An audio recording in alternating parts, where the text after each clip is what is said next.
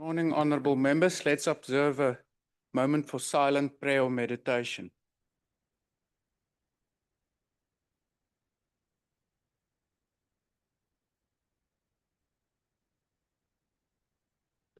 Thank you. Please be seated.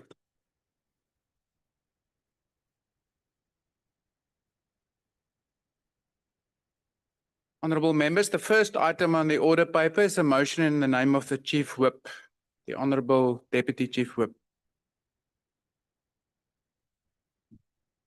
Thank you very much, Honorable House Chairperson. I here move that the House suspends Rule 290 Sub-Rule 2 Sub-Rule A, which provides inter alia that the debate on the second reading of a bill may not commence before at least 3 working days have elapsed since the committee's report was tabled for the purpose of conducting the second reading today on the Division of Revenue Bill B28 to 2025 National Assembly, Section 76, and Rates and Monetary Amounts and Amendment of Revenue Bills B14 2025 National Assembly, Section 77. I so move. Thank you, honorable members. I put the motion. Are there any objections? No objections? Agreed to. The secretary will read the first order of the day. Consideration of report of Standing Committee on Appropriations on Division of Revenue Amendment Bill. Deputy Chief Whip. Honorable House Chairperson, I move that the report be adopted. Honorable members, the motion is that the report be adopted. Are there any objections? The MK? Is the MK objecting? Yes, the MK objects. MK's objection is noted. The EFF? Please note the objection of the EFF. Thank you. Any further objections? With those objections noted, the report is agreed to. The secretary will now read the second order.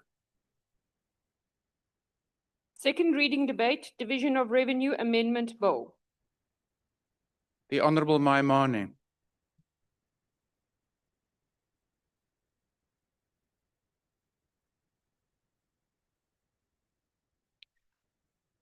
Honorable members, Bagaetsho Dumelang.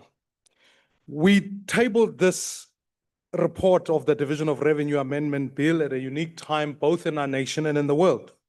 Globally, we're seeing suppressed demand, low inflation, and ultimately, we've joined the League of Nations who are in interest rate cuts. South Africa has successfully hosted the G20 summit, telling us that in many ways, there's a new geopolitical order.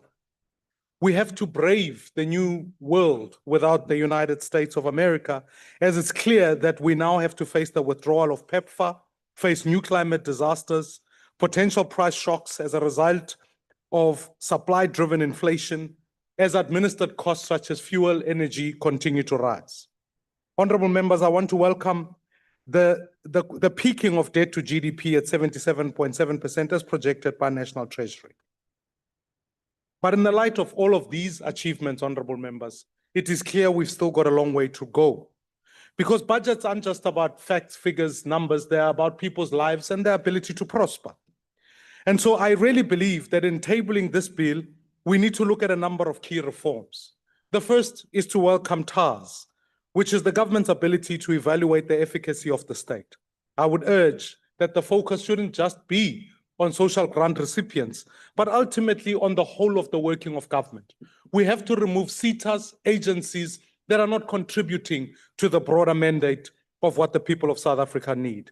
And I would urge, perhaps maybe the cutting of cabinet would save us 3 billion rands on VIP protection, which could potentially be used for the purposes of securing all citizens. I turn now to the 3 spheres of government. On the first, I want to begin with local government. Honorable members, local government is in distress.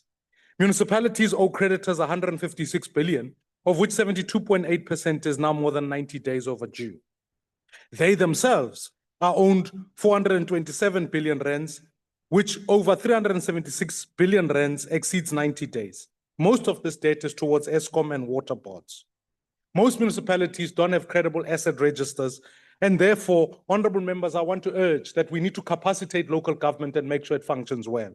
I welcome the AG's declaration of the 4.6 billion certificate of debt that's been issued against Ngaka Mudiri Mulema district municipality in the Northwest. We need to see more of these so that people can account.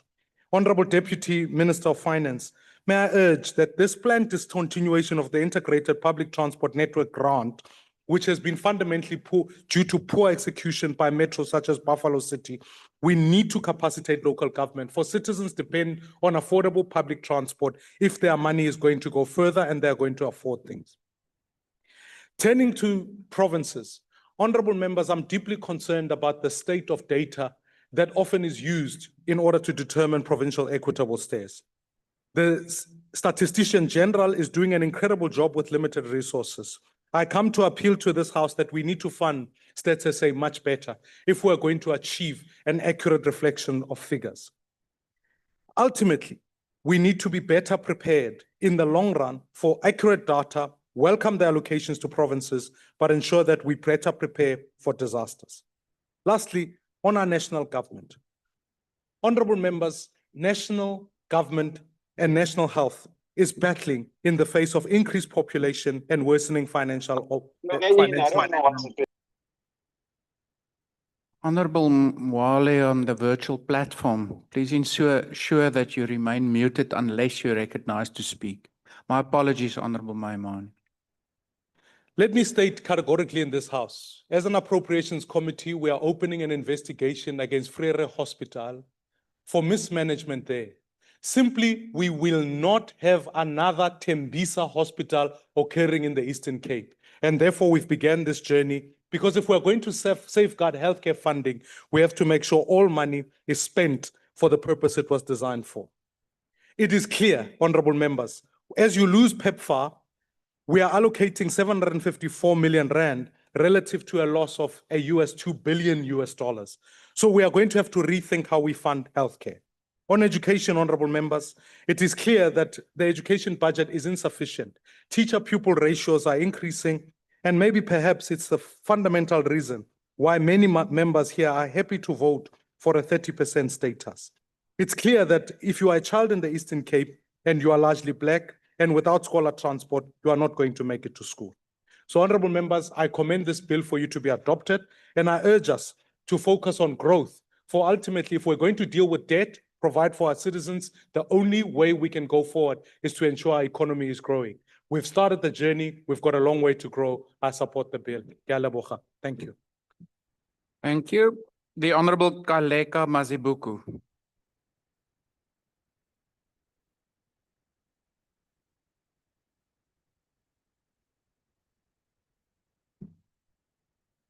Leadership of the African National Congress, honorable members, fellow South Africans, especially my people of Sidibeng region and the city of Johannesburg, greetings to you all.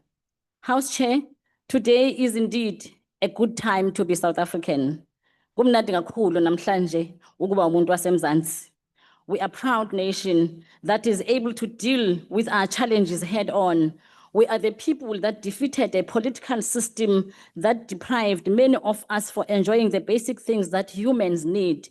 These are shelter, ukutya, imfundo, and basic services. Namhlanje, manivuka, honorable members, you interacted with your municipality. You woke up and switched on lights. Umasipala lowo, wavuka wageza, umasipala lowo. Uba bengekho umasipala ngaba sigezanga namhlanje.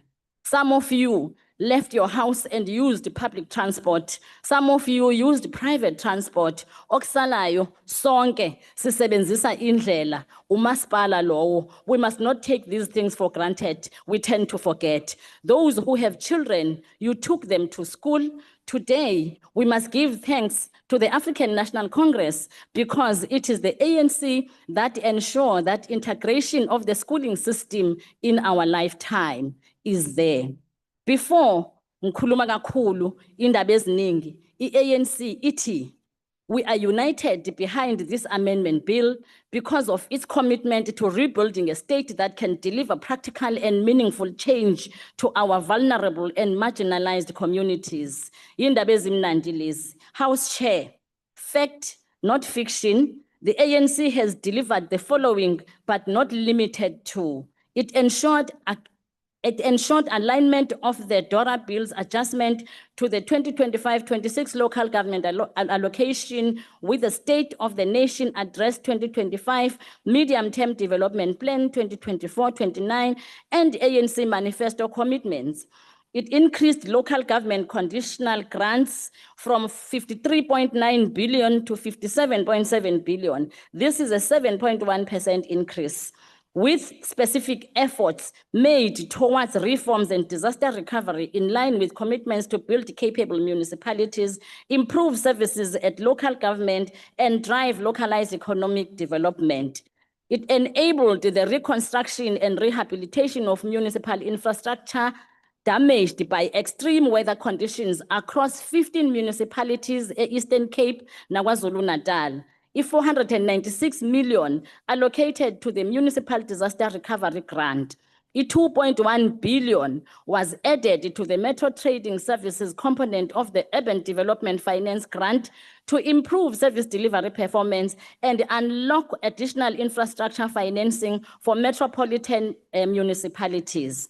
4.6 billion to the provincial equitable share, with Northwest receiving 1.8 billion, Free State 2.15 million, Gauteng 2.61 billion, KwaZulu-Natal 1.06 billion to stabilize provincial budget so that provincial departments of education, which rely on the provincial equitable share, can hire adequately adequately compensate teachers, fund day-to-day school operations, maintain school infrastructure, and protect essential services.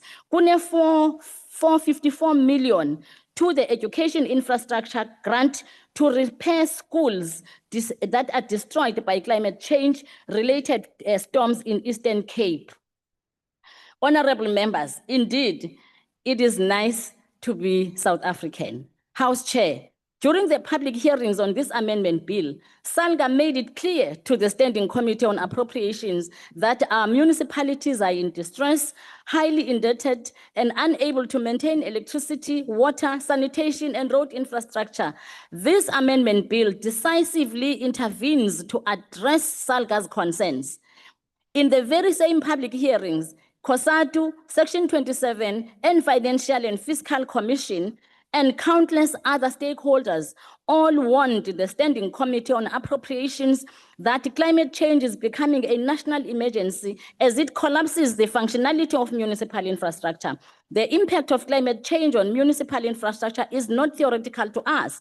We have witnessed the pollution of in the Vaal River, which causes severe water shortages that are affecting residents from all walks of life. I have walked the streets of Johannesburg during floods, which damaged critical infrastructure and therefore disrupt service delivery.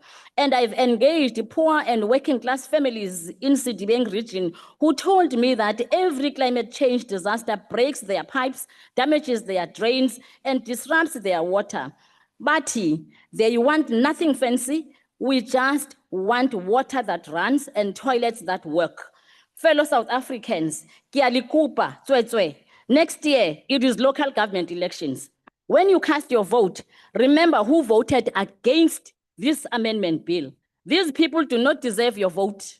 Your vote is the vote for dignity in the learning environment, for service delivery, for development and sustainability.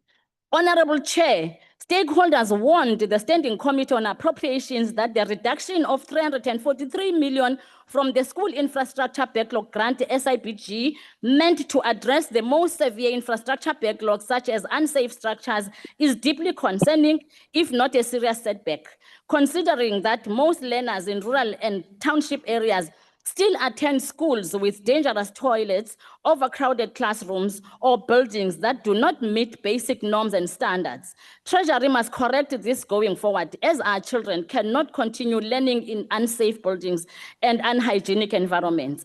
Stakeholders further warned the Standing Committee that students from poor and working class backgrounds continue to place their hopes in the NSFAS to access the expensive corridors of higher learning, but the demand is outpacing the available resources. In 2025, the NSFAS saw 563.563 students qualify, far above what was planned, resulting in a funding shortfall affecting more than 140,000 students. The ANC is of the conviction that students from poor and working class backgrounds carry the dreams of this nation, and Treasury must properly fund the NSFAS so that the future of these students can be brighter than their circumstances. In conclusion, House Chair, masijabule, celebrate ukuba ama-South Africans. The ANC supports this amendment bill as it lists the interest of the poor and the rural and township areas that still carry faith in this glorious movement. Moreover, this amendment bill, as I said, aligns with SONA 2025 pronouncements, the medium-term development plan priorities, and the ANC's manifesto commitments to build capable municipalities and ensure quality education for every poor and deserving child. Siyaqhuba nge-agenda ye-transformation, singu-African National Congress. Amandla! The Honorable Gamedi. Mabongwe.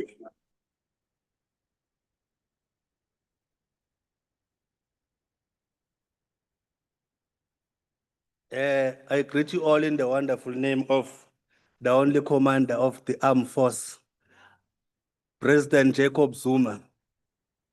Yeah. Ngenza amakhwapha ngale mangikhuluma ngegama lika President Zuma.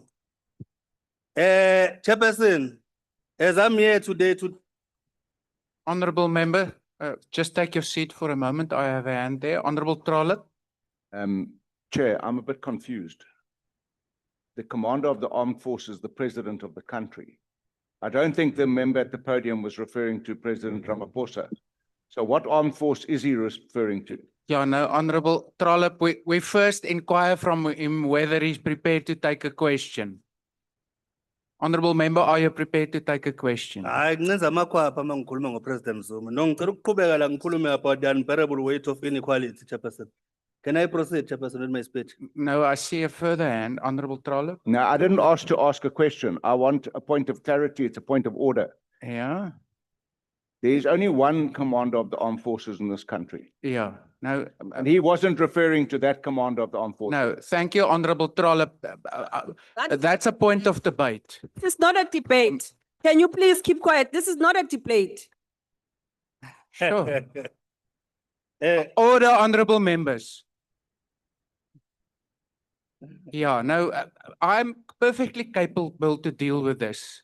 Please do not unmute and speak whilst the presiding officer is dealing with a point of order. maybe let me. That won't be tolerated.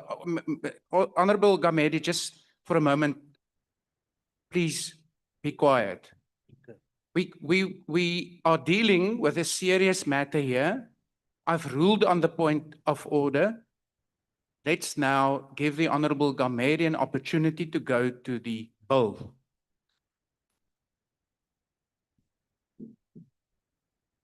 Thank you very much, Chairperson. We are dealing with serious issues. First of all, the minister did not touch on the very serious, important things that are affecting our nation, and you are busy. Nifuna sikhulume ngezinto engenasidingo. Chairperson, we stand at a critical juncture in our nation's history, where the promise of a better life for all is being suffocated by the cold logic of fiscal consolidation. The data before us, extracted from the submission on the Division of Revenue Amendment Bill and the medium-term budget policy statement, paints a picture not of progress, but of a deepening structural crisis. Honorable member at the podium, my apologies. Please just take your seat for a moment. Honorable Ngobeni on the virtual platform. Thank you, Chairperson. I was going to allow the speaker to finish and then come in, but I think I just want to impress upon the House that every leader of every organization must be respected. And if people expect their No, leaders to be respected, our leaders must be respected as well. Thank you, Chair. Yeah, thank you, Honorable Ngobeni. That is also not an intervention in terms of the rules. That is neither a point of order or any intervention in terms of our rules. Honorable Gamede, please continue. Chairperson, my 52 second, I think, is taken by, not only by myself. I see here already, 52 seconds. Yeah, Honorable Gamede, I use my discretion when you are interrupted. Thank you very Please much, Chairperson. proceed. Thank you very much. It is a crisis defined by an unbearable weight of inequality, where the most vulnerable bear the cost of a stagnant economy. The data presented does not merely suggest a challenge. It confirms a deepening structural crisis where the foundational promise of a better life for all is being actively undermined by policy. The current micro fiscal stance, which prioritizes market confidence and expenditure restraints, is refilled as a mechanism of structural exclusion and systemic neglect. Failure in human capital and economic inclusion. The most immediate and devastating failure is the structural exclusion of the youth. The reality is that nearly 6 in 10 young people between the ages of 15 and 25 are unemployed, with over 4 in 10 youth classified as not in employment, education, or training. This is not a temporary economic shock, but a permanent structural flaw that threatens the very fabric of society by rendering an entire generation economically redundant. As Umkhonto Wesizwe Party, we have also noted a failure in constitutional mandates and public services. The policy of fiscal austerity is directly undermining the constitutional right of citizens, pushing public services to bring collapse. On education, there has been a direct assault on the future of our children through real cuts of basic education, notably a 300 million rand reduction to school infrastructure backlog grant. The failure is not mere inefficiency. It is a direct contravention of the legally mandated minimum norms and standards for school funding in critical provinces such as KwaZulu-Natal, Eastern Cape, and Limpopo. The original purpose of eradicating unsafe and inadequate school infrastructure remains unfulfilled. On social protection, the critical extends to the most vulnerable through the shameful neglect of social protection. The failure to adjust the social relief of distress grants for inflation is a policy choice that condemns millions to deeper poverty. This blunt austerity disproportionately burdens Black women, who are the primary providers of unpaid care work when the state withdraws. Demonstrating a budget actively entrenched gender inequality. The evidence is overwhelming, my chairperson. Our youth are locked out of opportunities, core public services are collapsing, and inequality. Racial, spatial, gender is hardening, not healing. This is not a governance glitch. It is a systemic failure that demands a response equal to the crisis our people live every day. What is required is not tinkering, but a systemic shift. South Africa needs an urgent overhaul of its entire fiscal policy framework, replacing austerity with right-based, equity-driven model that funds structural transformation, restores constitutional standard of service delivery, and dismantles the historic barriers that continue to suffocate Black, poor, and working-class communities. Honorable Chairperson, let us be clear on this one. We must not be a generation that hide behind fiscal caution while people drown in poverty.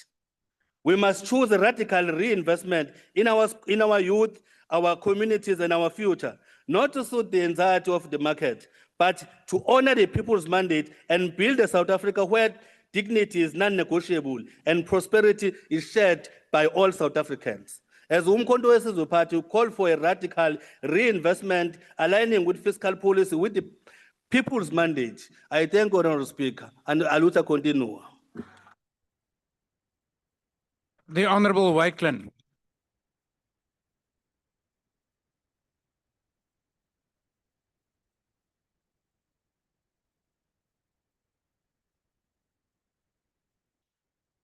Honorable House Chairperson and honorable members, I rise on behalf of the DA to present our response on the Division of Revenue Amendment Bill and how it will reshape the funding framework of all three spheres of government.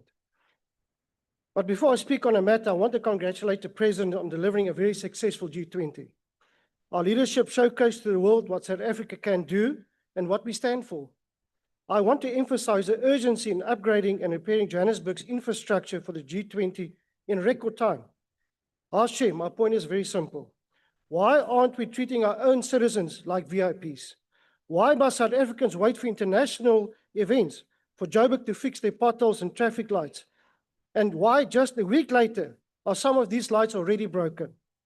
The DA applies this kind of vigor and urgency in every of our province, department, municipality, and towns that we govern. Our residents deserve nothing less, as they are the ones that are paying for it. As Chair, we need to move from planning to execution. The Western Cape, Cape Town, and Midvaal are excellent examples of well-run province and municipalities. And even the President has acknowledged the work the DA has done. The 25-26 DORAP reflects shifts in the equitable share and overall national to local distribution.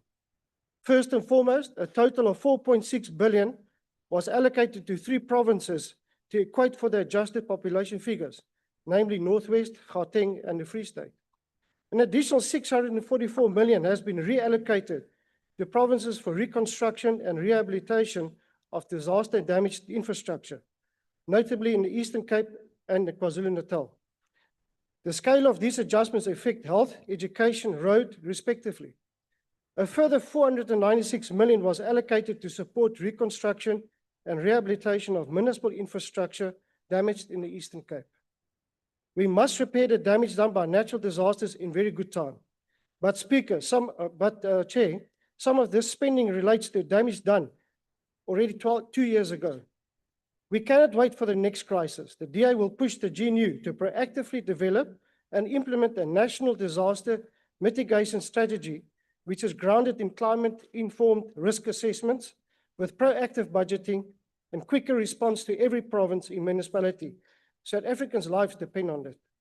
Last year in my DORA speech, I referred to performance-based grants to encourage better governance. I am very glad to see an additional adjustment for the Metro Trading Services Reform Program, which will boost electricity, water, sanitation, and solid waste services and metros willing to do the hard work. This is a performance-based grant whereby metros access more money only by meeting accountability commitments and delivering concrete service improvements. The DA has championed this reform today, and we see the beginning to bear fruit. 2.1 billion that was provisionally allocated is now included in this budget. We notice several rollovers in adjustments. The matter of rollover should be done only in the absolute terms, but we keep on raising concerns around the delayed completion of projects, and the matter of weak project management again comes to light. On allocation made outside the DORAP by the Minister, he has released 9.7 billion to address pressures in health and education. The US administration cut the lifeline to many thousands of HIV/AIDS patients with 1 stroke. However, like we say in Afrikaans, 'n boer maak 'n plan, we have made a plan. The special appropriation bill has made up 750 million on this shortfall. We urge the US to reconsider its relationship with us, as this can be mutually beneficial. We are a willing and a very able African partner, and we are here to stay. We do not just want handouts, we also contribute. The President at the G20 committed 600 million to the Global Fund for HIV/AIDS, malaria, and TB, as an example. Last year, we see the DORAP several mergers of grants to ensure better oversight, eliminate duplication, improve infrastructure delivery plans in agriculture, education, health, sport, arts, and culture. On a municipal level, we see the merging of grants in water, electricity to ensure better coordination and elimination of duplication and better responses. This is a matter we have celebrated. This will ensure better coordination between different spheres of government. I'll share, although this amendment demonstrates a prudent and responsive approach to fiscal governance and considering the real needs, it is important to emphasize also the following. Our Achilles heel as a government is not money. It's also not planning. It's also not our people. It is execution. We need to address how to execute our plans. At the core of effective execution lies a few fundamentals, and I'd like to mention a few. The first one, the Targeted and Responsible Savings Initiative, TARS. We need to ensure that this initiative that targets improving the efficiency and effectiveness of public spending be implemented as a matter of priority by all sectors of government, every department and every municipality. All waste and duplication must be eradicated. The second one, performance management. It has now become critical that all government employees on all levels be performance managed and that any bonus payments be weighed against their performances. This is the only way we will see proper execution of functions. Thirdly, oversight effectiveness, and this affects you. There is now a call to action for every board member, councillor, MPL, and MP as oversight champions to ensure that they take their responsibility serious, to ask the difficult questions, to scrutinize every cent, and ensure we get value for money, and eradicate any waste. We need to take our role seriously in this regard. Lastly, keep the executive accountable. I'll share. In a recent appeal court judgment in Nelson Mandela Bay, we saw officials in the metro being held personally liable and their properties being attached for over 7.4 million rand of wasteful in irregular expenditure. This is the type of action we would like to see more often. We need to remind the executive that they are accountable to the public and that they work with other people's money. The message is clear, House Chair. You can have all the budget you like. You can do all the adjustments and you can make perfect plans. But what we need is dedicated and responsible execution by our officials to ensure a better life for all. The DA supports the Division of Revenue Amendment Bill. Thank you. Thank you. Well, I have the Honourable Mahotwe, but clearly it's not her. You're welcome, Honourable Member. Thank you very much, House Chairperson. House Chairperson, the Division of Revenue Amendment Bill before the House is tabled by the Minister of Finance, together with the medium-term budget policy statement, and it seeks to amend the Division of Revenue Act that was agreed to earlier this year. It is important to place on record once more that it has been more than 10 years since we began speaking about the changes to the equitable share formula, and this has fallen on deaf ears because nothing has happened to date. We want to change the equitable share formula so that we change how we fund municipalities, because the 1999 assumptions shaped by apartheid era policy, which presume that local government municipalities can be self-reliant and self-resilient based on revenue generation, are completely false. The current formula treats water and electricity as commodities and reduces our people, our residents, and our voters to consumers and customers who must pay for basic human rights. Those who can afford to buy them do so, while the majority of the working class cannot. Even those who can afford to pay are forced to sacrifice other essential needs so that they can wake up in the morning and take a bath, and wake up in the morning and watch television and access electricity. We are all under pressure. Honorable members, the fact that National Treasury believes it can resolve municipal dysfunction through the so-called trading services reform is not only short-sighted, but it is an attempt to put a plaster over a bullet wound. The reality is that the core problem is a failing economy. You can fix institutions that will only take you so far, but at the end of the day, you cannot continue selling to the people of Soweto who have nothing. You cannot continue selling water to the people of Alexandra who cannot afford it. And you cannot keep on selling essential services to the people of Mtuba when they are unemployed. Why are we insisting on selling electricity and water to our people? These are the reforms on which we should be focusing our energy, not on trying to force municipalities, particularly metropolitan municipalities and rural municipalities, to function like profit-driven businesses when they are by law and purpose municipalities. Let us turn to the details of the Division of Revenue Amendment Bill. You reduced the district health programs grant and health facility revitalization grant, while clinics are destroyed by floods and remain in a shocking state in KwaZulu-Natal, alongside old hospitals and clinics that are dilapidated. You cut the school infrastructure backlogs grant by more than 342 million, yet there are children still learning in unsafe, decaying structures, utilizing pit toilets in which they drown year after year. It is the poor Black children in the main who continue to suffer these indignities. We reduced the public transport operations grant for the Eastern Cape and the Northwest because these provinces and their municipalities are failing, yet people don't have reliable transport. There are carnages on the roads, and our people are dying, and the beneficiary becomes solely the Western Cape. What the National Treasury is doing is taking from the poor children and the people of the poor and redirecting resources to those who have benefited for decades from apartheid's political and economic infrastructure. Our people are made to suffer corruption on the one hand and reduce grants on the other. To the National Treasury, this is a sensible Division of Revenue Amendment Bill, and this Parliament, which has the constitutional power to intervene, refuses to exercise its authority. House Chairperson, the EFF rejects the proposed Division of Revenue Amendment Bill, and we do so for the reasons outlined. We do not do so because we are objecting to funding being given to our people. We are objecting to the austerity that underpins and informs how it is currently crafted. We reject this bill because nothing is being done about the loans taken by National Treasury from the World Bank and IMF, loans which Parliament has no say, and loans whose outputs we do not see in ordinary society. We reject this bill because rural municipalities are being allowed to collapse as part of a broader privatization strategy. We reject this bill because it does not advance clean drinkable water, dignified sanitation, proper roads, well-maintained parks, well-paid municipal workers, respectable municipal buildings, or basic service delivery for our people. The EFF therefore rejects this bill as it is proposed. Thank you, Chair. Thank you, Honorable Tambo. The Honorable Hadebe.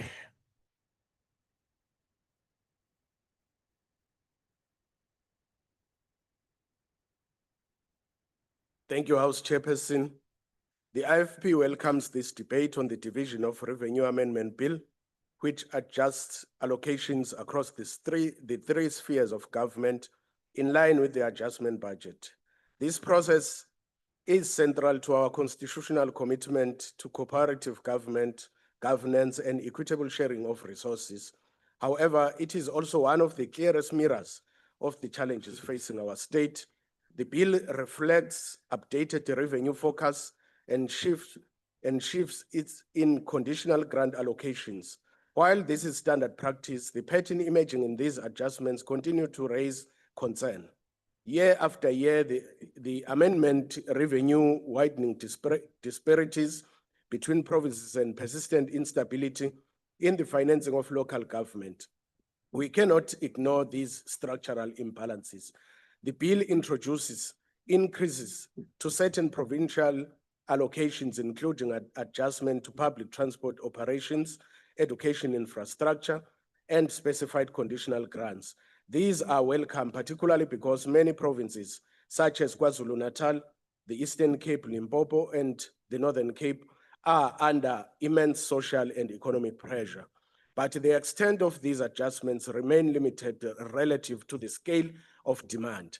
At the same time, reductions or stagnation in other allocations place essential services at risk.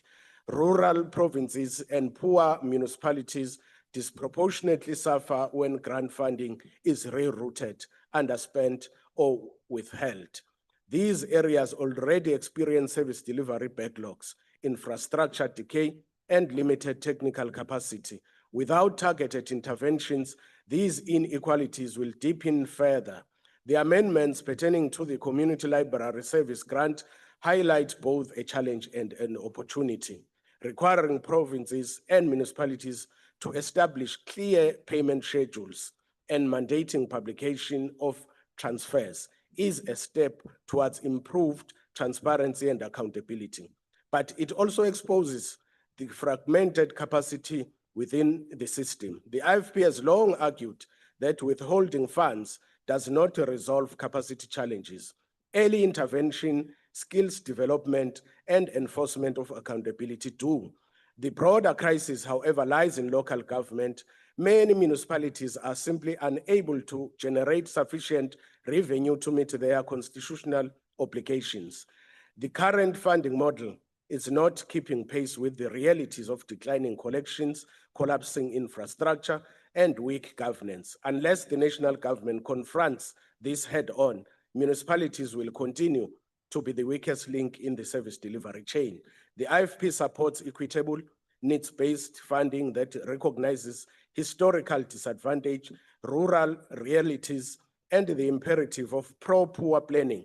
But allocations must be matched with proper oversight, technical support, and a zero-tolerance approach to corruption. We therefore support the bill, but with strong caution. Money alone cannot fix broken systems. What is required is a competent state, ethical leadership, and a clear commitment to value for money. The division of revenue is more than a spreadsheet. It is a reflection of the state's priorities and its capacity to serve its people. The IFP stands for fairness, equity, and accountability, and we call on this government to match funding decisions with the responsible governance that restores trust and delivers real change. I thank you. Thank you. The next speaker is the Honorable Matopa. Baie dankie voorsitter. Geagte lede. Voorsitter, die DA is sleg. Die goeie werk wat hulle so van praat en sê hulle doen, benefit dit al die gemeenskappe in die Kaap soos in Khayelitsha, Mitchells Plain.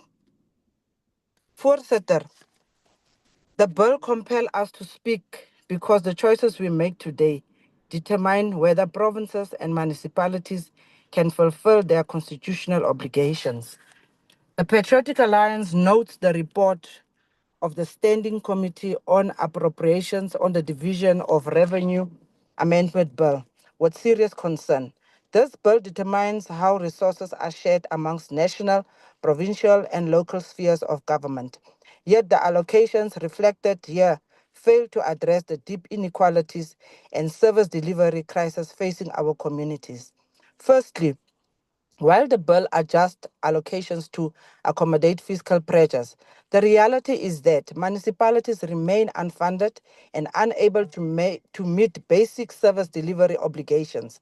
Local government is the front line of governance, yet the equitable share formula continues to disadvantage poorer municipalities, leaving them unable to maintain infrastructure or provide water, sanitation, and housing. Secondly, Chair, the conditional grant system remains fragmented and poorly monitored, resulting in underspending and rollovers that deprive communities of essential services. The Patriotic Alliance calls for stronger accountability and capacity building measures to ensure that every rand allocated translates into tangible improvements on the ground. Thirdly, the bill does not go far enough to address disaster recovery and resilience funding, despite the increasing frequency of floods, droughts, and other climate-related events that devastate vulnerable communities. The Patriotic Alliance therefore calls for a review of the equitable share formula to prioritize municipalities with the greatest service delivery backlogs, ring-fence funding for infrastructure and maintenance and disaster resilience with strict oversight to prevent misuse, enhance monitoring of conditional grants, ensuring timely spending and measurable outcomes, greater transparency in the intergovernmental transfers, restore public trust. Honorable House Chair, the Division Revenue Amendment Bill is more than numbers on a spreadsheet. It is a statement of national priorities. The people of South Africa will judge us not by the complexity of our fiscal models, but by whether their schools have toilets, whether their taps have water, and whether their municipalities can deliver the basics. We support this bill. I thank you, Chair. Thank you. The Honorable Wessels.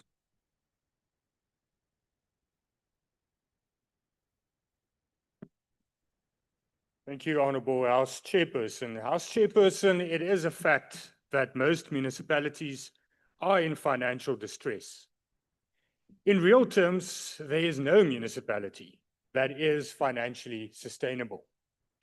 This results in a lack of basic service delivery or inadequate services and collapsing infrastructure. To address this, we often hear in this House, and we also heard it now in this debate, that municipalities should be better capacitated and that the equitable share formula should be changed to fund and provide for more funds to struggling and poor municipalities. To evaluate this problem, Chairperson, and get to a workable solution, I think we should look at it in very simple terms. What is this bill? This bill divides national taxes, national revenue between the three spheres of government. What is this national revenue? It's not money that grew on some tree somewhere. It's taxes paid by people. It's taxes paid by taxpayers. This money has been divided to provide on national level for national services, on provincial level to compensate for the fact that provinces do not actually raise their own revenue in most instances, and also provide services on provincial level. But on municipal level, it is not actually there to fund the municipality. It's there to provide for the fact that that municipality contributed by providing infrastructure and a functioning environment for people to pay taxes so that they can then continue to function and pay taxes. That is why it's proportional.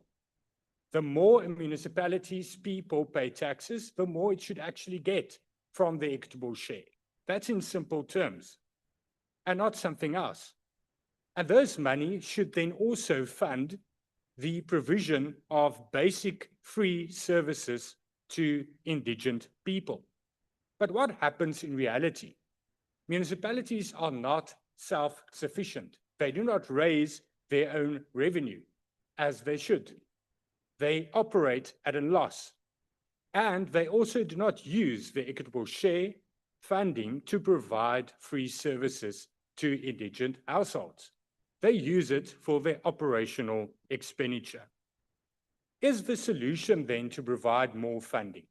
Because is it about where the funding comes from or about how much funding there is, or is it about how it's spent? Most municipalities do not have fiscal discipline. And it's not about not providing services. It's about using the money for the wrong things.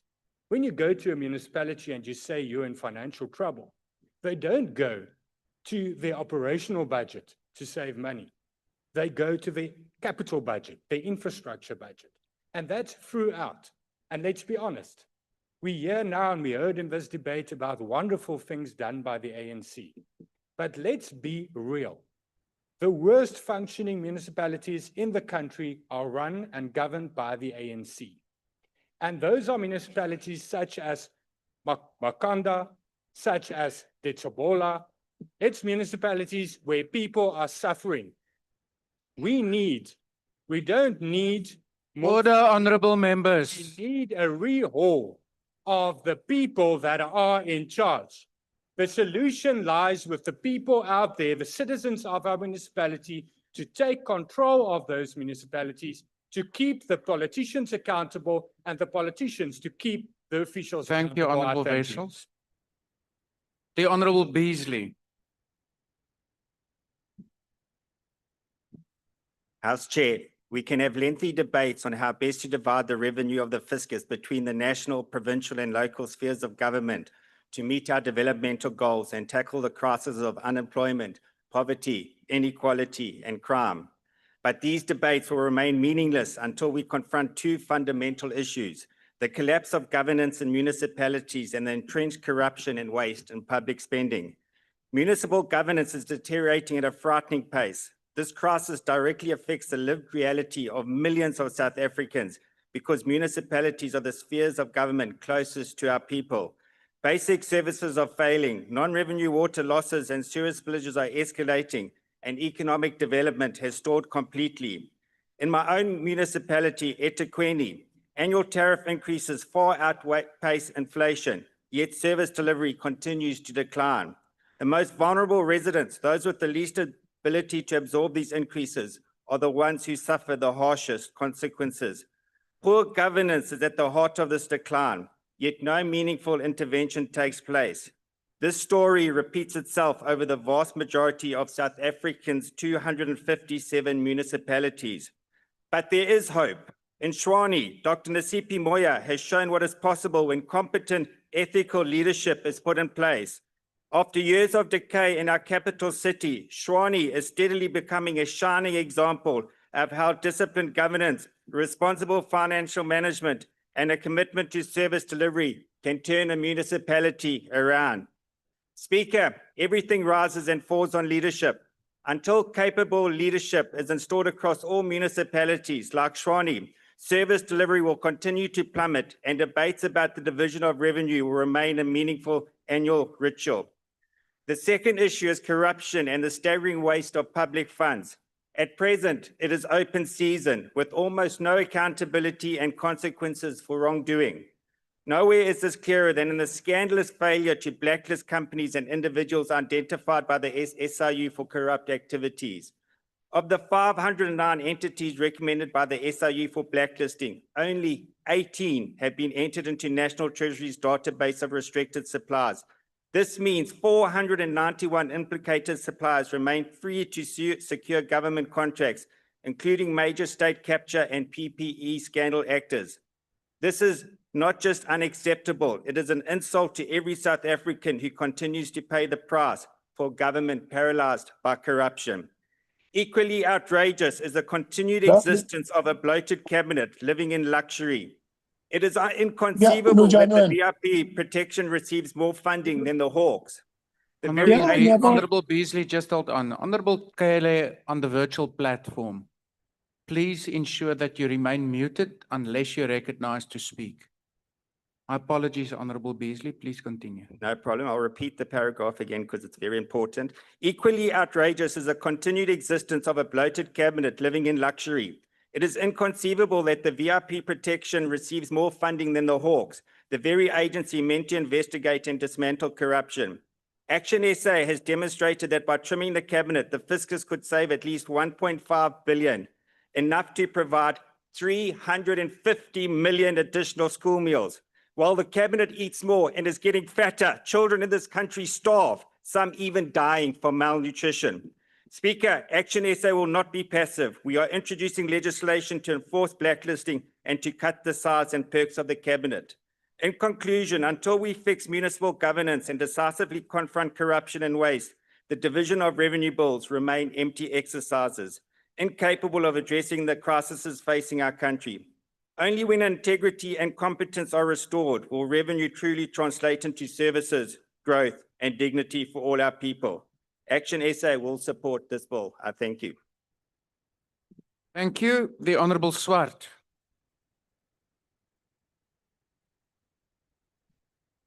Thank you, House Chair. House Chair, the ACDP has taken note of the report, which refers to an additional allocation of 4.6 billion added to the provincial equitable share for Free State, Gauteng, and the Northwest provinces. And this follows changes in the equitable share formula as set out in the 2025 MTEF.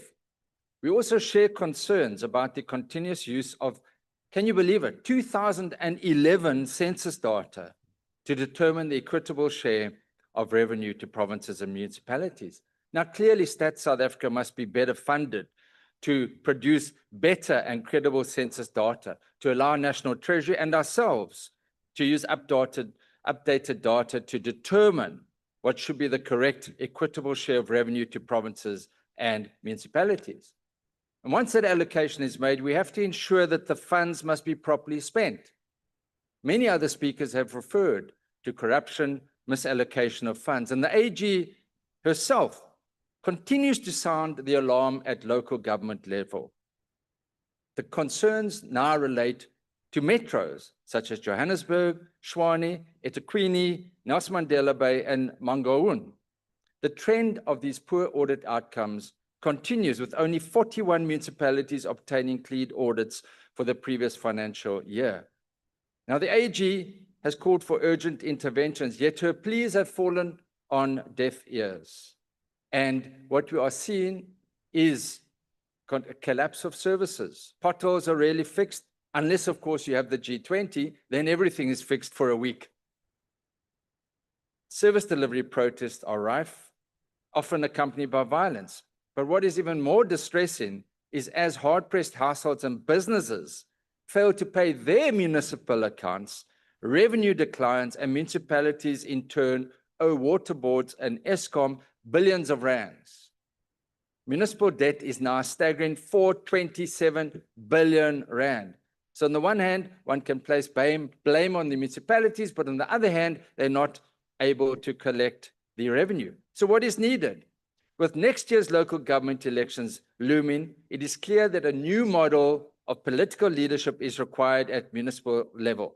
Those who understand stewardship of state resources and are servant leadership, not there to loot and steal, but to serve the people.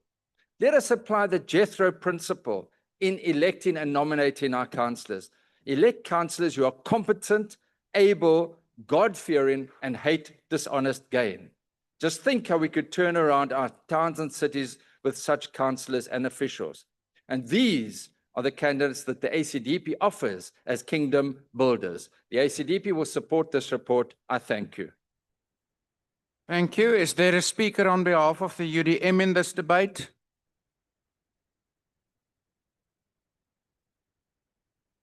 It would seem not. Then I recognize the Honorable Ghana.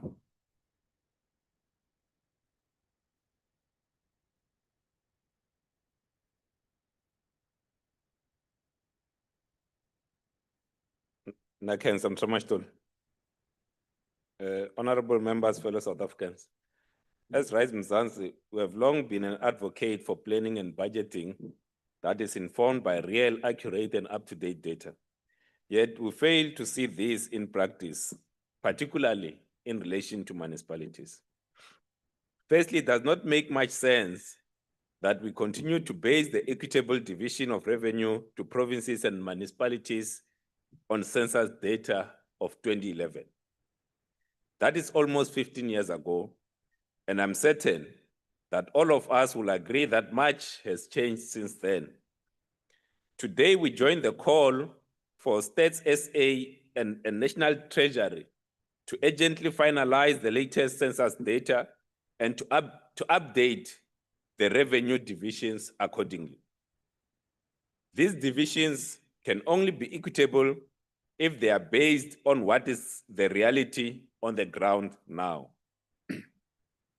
Secondly, we welcome the additional funding allocations to municipalities that were affected by extreme weather events in June of this year.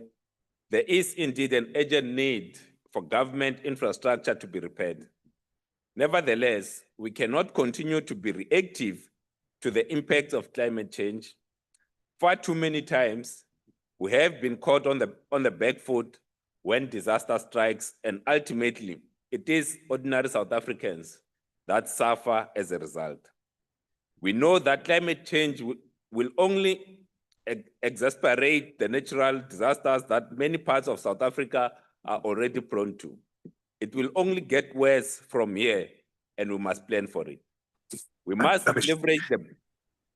leverage the brilliant minds we have in our country to draw proactive risk and disaster management plans and ensure that our infrastructure is as prepared as possible for potential disasters. This requires dedicated resources, both in funding and human resources.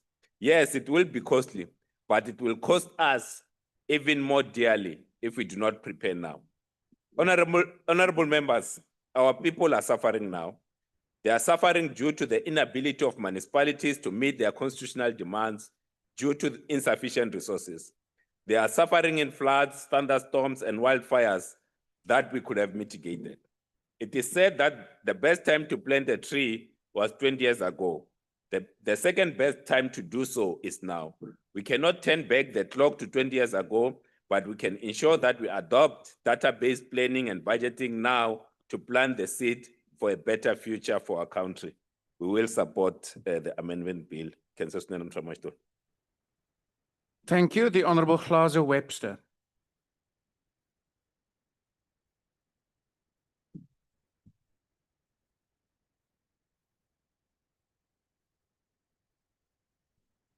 Thank you, Chair. I must first of all upfront say that we support the Division of Revenue Bill and that we do so without overlooking the pressure points that are real on the ground, as previous speakers have alluded to. These allocations shape the everyday reality of provinces, of municipalities, but most importantly, of South African citizens.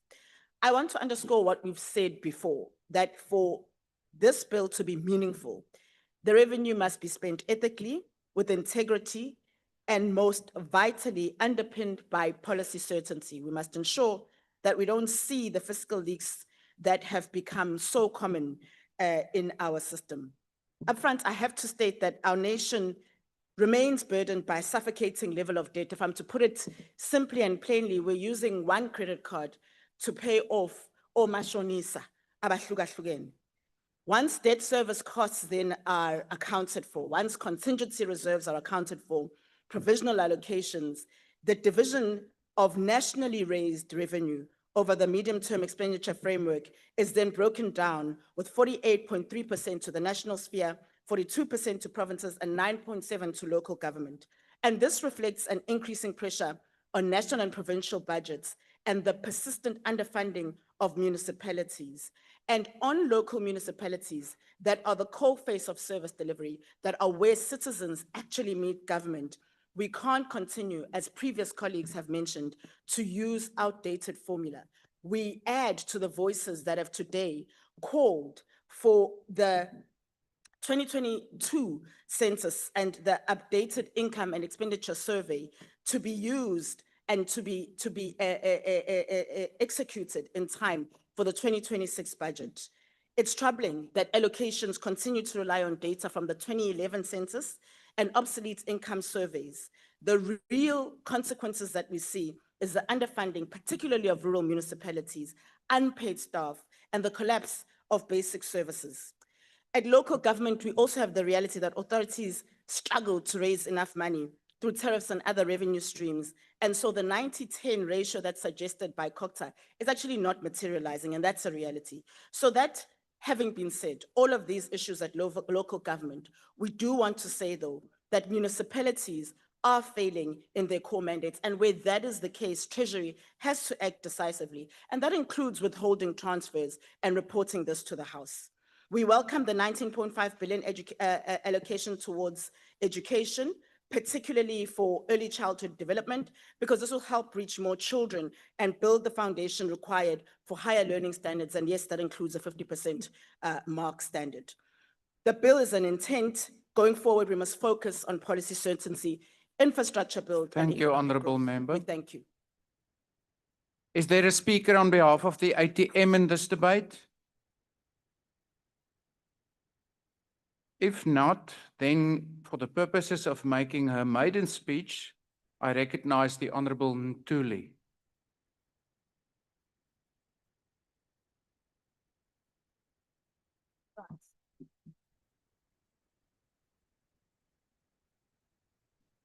Thank you very much, House Chair, and greetings to you, honorable members. Sanbonani, Dumelang, Rally Dumedisa. The ANC rises today in this House to express its unwavering support for the 2025 Division of Revenue Amendment Bill because it is rooted in protecting life, protecting dignity, and protecting hope.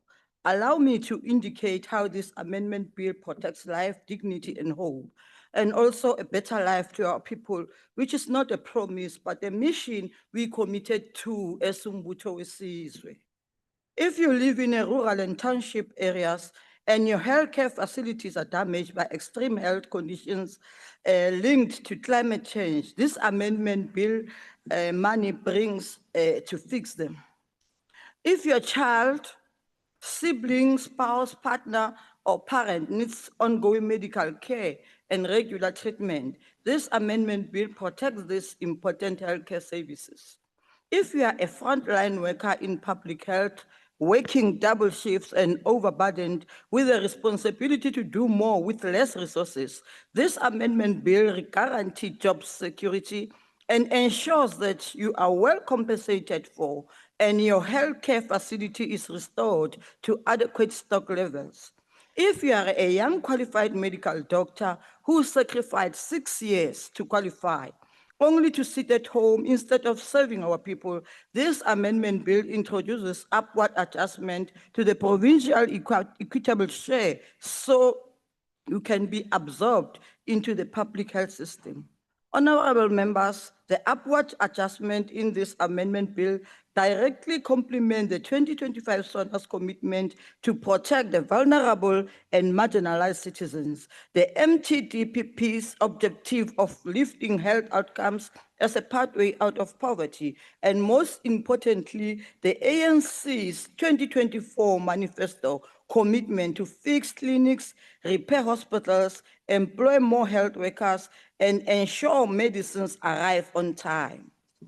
These commitments are not distant policy ideas. They respond to daily struggles confronting ordinary people, especially omama, abangasebenzi, giving birth in overstretched maternity wards, and also especially women of South Africa, especially those who come from deep rural areas. You will remember we use besibelethela emakhaya before the government of the African National Congress. Singenazo imali zokubhadala ama-ambulance naseyibhedlela.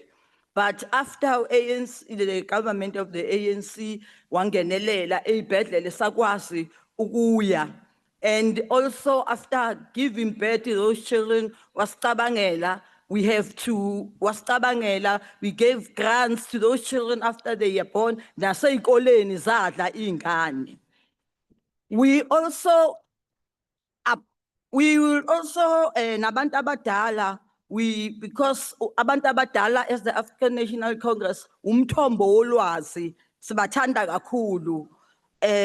So they have to walk long distances for chronic medication. And abantwana, they are battling preventable illnesses. And abasebenzi, we say they are carrying the entire public health system on their shoulders. Honorable Chairperson, many poor and working class families feared losing access to HIV and TB treatment when PEPFAR was withdrawn. The ANC moved quickly through the 2025 Special Appropriation Bill to allocate 590 million to ensure that those who rely on HIV and TB treatment are not left stranded. The ANC will not allow poor and working class families to face such hardships alone. We understand that access to this treatment is a lifeline for these families, and we must applaud COSATU and Section 27 for warning us that without this 590 million, we risk jeopardizing the hard-won progress the ANC has made in tackling HIV infections, extending life expectancy, and strengthening public primary health care. Fellow South Africans, while not reflected formally in this amendment bill, provinces have received a 6.71 billion upward adjustment to stabilize compensation of employees and goods and services in the health system. This means that more frontline workers will be retained, adequate medicine will be stocked and properly managed, and dignity will be restored across all public health care facilities, especially in rural townships areas. Simply put, this 6.71 billion upward adjustment serves as an indication that even in limited fiscal space, the ANC always chooses to protect rather than cut the frontline workers who serve our poor communities and disadvantaged citizens. This amendment bill allocates a combined 4.6 billion correction to the provincial equitable shares of Gauteng, Free State, Northwest, due to population and GDP shifts. This correction will enable these provinces to increase their health budgets to address the growing demand for public health services.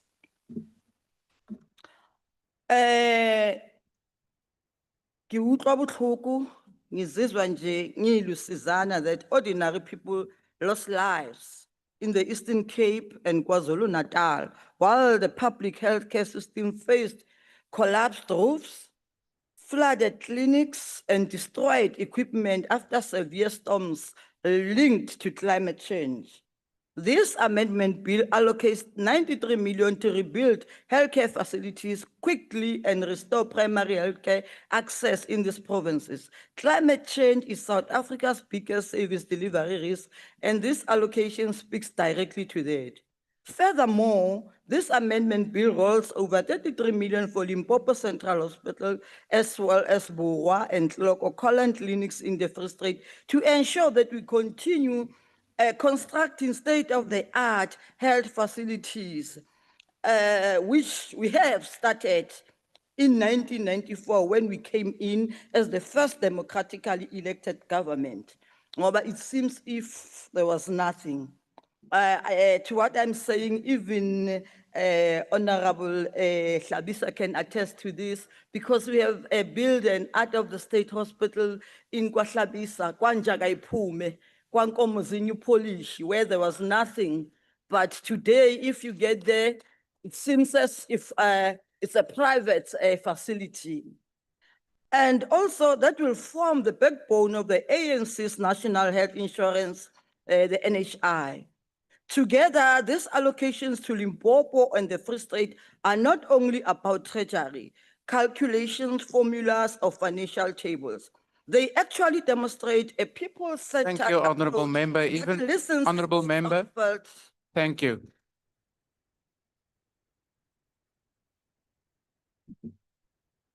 The Honorable Ishmael Musa.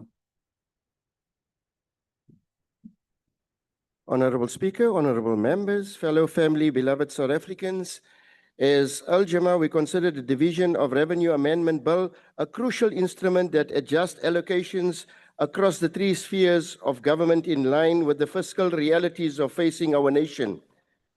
This bill responds to shifting economic conditions, revenue pressures, and the need to protect essential frontline services whilst the fiscal environment remains constrained. It is important that these adjustments do not compromise the delivery of basic services to our communities, particularly in municipalities and provinces already struggling with capacity and governance weaknesses. We acknowledge the Minister of Finance's efforts to balance national priorities with limited resources. However, the success of this bill depends not only on how funds are allocated, but on how effectively they are managed. Local government must be supported and held accountable to ensure that every rand contributes to improved infrastructure, reliable services, and sustainable development. Honorable Speaker, Al-Jama supports the bill, but emphasizes that equitable distribution must be met with strengthened oversight, ethical governance, and a renewed commitment to service delivery. This bill must serve as a tool to stabilize our finances while safeguarding the dignity and well-being of all South Africans. Malibongwe, thank you. Thank you. Is there a speaker on behalf of the NCC in this debate? The PAC? The UAT? Good Party? If not, then I recognize the Honorable Douglas.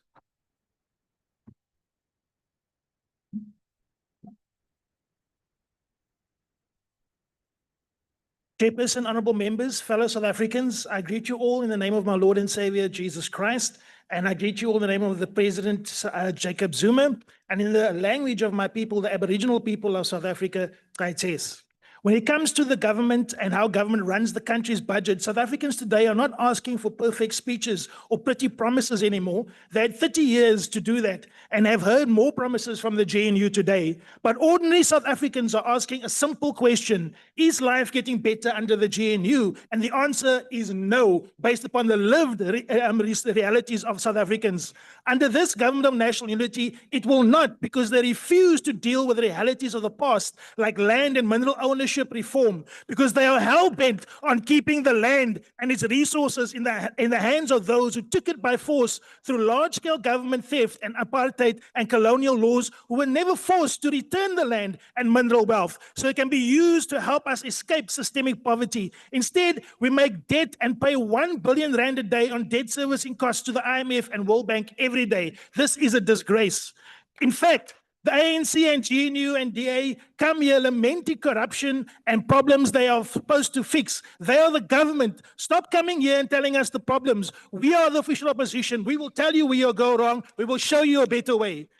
The Daughter Amendment Bill is not a plan to rescue the poor or to save South Africa. It is a showcase of more of the same austerity and oppression by the political and business elite of the poor and by the GNU. Provinces are still underfunded. Municipalities receive less than 10% of revenue, with Treasury using outdated Stats SA data from 2011. Schools still collapse while Treasury cuts the grants meant to fix them. Disaster allocations rise because government fails to prevent disasters in the first place. And austerity, the slow poison of the poor, is now officially the government's doctrine. Chairperson, let me explain austerity in simple everyday language because our people must know exactly what is being done to them. Austerity is when government decides to save money, not by cutting waste, not by stopping corruption, not by recovering stolen billions and stopping white monopoly capital flight, but by cutting the very services that keep our communities alive. It is when Treasury says there is no money, while billions disappear in irregular contracts, overpriced consultants, and elite privileges. And whilst we have billions in surpluses, we don't use that to save our people. In practice, austerity means that when a nurse retires, her post is frozen. When a teacher leaves, the classroom is overcrowded. When a municipal worker retires, the streetlights stay broken. Austerity is not an abstract economic policy. It is the reason your child's school has no textbooks, your clinic has no nurses, your neighborhood has no streetlights, and your municipality has no clean water. It is the daily experience of the poor and working class dressed up in fancy economic language. And the truth is, austerity doesn't fix a country, it breaks it slowly and quietly. It shrinks the state, shrinks hope, and shrinks the future. The MKP model is the exact opposite of austerity. Where austerity cuts, MKP will build. Where austerity freezes posts, MKP will fill critical vacancies. Where austerity shrinks the economy, MKP expands it through localization, beneficiation, public works, land and mineral empowerment creation, and sovereign wealth creation. MPP believes that the budget must be used as a tool to stimulate growth, not to suffocate it. We believe that hiring a nurse is not an expense, it is an investment. Fixing a water pipe is not a cost, it prevents further disasters. Building a school is not a burden, it creates jobs and a powerful opportunity for our people. Instead, GNU creates more debt with IMF and World Bank conditionalities under advice from privately owned South African Reserve Bank that serves the elite, not the South African people. And under the MK, we will make sure that SARB is nationalized. Unlike the DA, ANC, and all their coalition governments and the municipalities they have been collapsing our municipalities, and they have been in coalition together for not just this last 2 years, but for many years. And they are the reason our people are living in poverty, without water, without food, without anything, a roof over their head. Honorable Chair, a bigger economic pie is what we need, not smaller slices. South Africa cannot cut itself into prosperity. We must grow through industrialization, beneficiation, and African and global trade. We must be built on land and minerals returned to the people, with the wealth beneath our soil building our nation, not private empires. MKP will propose a new division of revenue bill. We must make sure that our people are served by this bill and not cut by this bill. We reject this amendment bill. Thank you. Thank you. The Honorable Bateman.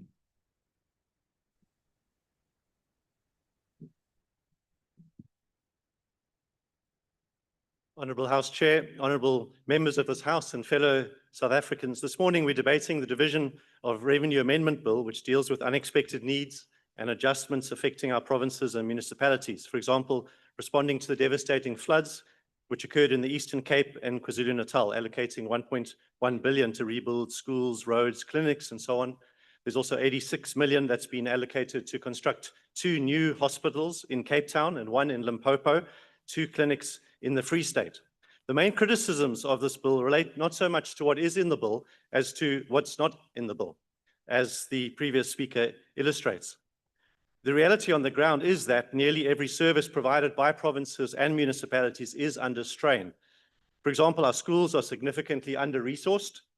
Our healthcare facilities are at breaking point. About 1/3 of South Africans experience water supply failures lasting longer than 2 days each year. And at the heart of most of these challenges lies corruption and mismanagement. Where the DA governs, the difference is notable. If you live outside the Western Cape, you're 6 times more likely to experience extended disruptions in your water supply. A DA-run municipality is 10 times more likely to receive a clean audit than a municipality that is not run by the DA. However, insufficient funding is also undoubtedly a major concern, and it's critical that we identify savings through the spending review program to meet the needs in the provinces and local governments. However, when we understand our current context, we'll realize that what we can't do is increase our overall spending significantly.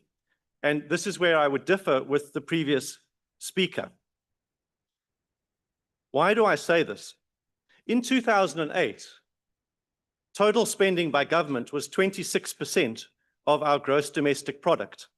Since then, it has ballooned to 33% of our gross domestic product, and our economy has hardly grown.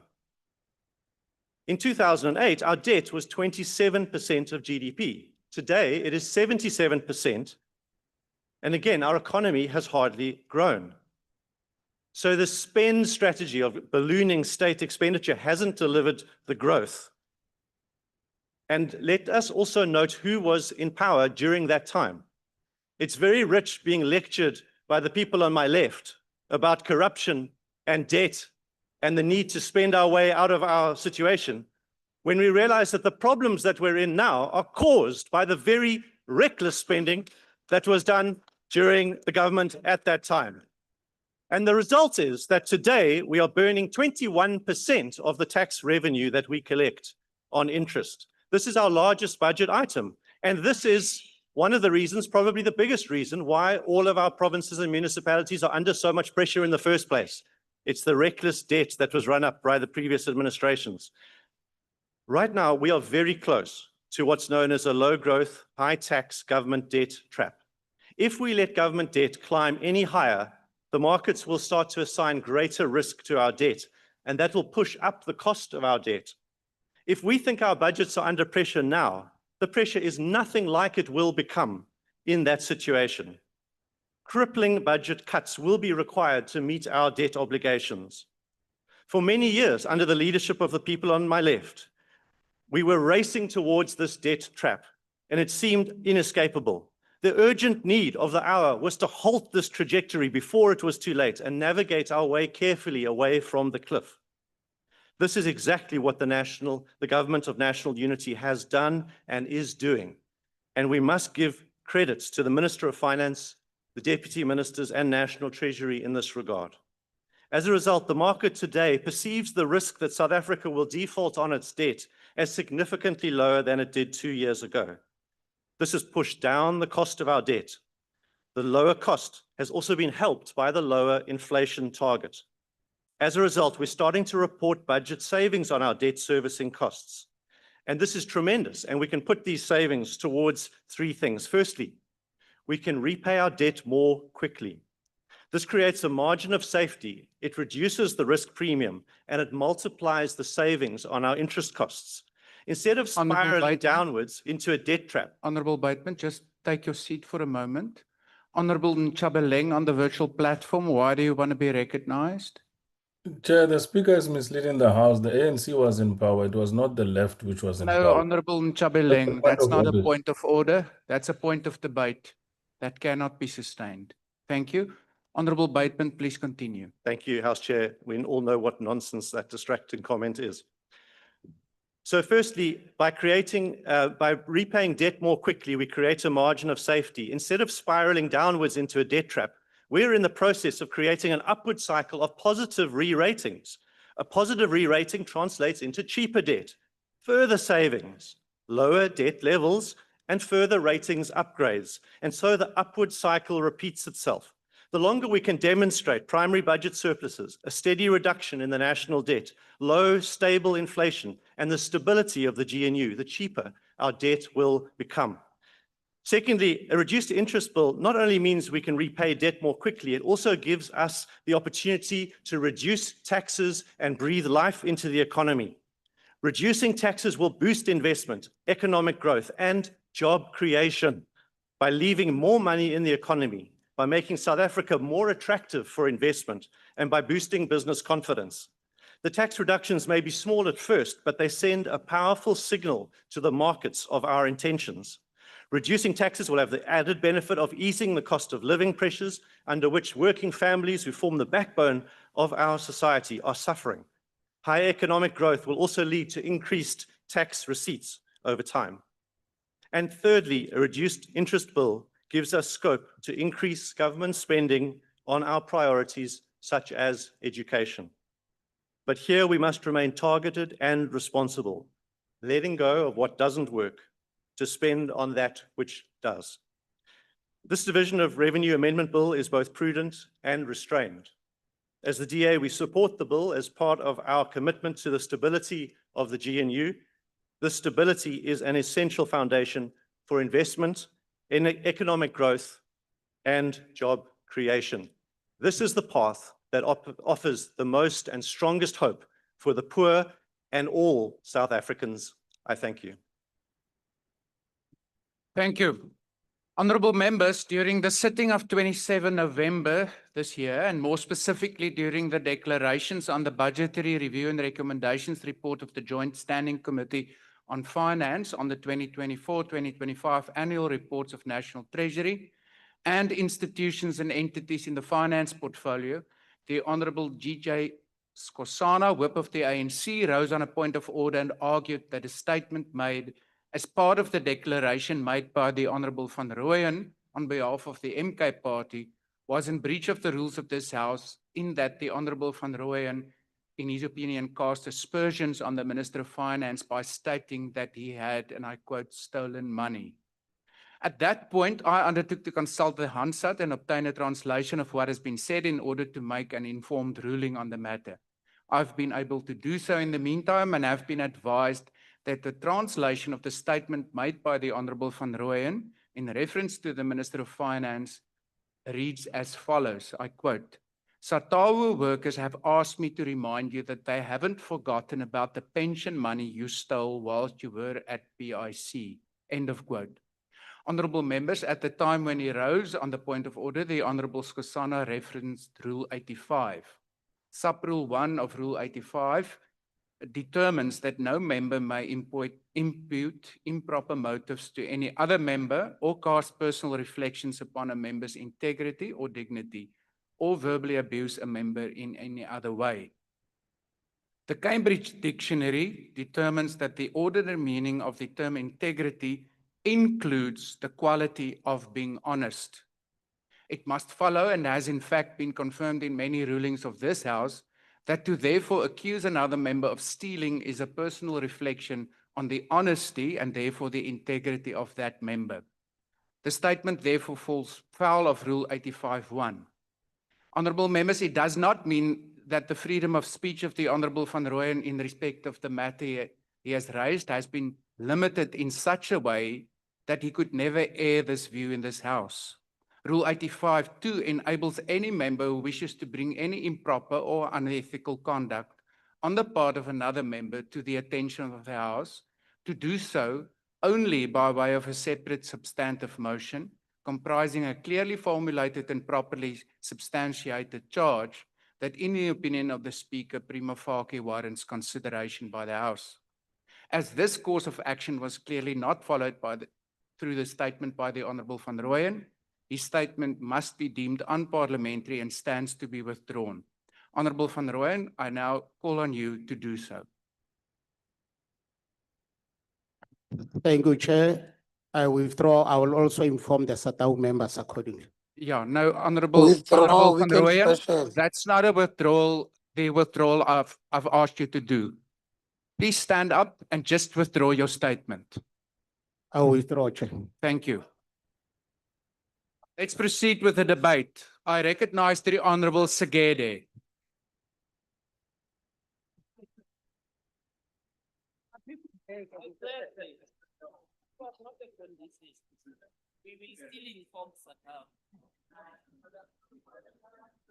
Order, honourable members. House Chairperson, honourable members, fellow South Africans, greeting to you all. I rise to reinforce the message my comrades who spoke before me have eloquently expressed.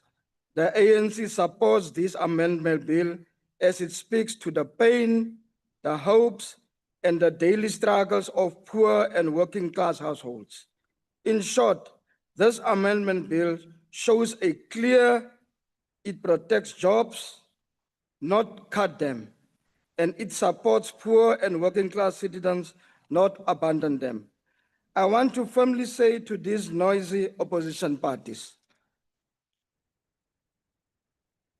those opposing this amendment bill are opposing millions of South Africans from poor and working class backgrounds who depends on jobs created through the presidential employment stimulus and social protection. Our poor and working class citizens do not need noise. They need jobs, adequate social wage, food security, reliable service delivery, and a government that questions them during hardships. These amendment bills does exactly that. Noisy opposition parties try so hard to convince us that jobs created through the public employment stimulus are unsustainable and social wage are handouts. But let me ask these opposition parties two simple questions.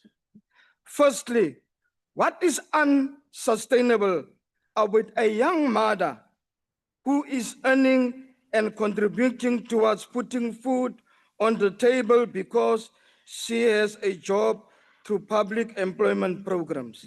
Secondly, what is a handout about a young graduate gaining real experience through public employment programs and unemployment elderly people getting the social wage that protects them and their families against the toughest periods of their lives? And the reality is simple. Opposition parties who never respond to these questions because they are out of touch with the daily struggles of our poor communities and are obviously of what the social wage means for a poor family in Nkandla fighting for survive. Honorable members, during public hearings on this amendment bill, COSATU and Section 27 reminded the Standing Committee on Appropriations that hunger, violence, and neglect increase when families collapse under poverty.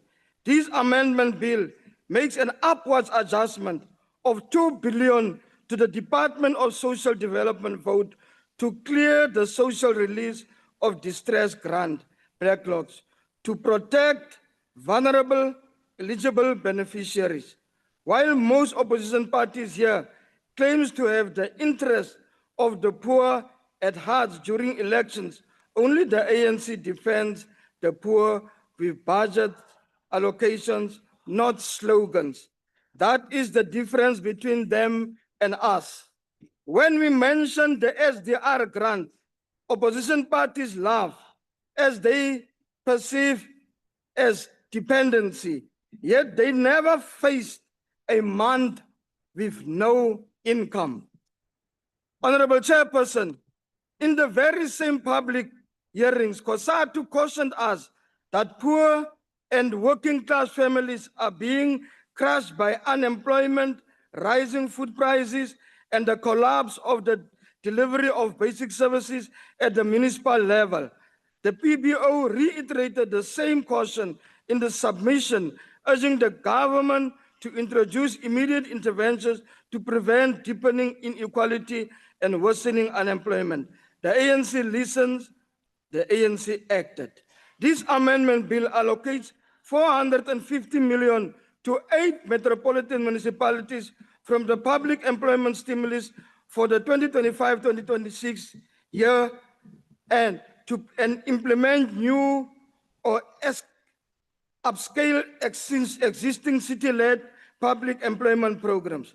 These city-led public employment programs give our unemployment young people a first job, a first work experience, a first payslip, and a first sense of dignity. Opposition parties that vote against this bill must look at millions of unemployed youth in the eyes and say, we chose to vote against your first job, against your training while you search for job opportunities, and against your chance to stand on your own feet. Salga's submissions during public hearings showed a grave concern that our municipalities, local, district, and metros are struggling as their debts are piling up, revenues are falling, infrastructure is collapsing, and basic services that poor and working class households depend on every daily, like water, sanitation, roads, and electricity are breaking down. This amendment bill intervenes decisively by adding 2.1 billion to the Urban Development Financing Grant and 496 million to the Municipal Disaster Recovery Grant. These allocations will, amongst other things, repair stormwater damage system, repair sanitation network, stabilize electricity distribution, fund investment in municipal roads and community infrastructure, reverse inefficiency in service delivery from trading services. Opposition parties that vote against this amendment bill must tell the truth to their voters and communities that we voted against fixing your municipal water systems, against repairing your municipal roads, and against funding your sanitation network. Honorable members, equal education echoed the same concerns raised by COSATU, Section 27, SALGA, and the PBO during public hearings that children cannot learn properly when public schools are broken, overcrowded, or unsafe, suggesting that these had to be addressed sooner rather than later. This amendment will allocate 554 million to the Education Infrastructure Grant, with 100 million to the Eastern Cape and 350 million to KwaZulu-Natal for replacing school infrastructure damages by extreme weather conditions linked to climate change, replacing unsafe classrooms, ensuring that learning continues despite climate change-related disasters. It is ironic that opposition parties that claim to care about children oppose this amendment, which allocates the very funding that rebuilds damaged public schools infrastructure. This is evident hypocrisy that I hope poor working class households that depend on public education can see it. This amendment bill matters because it speaks to the vulnerable and marginalized people, particularly the unemployed youth who gets first opportunity, the elderly people, the learner whose public school classrooms no longer leaks every time it rains. Honorable members, in conclusion, I want to firmly say the following without apology. You advocate for fiscal austerity disguised as responsible budgeting. You oppose public employment programs, oppose municipal support, and oppose school repairs, yet you claim to care about citizens from poor and working class backgrounds. Your policies would collapse provincial health and education system. I hope the voters see you for what you really are. To EFF, you shout for radical economic policies aimed at alleviation poverty, inequality, unemployment, and hunger, but you oppose this amendment bill which seeks to address them. In short, the EFF wants revolution for television, not relief for struggling poor and working class people. The MK, don't pretend you know vote to this amendment bill is principled and people-centered. It is politics without responsibility, if not political grandstanding. I want to tell you and working class citizens who are the traditional constituency of the ANC to know the following. The ANC is voting in favor of this amendment bill. I thank you. Thank you very much, Honorable Member. I will now recognize the Honorable Deputy Minister of Finance.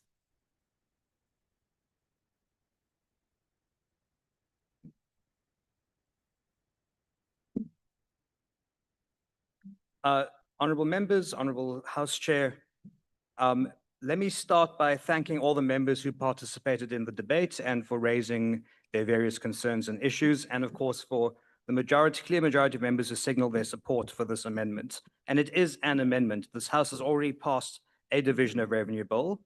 And what I am presenting before you today is an adjustment to that bill, whose main aim is to balance the service delivery needs of our citizens and respond to unforeseen events while introducing reforms that are necessary by the changing dynamics that we see around us. We'll elaborate more on these in the 2026 budget.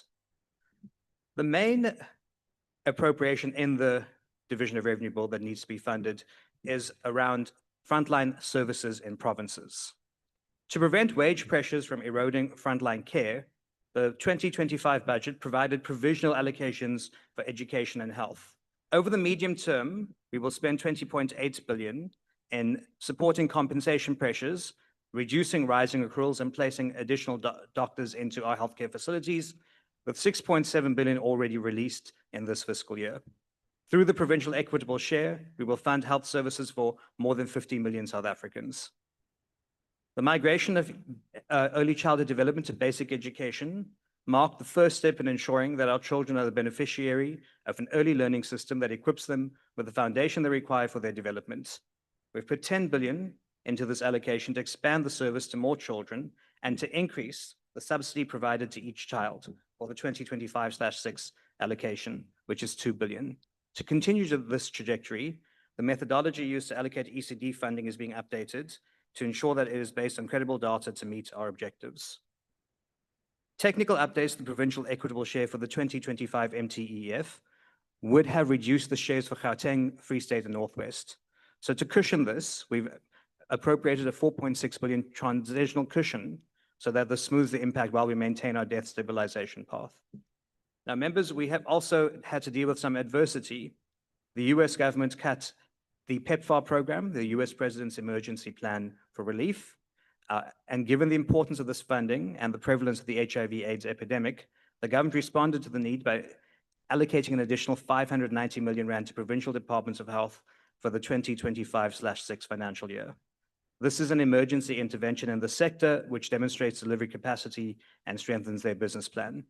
It's important to emphasize that 70% of our HIV programs are funded by governments. It's only those programs funded by PEPFAR that have been impacted, and programs funded through the CDC continue unabated. The National Department of Health and National Treasury will continue to work closely on this matter. On municipalities, we're allocating 2.2 billion to provinces, 1.5 billion to municipalities to repair roads, schools, clinics, water systems damaged by floods. Funds flow through the existing conditional grants, and where necessary, we've used Section 6 of the Appropriation Act to allocate the funds to avoid any delays in disaster recovery funding. Now, on cooperative governance, entrenched in the foundation of our state is the requirement for cooperative governance. We have a municipal debt relief program to assist municipalities with repaying their debt to Eskom. The importance of providing support to municipalities is not only a constitutional duty, but we owe it to the 11.2 million households that benefit from free basic services that is provided to poor households every month. Despite the introduction of the relief program, 47 municipalities remain in default. To assist with this, Eskom, where appropriate, and through a Section 78 Municipal Systems Act process, will enter into a distribution agency agreement with municipalities. Under these agreements, Eskom will operate the municipal electricity services for a defined period with support for cost-reflective tariff setting and loss reduction, while also assisting with revenue collection.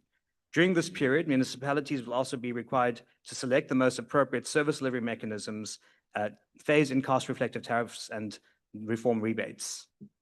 Now, our intergovernmental fiscal system is going to undergo several reforms. The review of the local government fiscal framework and that of the conditional grants is underway. It's timely and aligns with the ongoing review of the 98 White Paper on local government, which provides an opportunity to strengthen local government and finance service delivery. Key to this system is conditional grants, which government uses to supplement existing programs and fund specific programs. The conclusion of the conditional grant review marks a leap towards reforming the grant system by identifying synergies and duplications. Allow me to make these 2 points. This is not a National Treasury review, but rather that of government. It's evidenced by the collaborative nature between sector departments and the National Treasury. Each of these reforms were socialized and endorsed through various budget engagements. Therefore, collaboration remains at the core of implementation. It's not the aim of the review to close any grants, but to respond to the changing dynamics, achieve value for money, and introduce incentives. On the infrastructure delivery side, the budget facility for infrastructure is a disciplined pathway for priority projects. Quarterly gating will accelerate viable projects while protecting quality. Through the BFI, schools are being delivered in provinces and planning for regional hospitals is underway. Now, the Metro Trading Services component of the recently introduced Urban Development Finance Grant will be used to expedite implementation of reforms and unlock infrastructure financing through an additional allocation of 2.1 billion. And infrastructure delivery, we are aware, remains a challenge. From 2026, we will merge duplicative grants in various departments, consolidate electricity and energy efficiency grants, and reform the municipal infrastructure grant to a performance-based split delivery model where persistent non-delivery moves to accredited state agents the time-bound capacity development plans. The public network transport grant is being phased out as it has not delivered mobility or access to jobs.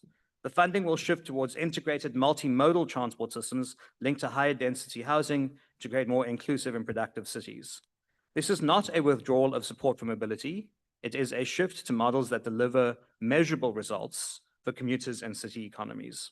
Water grant reforms will streamline the various overlapping grants, prioritize the rehabilitation of the existing water and sanitation infrastructure, and strengthen reliability of our services. Additional funds are being directed at critical bulk projects. Overall, the reforms in transport and water and sanitation space are to ensure that limited resources are redirected from underperforming programs towards high impact, value for money infrastructure that supports frontline service delivery. Now, if I can just take a moment to address one thing that stood out in this debate, and that is local government and the issues around local government and the collapse of local government. And let me say this, the collapse of local government is not a budgeting problem, it's a governance problem. The National Treasury does not appoint municipal managers, CFOs, mayors, or procurement officials. We don't sign tenders, we don't hire unqualified staff, and we don't lose conditional grants. Municipalities fail not because of what the Treasury does, but because of what many councils refuse to do, which is to appoint capable people, run clean procurement, maintain infrastructure, and collect revenue. The facts are not in dispute. Over the last decade, the Treasury increased transfers to municipalities by a quantum of billions. We've introduced revisions to the MFMA. We've issued dozens of Treasury instructions. We've sent in financial recovery teams. We've placed failing councils under 139 interventions. But 60% of municipalities remain in financial distress, not because the Treasury underfunded them, but because of political interference, because of hiring incompetent officials, and because of corrupt procurement. You can't blame the doctor when the patient keeps refusing treatment. So the Treasury allocates the money, but the municipalities have to spend it lawfully, transparently, and effectively. When the water treatment plants fail, when the electricity infrastructure collapses, when the refuse is not collected, it's not because the Treasury didn't provide funding, it's because these councils divert funds to overspend in salaries, they ignore audit findings, they fail to maintain assets, and they hire friends instead of engineers. Local government is breaking because governance is broken. We'll continue to support municipalities, but we will insist on accountability because we deserve competent municipalities and not excuses. And the truth is, the uncomfortable truth, is the state of our municipalities reflects the quality of their leadership far more than the size of their budgets. And there's one simple truth. We are all Democrats, I believe. We cannot use bureaucracy to undo democracy. We must hold the politicians in these governments to account. And we must make sure that those local politicians who are failing are dealt with appropriately. Now, I will take one last moment to address, since I've got a little bit of time, the members who shouted austerity, particularly from the MK party, tried to distract us from the truth. The only government that imposed a kind of austerity in this country was the Zuma administration that they worship. Austerity, the austerity they imposed was not fiscal, it was an austerity of no jobs, no electricity, no safety, non-functioning municipalities, and zero accountability. It was an austerity of opportunity caused by a decade of corruption and mismanagement. Between 2009 and 2017, let me tell you what the Zuma administration took from us. They took growth from 3.5% to 0.8%. They cut 1.5 million jobs out of the economy. They cut the lights at Eskom. They cut the heart out of SARS. We couldn't collect tax. And they cut confidence in the states. They must not rewrite history. We are now having to build, well, a lot of the members from that side went to that side. The early Numbers ones are there say you now. are lying. So this government is fixing the crisis that you created and we're stabilizing it. And we won't be fooled by a party trying to blame the firefighter for the fire they themselves set. Honorable Minister. Thank you. Honorable members, that concludes the debate. Are there any objections to the bill being read the second time? MK? Thank you so much, Chair. We object to the bill and to the reading. EFF? Yeah, we object, Chair. Thank you very much. With those objections, the secretary will read the bill the second time. Division of Revenue Amendment Bill. Honorable members, the bill will be sent to the National Council of Provinces for concurrence. The secretary will read the third order. Consideration of report of Standing Committee on Finance on rates and monetary amounts and amendment of revenue laws bill. I now recognize the Honorable Chief Whip. Thank you very much, Chair. Good afternoon, honorable members. I move that the report be adopted. Thank you. Honorable members, the motion is that the report be adopted. Are there any objections? MK? Thank you, Chair. We object. EFF? Yes, Chair, we object. Action SA? We object, Chair. Thank you very much. With those objections, the report is agreed to. The secretary will read the fourth order. First reading debate, rates and monetary amounts and amendment of revenue laws bill. I now recognize the Honorable Portfolio Chairperson. There's no, okay.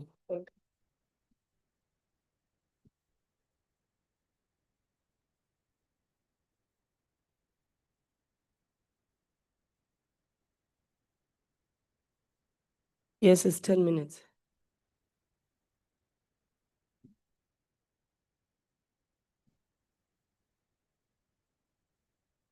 Mr. Honorable Maswanganyi, our apologies. I think we'll recognize the Deputy Minister of Finance again.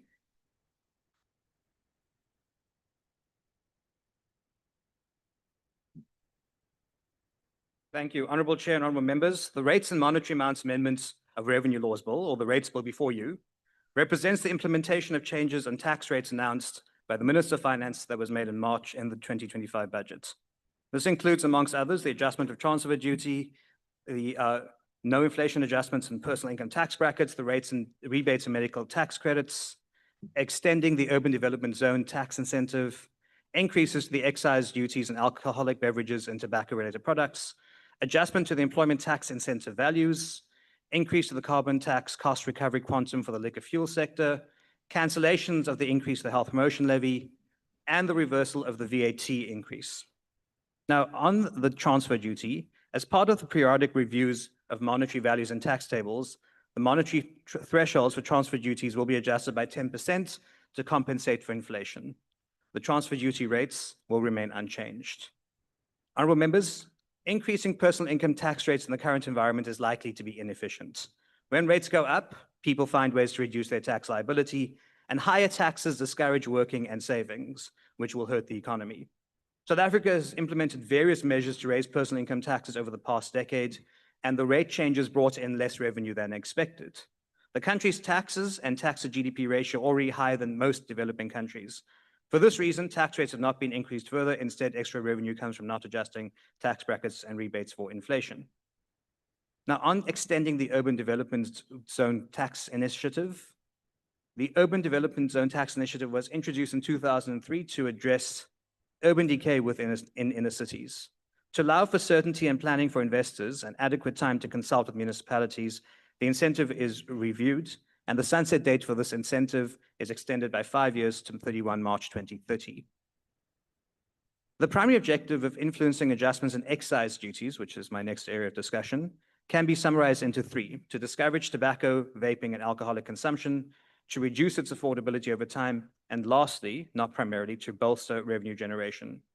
In March 2025, the Minister proposed an increase in the excise duty on alcoholic beverages, tobacco products, and electronic nicotine and non-nicotine delivery systems, colloquially referred to as vaping. For tobacco products, an increase in the inflationary rate of 4.75% for cigarettes and cigarette tobacco, and 6.75% for pipe tobacco and cigars. For alcoholic beverages, the excise duty increases by 6.75%. For vaping products, the increase is limited to an inflationary adjustment from R3.04 to R3.18 per milliliter. We're also mindful of the presence of the illicit trade in excisable products, and we're increasing efforts to address the problem. Over the last budgets, we have made additional allocations to SARS to enhance the capacity of the institution to deal with these challenges. SARS was allocated an additional R4 billion over the medium term, supplementing the R3.5 billion proposed during the 2024 MTBPS.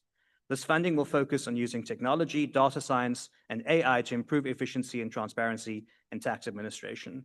SARS has already suspended 3 licenses for non-compliant tobacco production over the last 6 months, and we are working with other government agencies to investigate criminal syndicates in the excise space.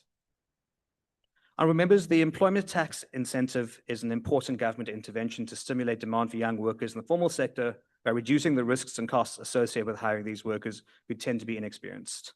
The rates bill adjusts the incentive to account for changes in the minimum wage, with a maximum incentive value of R1,500 per month, applying to employees earning between R2,500 and R5,500 monthly.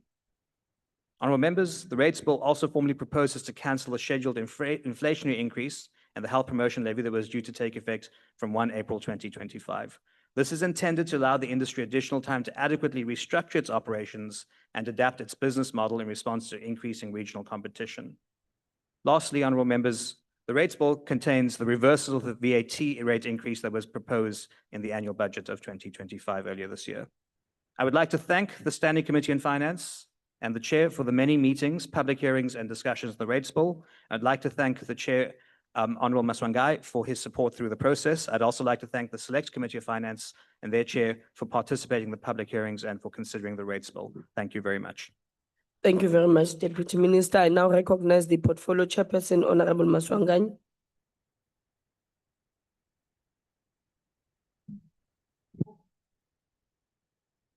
Thanks, Chairperson, Ministers, Deputy Ministers, honorable members. I hereby present a report of the Standing Committee on the Rates and Monetary Amounts and Amendment of Revenue Laws Bill B14 of 2025.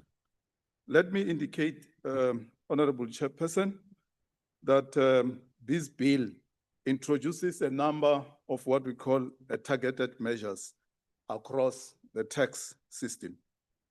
First is the bill changes the rules of transfer duty, which is the tax paid when buying a property. It raises the price below which no transfer duty is paid from 1.1 million to 1.21 million. 2, the bill keeps income rates for individuals, trusts, and companies the same for the 2025-2026 tax year. In other words, the tax tables and company tax rate, you already know, do not change. However, the bill does not adjust the tax brackets for inflation. This means that if your salary goes up just to keep pace with rising prices, you may still move into a higher tax bracket and pay a bit more tax, even though you are not really better off in real terms. The committee notes this and points out that it affects how much money households have left after tax.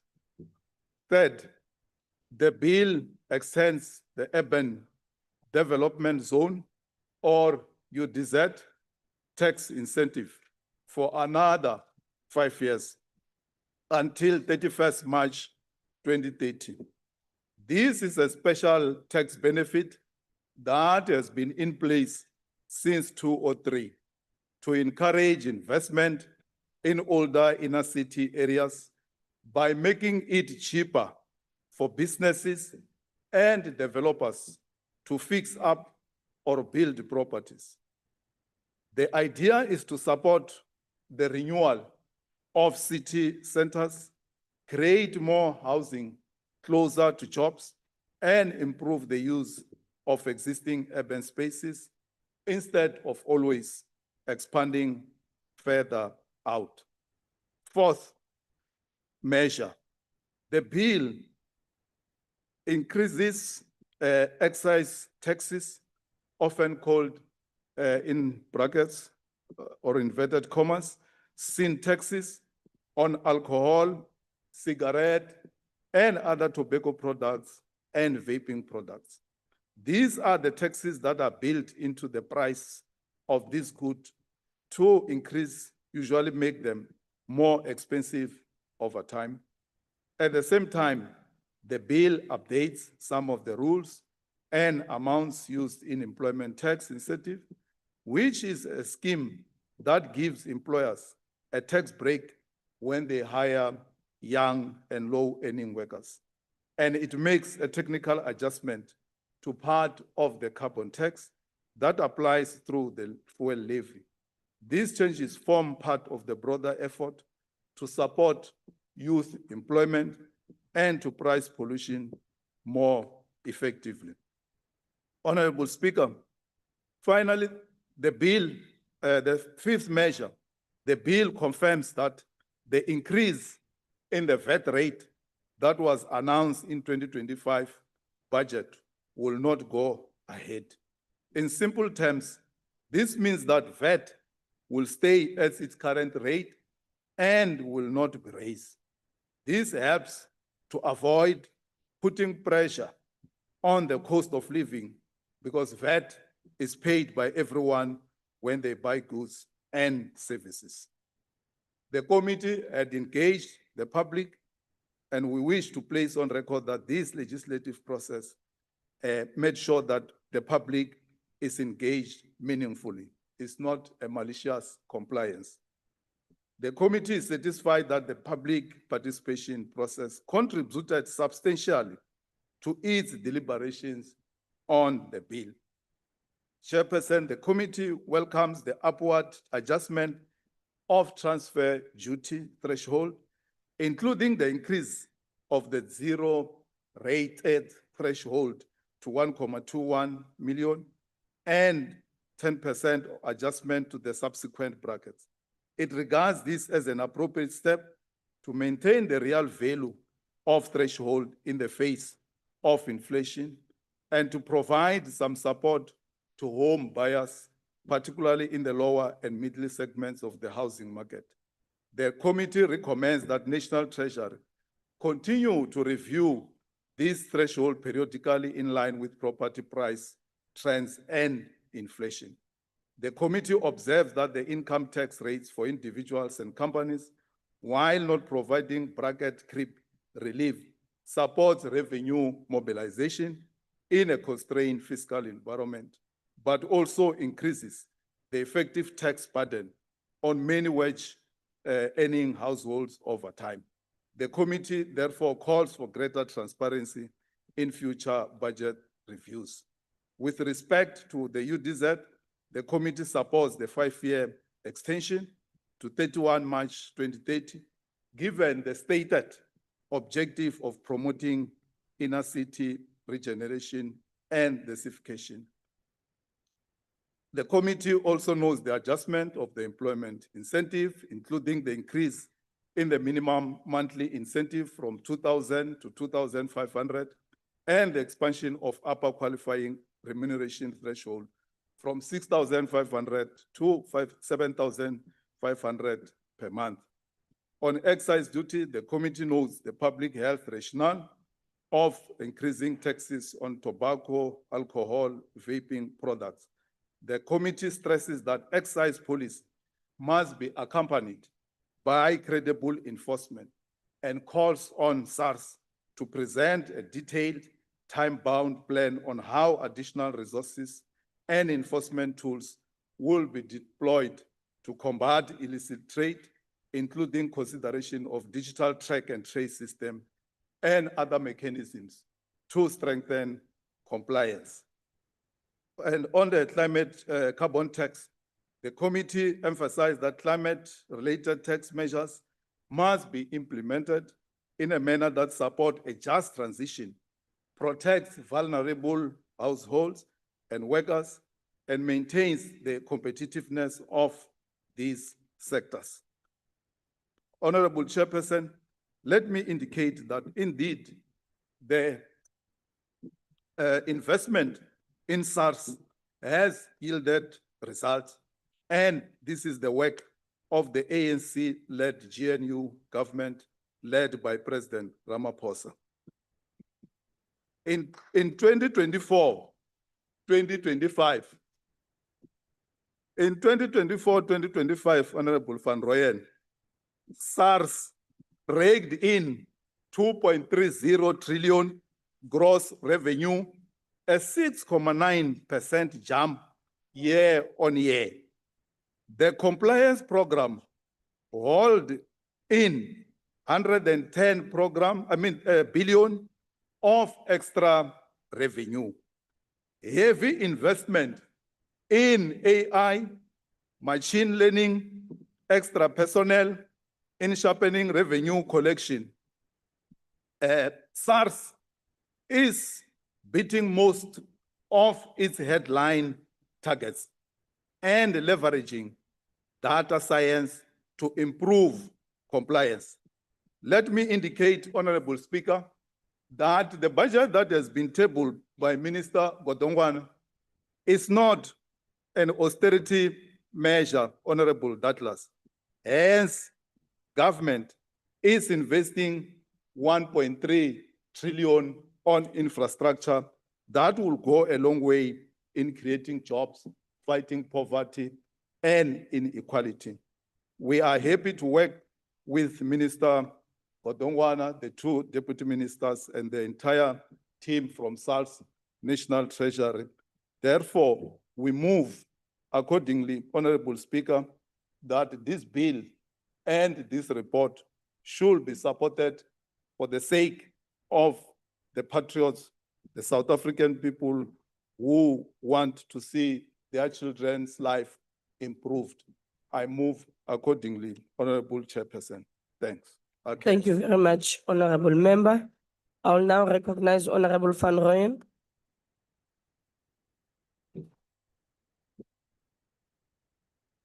Thank you very much, Honorable Chairperson. Honorable members, as we discuss this tax rates bill, allow me to convey our condolences to the family of the former SARS Commissioner, Ntate Oupa Magashule, who passed away yesterday. In the same vein, Chair Mhlomongwe, let me also indicate to this House that we are conveying our well wishes to one of our own, Honorable Sanele Mwali, for being blessed with a baby boy just some few hours ago. It is MKP considered view that the 2025 rates and monetary amounts and amendment of revenue laws bill, commonly known as the rates bill, is nothing else but a critical pillar of a financial system meant to sustain austerity budget. This bill further reminds us that the South African tax system is one of the regressive systems that is based on preference for the taxation of individuals rather than the taxation of corporations.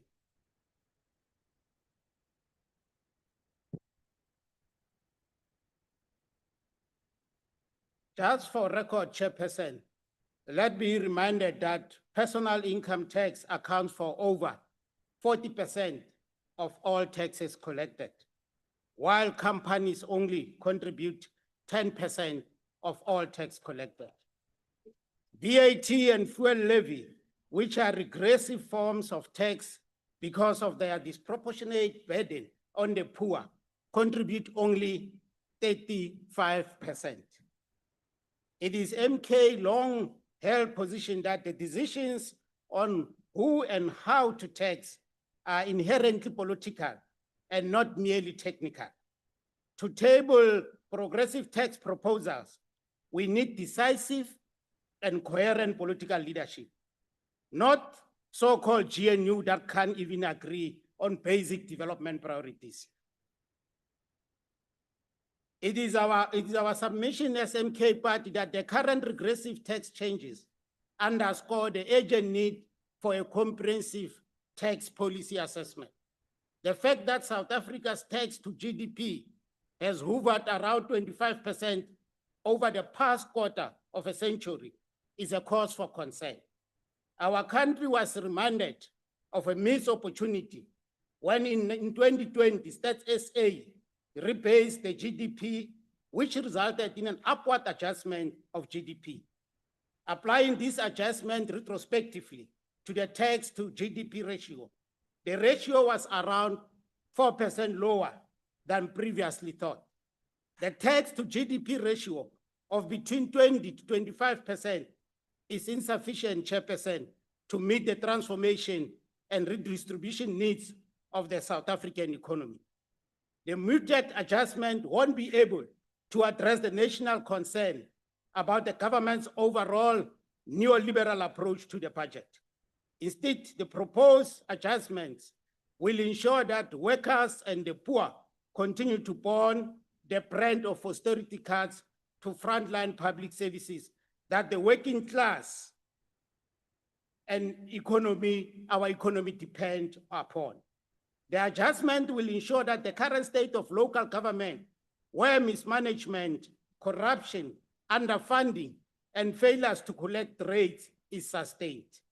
Honorable Speaker, Honorable Chairperson, honorable members, a closer look to these amendments reveal that most industries' ability to grow and create jobs is being constrained by unpredictable and, of course, above inflation excess increase proposed in this bill.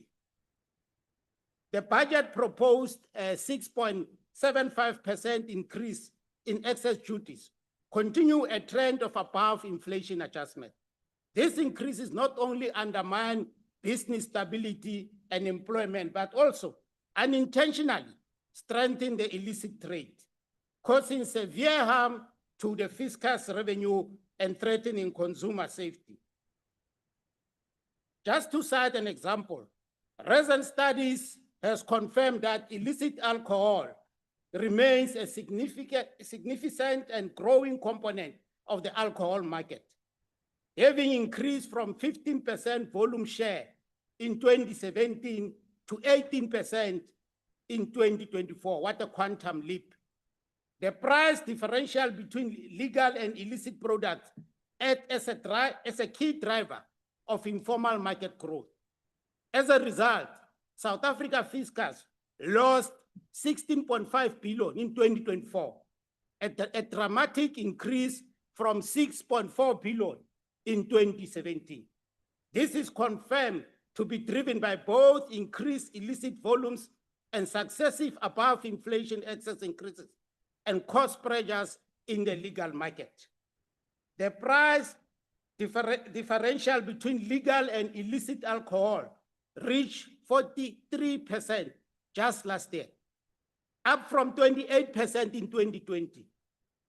This incentivized consumers, particularly in price-sensitive segments like our townships and rural areas, to shift towards a non-compliant products. Alcohol outlets, I can tell you, Chairperson, without any hesitation, even those close to our tertiary institutions, are now selling cheap and illegal liquor to the detriment of student health, all because of this regressive tax amendment by the so-called GNU. Another example is the proliferation of illicit tobacco.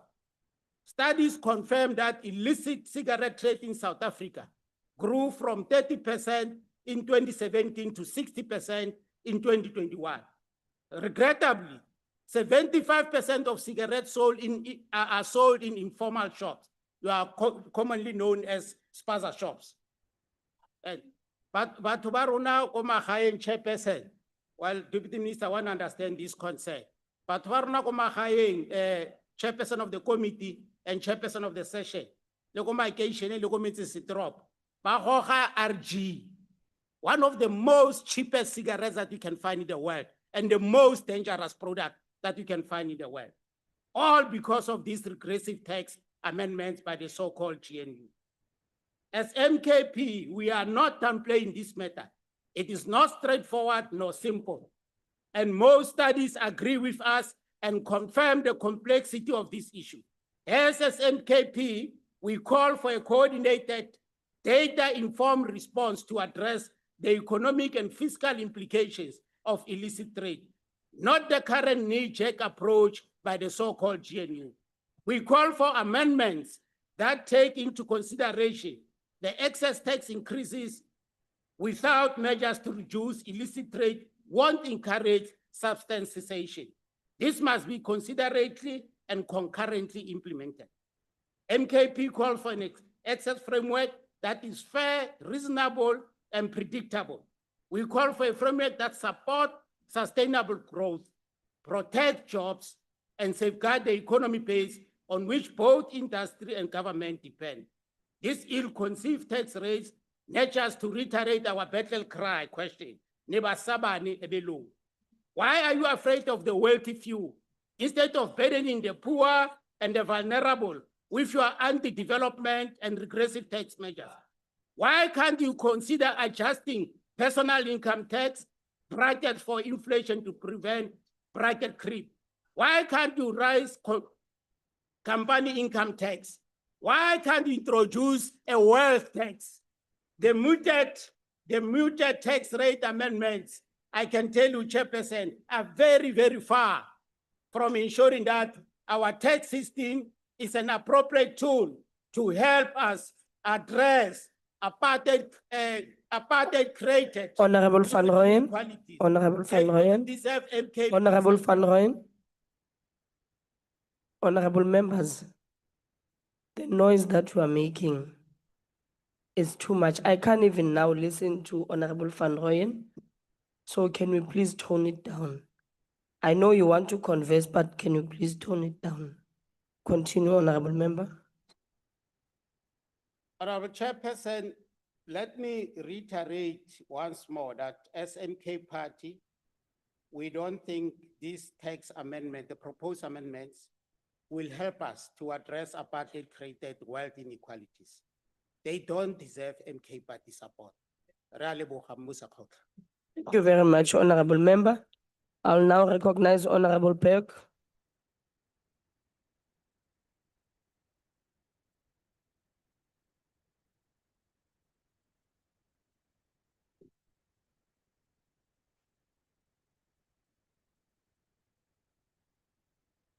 Madam Vice Chair, what makes a state? It's not geography, nor is it a grouping of people. It's not even a shared history of suffering and celebration. These are but byproducts. What makes a state is tax and recognition by others. In fact, tax is so fundamental that some of the oldest stone tablets we have depict tax transactions. It's the ability of an authority to say, you shall pay us money, and in return, we will provide you with safety. And if this promise is broken too often, the state ceases to exist. And Madam Chair, I'm grateful to be living in a place where we can announce earlier this year that tax brackets and thresholds will remain the same, and yet the center still holds.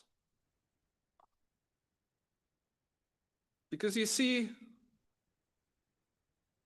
we do not deserve our people, and our people do not deserve this bill. Yet here we are stuck in the unfortunate paradox where the survivors, our taxpayers, are left to feel the cost of restitution. Because let's be very clear, Madam Chair, the bracket creep announced earlier in the year and enshrined into law today is the result of needing to control our debt brought on by years of bad policy and terrible execution. So you might say that this bill is another chicken coming home to roost in the Nkandla coop. And I have no doubt that, as we've just heard now, MK will whine about this bill. Let us be quite clear. I rest my case, Madam Chairperson. Let us be quite clear that this bill is their making. Our national debt spiraled under their Zuma. The bailouts and destruction that torpedoed our finances occurred when their members were at the helm of SARS, of Eskom, of Transnet, and of PRASA. You might say that MK slaughtered the cows and our cattle and are now complaining about the blood that's everywhere. You stole the land. Honorable member from the virtual platform, I'm sorry, Honorable Peg. Honorable member from the virtual platform, I'm cautioning you. You open your mic again, I will ask ICT to remove you. Continue, Honorable member. It's no problem, Madam Chair. I would ask the Chief Whip to control their party members, but I've lost track of who the Chief Whip is. Honorable Peg, please. Can you take your seat? Honorable Mikalakis.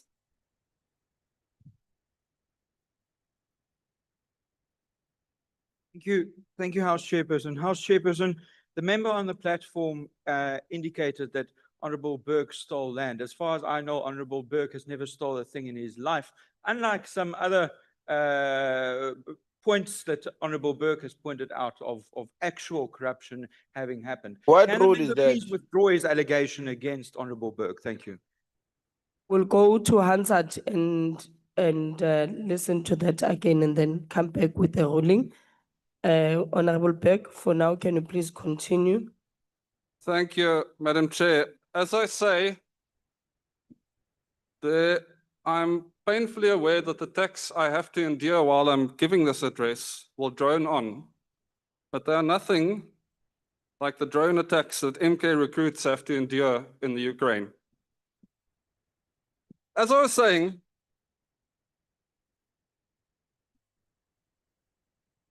saying, the data tells us that our people... Honorable Burke, can you please take your seat? Honorable Van Rooyen. Chair, a member is casting aspersion without any substantial submission. He says MK recruits in Ukraine. Which MK recruit is referring to in Ukraine? I think the Chair, that's aspersions of the highest.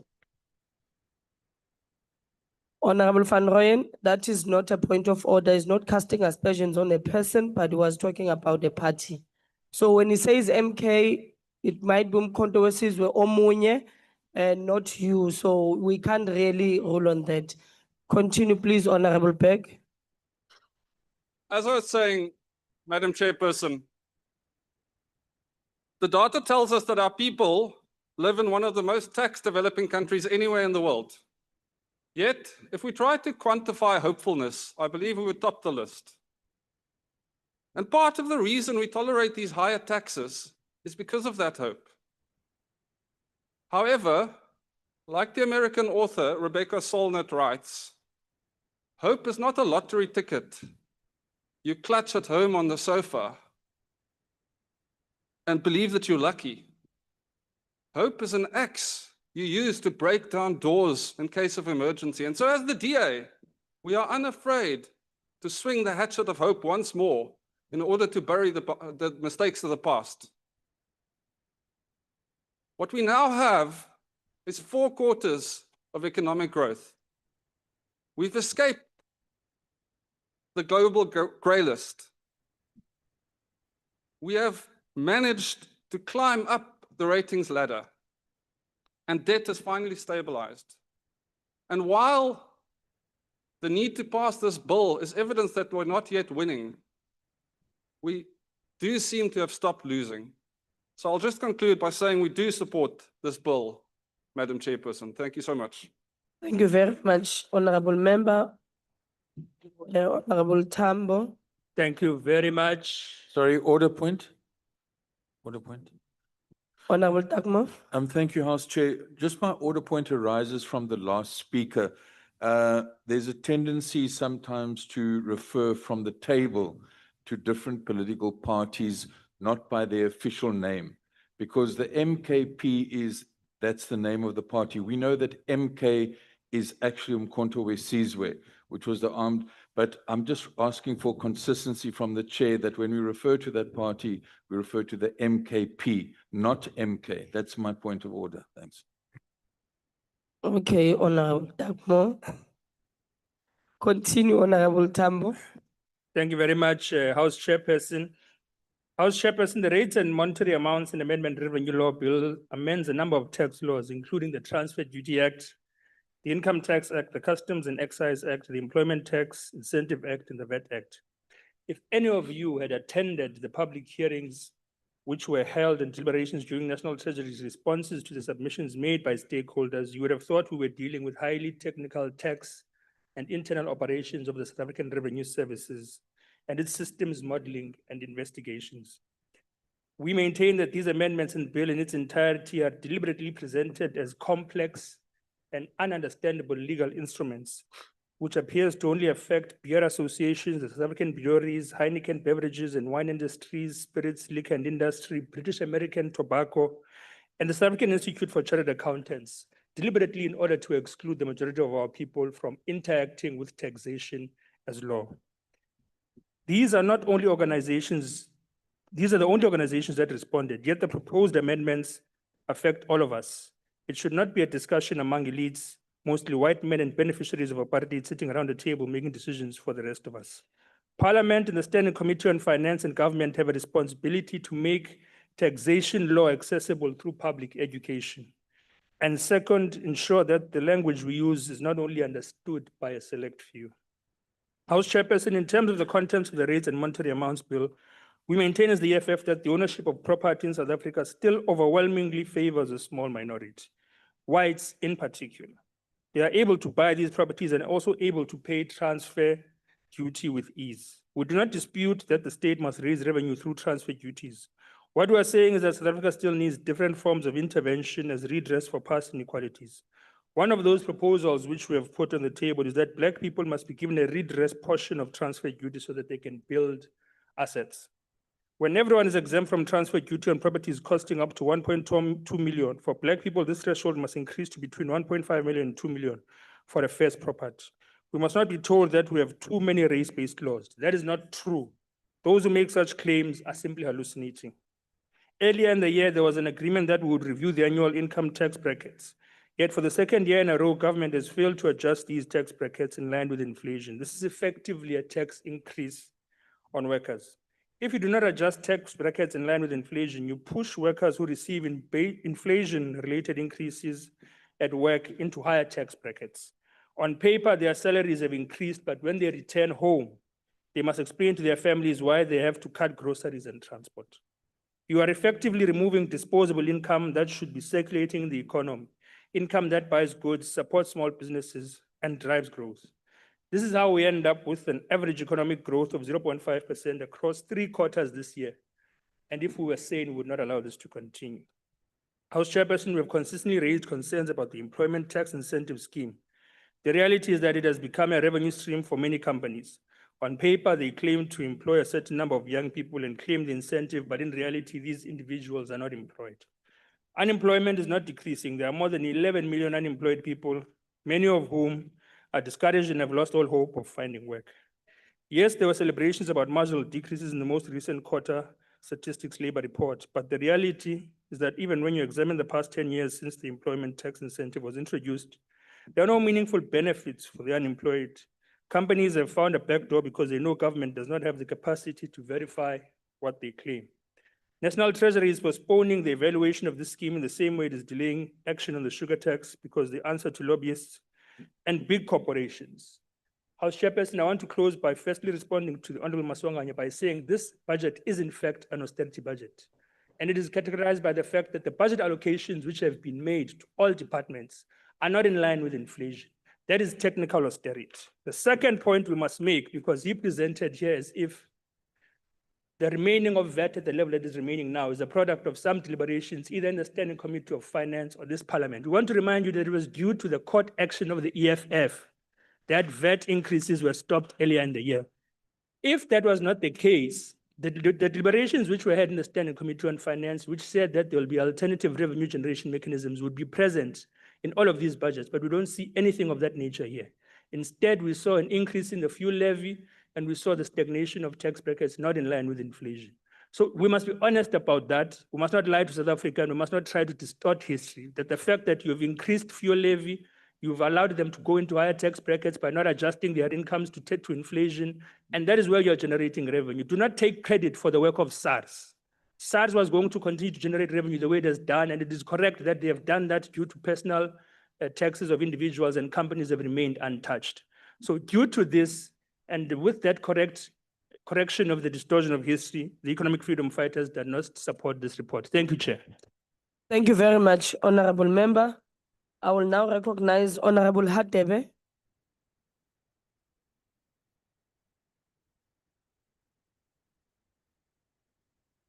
Thank you, Honorable House Chairperson. The IFP welcomes the opportunity to engage this House on the rates and monetary amounts and amendment of Revenue Laws Bill. This bill comes before us at a time when South Africans are facing severe financial strain, persistent inflation, increasing debt servicing costs, and an economy still struggling to regain momentum. In this context, the decisions we make about tax policy are not merely technical. They have a direct and profound impact on households and businesses across the country.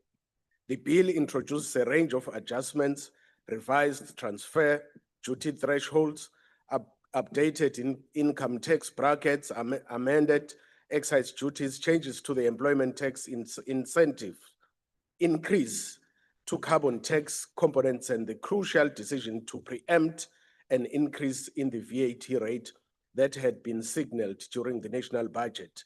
Each of these measures carries implications that deserve careful reflection. We acknowledge that certain elements of the bill provide targeted relief. The adjustment of transfer duty thresholds will particularly assist first-time home buyers, a constituency that has long struggled to enter the property market. The decision not to proceed with the VAT increase is equally important. A VAT hike in the current economic climate would have disproportionately impacted the poor and working class. We support this preemptive decision. However, the core concern for us rests with the broader pattern of fiscal decision-making that these amendments reflect. Year after year, tax adjustments are used to plug structural gaps in revenue collection and compensate for inefficiencies in expenditure. South Africans are repeatedly asked to carry a heavy fiscal burden, yet the state continues to struggle with corruption, wasteful expenditure, and poor service delivery. Taxpayers are effectively paying more for declining public value. This is neither sustainable nor just. A renewed commitment to ethical governance and decisive accountability is essential if citizens are to trust the revenue system. On employment incentives, we note the revised parameters of the ETI. While this incentive has potential, its implementation has been uneven. Far too many young people remain jobless, and unscrupulous employers continue to exploit loopholes. Strengthening oversight is therefore critical if the ETI is to fulfill its mandate rather than become another administrative exercise. Equally, the increases in carbon-related levies must be accompanied by meaningful investment in climate-resilient infrastructure and a just transition that protects workers in carbon incentive sectors. Without this, environmental taxation risks becoming yet another revenue-raising mechanism with limited developmental impact. In conclusion, the IFP supports the bill, but we emphasize that tax adjustments alone cannot rescue the country from fiscal instability. South Africa requires honest leadership, disciplined spending, and a growth-focused economic strategy. The people of this country deserve a government that manages public resources with integrity, not the one that repeatedly turns to them to compensate for systemic failures. The IFP supports constructive tax reform, but we insist that it must serve the people, not the inefficiencies of the state. I thank you. Thank you very much, Honorable Member. I will now recognize Honorable Matopa. Thank you very much, House Chair, honorable members. The Patriotic Alliance support this bill because it eases the path to home ownership. However, we cannot ignore the profound impact that changes to tax rates and monetary thresholds have on households, workers, and the economy. Honorable members, a rates and monetary amounts bill is never a technical exercise. It directly affects people's lives, what they earn, what they spend, what they save, and ultimately how they survive in an economy under strain. But the reality is also that South Africans are living through high food prices, high transport costs, rising interest rates, and stagnant wages. Yes, stagnant wages. The committee's report acknowledges the pressure households face, yet many of the adjustments remain below the real cost of living increases. Honorable Chair, fiscal tightening must never become fiscal punishment for ordinary South Africans. The bill adjusts tax brackets, excise duties, and monetary thresholds, but many of these adjustments still fall below the real cost of living increases faced by our people. We cannot allow fiscal policy to deepen the pressure on families already struggling. While increases in excess duties are often justified, they disproportionately impact low-income households. Revenue collection must not come at the expense of the vulnerable. At the same time, our small businesses, the key job creation, need a tax environment that encourages growth, not one that piles on complexity and cost. Honorable members, National Treasury continues to raise concerns about the narrowing tax base, but my apologies. Honorable Chair, the National Treasury continues to raise concerns about a narrowing tax base, but broadening tax base cannot mean taxing the same struggling workers more aggressively. It must mean fixing the structural issues, growing the economy, rebuilding SARS capacity, closing illicit trade channels, and rooting out corruption that drains billions each year. The committee's report is correct. Compliance improves when trust in the system improves. Honorable members, the rates and the monetary amounts bill should achieve three critical outcomes: protecting working families from excess tax burdens in an already strained economy, supporting small businesses and job creation by ensuring that tax adjustments encourage growth, not contraction, promoting transparency and fairness in how we collect revenue, ensuring the tax system remains progressive and equitable. A nation cannot tax its way out of stagnation. We must build economic dynamism, restore institutional integrity, and grow the economy so that revenue rises because opportunity rises, not because of... Honorable Matopa, Chair. Can you please hold? Honorable members on the virtual platform, you are disturbing us. Can you please switch off your mics? Honorable Mkweba. Honorable Mkweba. Honorable Mkweba.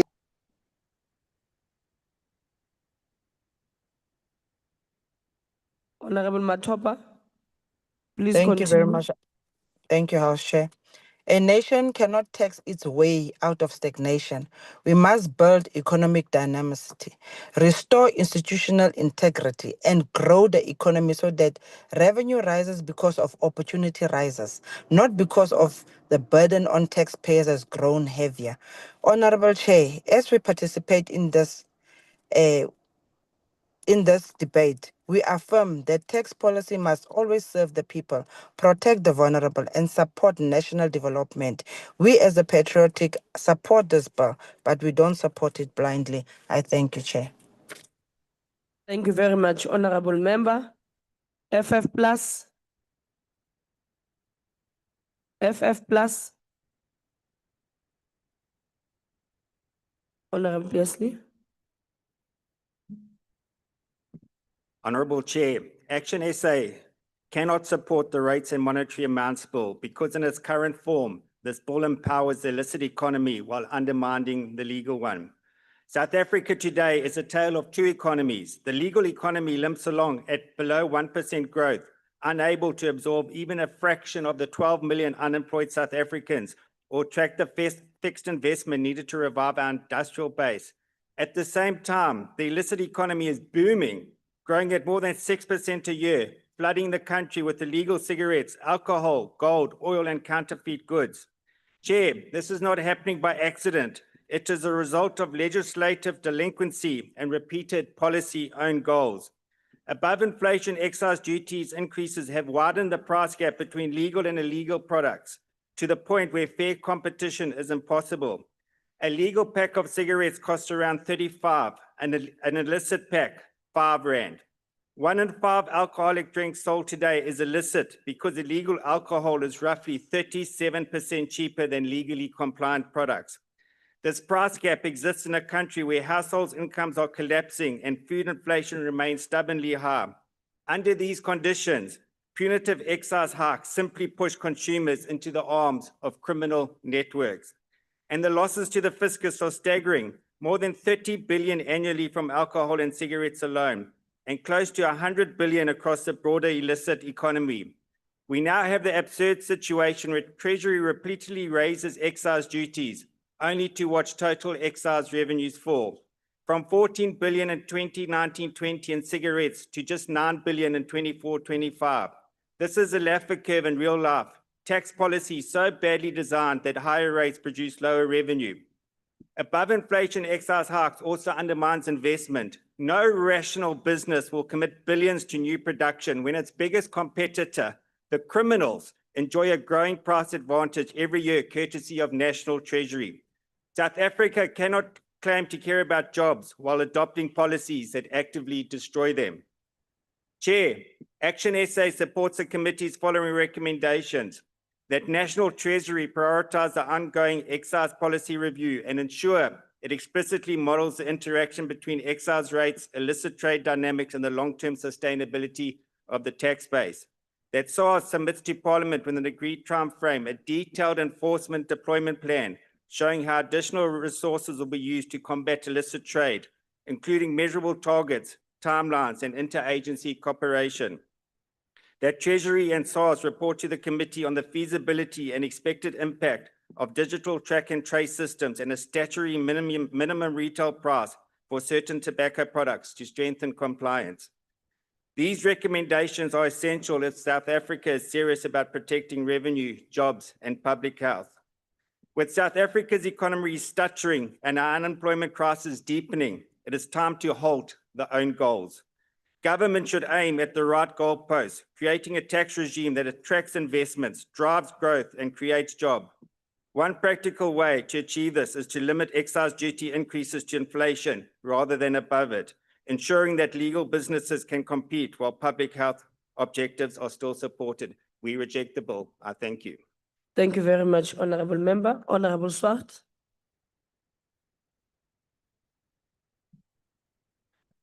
Thank you, House Chair. House Chair, this is basically a taxation bill that sets out rates and monetary amounts. And in that regard, the ACDP would like to commend SARS for the higher than anticipated revenue collection. And that revenue is set to exceed the budget estimates by a staggering 19.7 billion. May's budget allocated an additional 4 billion rand to SARS, which was intended to strengthen debt collection and thereby increase revenue collected by between 20 and 50 billion per year. So we've almost reached the 20 billion rand. Now that extra 4 billion given to SARS has paid off handsomely and will hopefully cover the 20 billion shortfall that was anticipated in next year's budget. And that would then result in the fact that taxes do not have to be increased at all. Now, we also expect SARS to collect more revenue by bringing in an estimated 150,000 taxpayers who are not registered or have not filed tax returns despite substantial economic activity. In addition, SARS can reduce the tax gap, which is the difference between taxes legally owed and taxes collected, which is estimated to be 300 billion. Just think, if SARS collected 10% of that, that would be an extra 30 billion rand to the fiscus. And yes, whilst we all pay tax and it's not always easy, but let us remember, render unto Caesar what is due unto Caesar, and unto God what is due unto God. In addition, we've also understand that, and from the ACDP's perspective, we've always maintained that billions of rands that were stolen through state capture and corruption can be recovered by further capacitating law enforcement and prosecuting agencies, including the Hawks, SIU, and the NPA, which includes the Asset Forfeiture Unit. And these additional funds, much of which is sitting overseas, can be collected, brought back to the country, and help balance the books. Lastly, I think it's important, and I know Honourable Garner will also be pleased about this, Treasury's proposal to mitigate the socioeconomic harm of online gambling by imposing a 20% tax as a response to the growth of online gambling and its social impact, including gambling addictions. There's been a massive surge in this regard, and with the number of distressed gamblers seeking help has increased 7-fold. It is staggering that South Africans spend 4 billion rand a day gambling, and gaming platforms have raked 75 billion rand in gross revenue. This proposal could raise an additional 10 billion rand in additional taxes for the fiscus. Lastly, the ACDP believes taxpayers rightfully expect value for every rand spent by government, and we as the ACDP believe in that light we will respect and we will support this bill. I thank you. Thank you very much, Honourable Member. Honourable Members, Honourable Siphetho, Witness Mkhize. The table has just informed me that they did confirm that you did say that, Honourable Beck, you stole the land. According to the rules, Rule 85 speaks, no member may impute improper motives or any other member or cast personal reflection upon a member's integrity and dignity or verbally abuse a member in any other way. It continues to number 2 and number 3. Honourable Siphetho, Witness Mkhize, can you please withdraw that? Chair, I meant to say his forefather stole the land, not him. So I No, completely now apologize we're and not withdraw. talking about what you meant. I'm saying, can you please withdraw that? I withdraw, Chair. Thank you very much. UDM. UDM. Honorable Kana.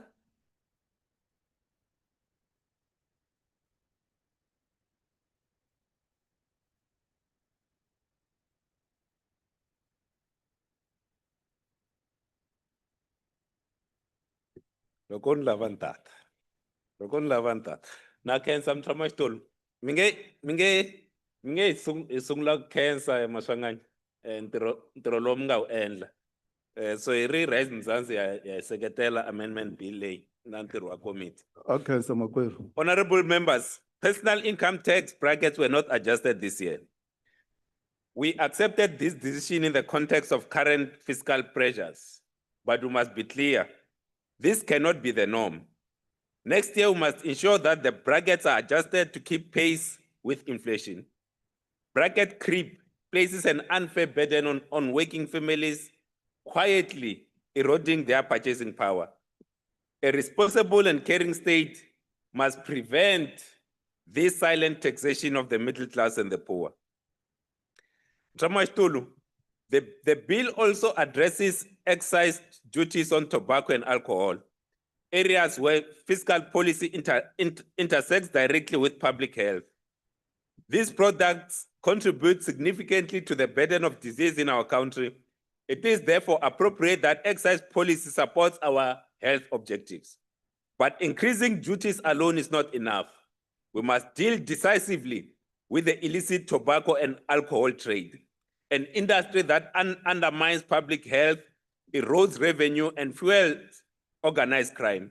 We cannot allow syndicates to strive at the expense of the health and safety of South Africans. Rise Mzansi also welcomes the discussion on the national online gambling tax. This is an important and overdue intervention. Gambling addiction is a silent but devastating crisis affecting families, communities, especially young people. The funds raised through this new tax must be ring-fenced to provide counseling, rehabilitation, and education about the dangers of gambling addiction. This will help us turn revenue policy into a force for social protection. On gambling reform more broadly, we are not where we should be, but we are clearly on our way. Land-based gambling outlets will continue to contribute to their provincial fiscals as they should, but online gambling operators who operate across provincial boundaries must pay tax at the national level. This is the only way to ensure that revenue is shared equitably between provinces and that no province is disadvantaged by the borderless nature of online platforms. Finally, just as we are strengthening our response to illicit tobacco and alcohol trade, we must also deal decisively with unlicensed gambling companies operating in South Africa. These operators evade tax, exploit vulnerable people, and undermine the integrity of our regulatory framework. They must be confronted with the full might of the law. Rise Mzansi supports. Thank you very much, Honorable Member. Honorable Maimane.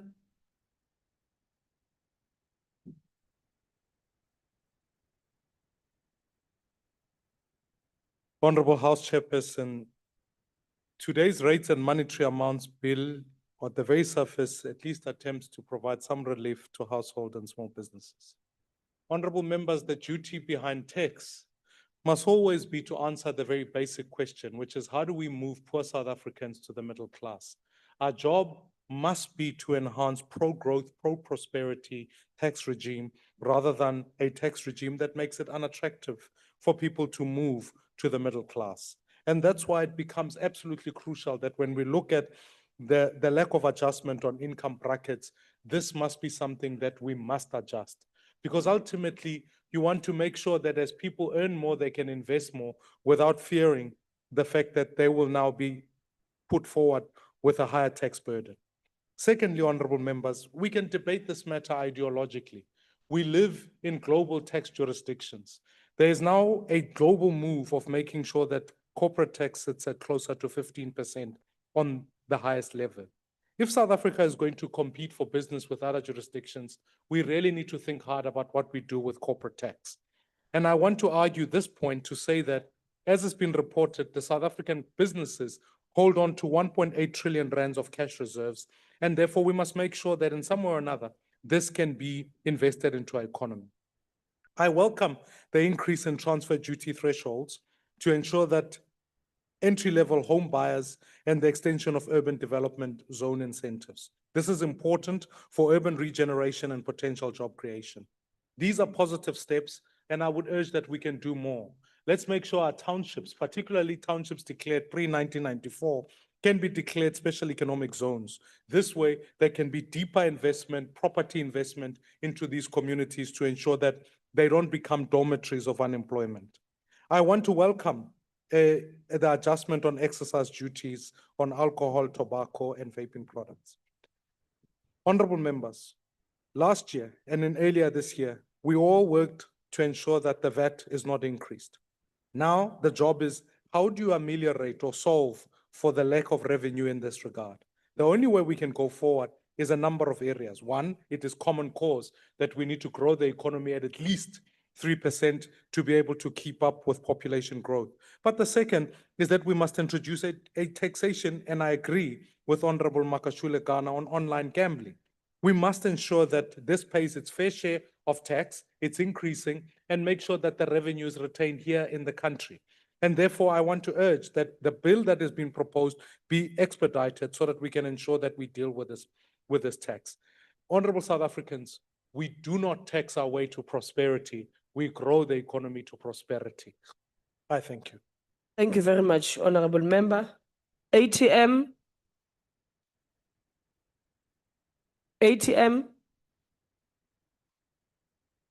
Honorable Siata.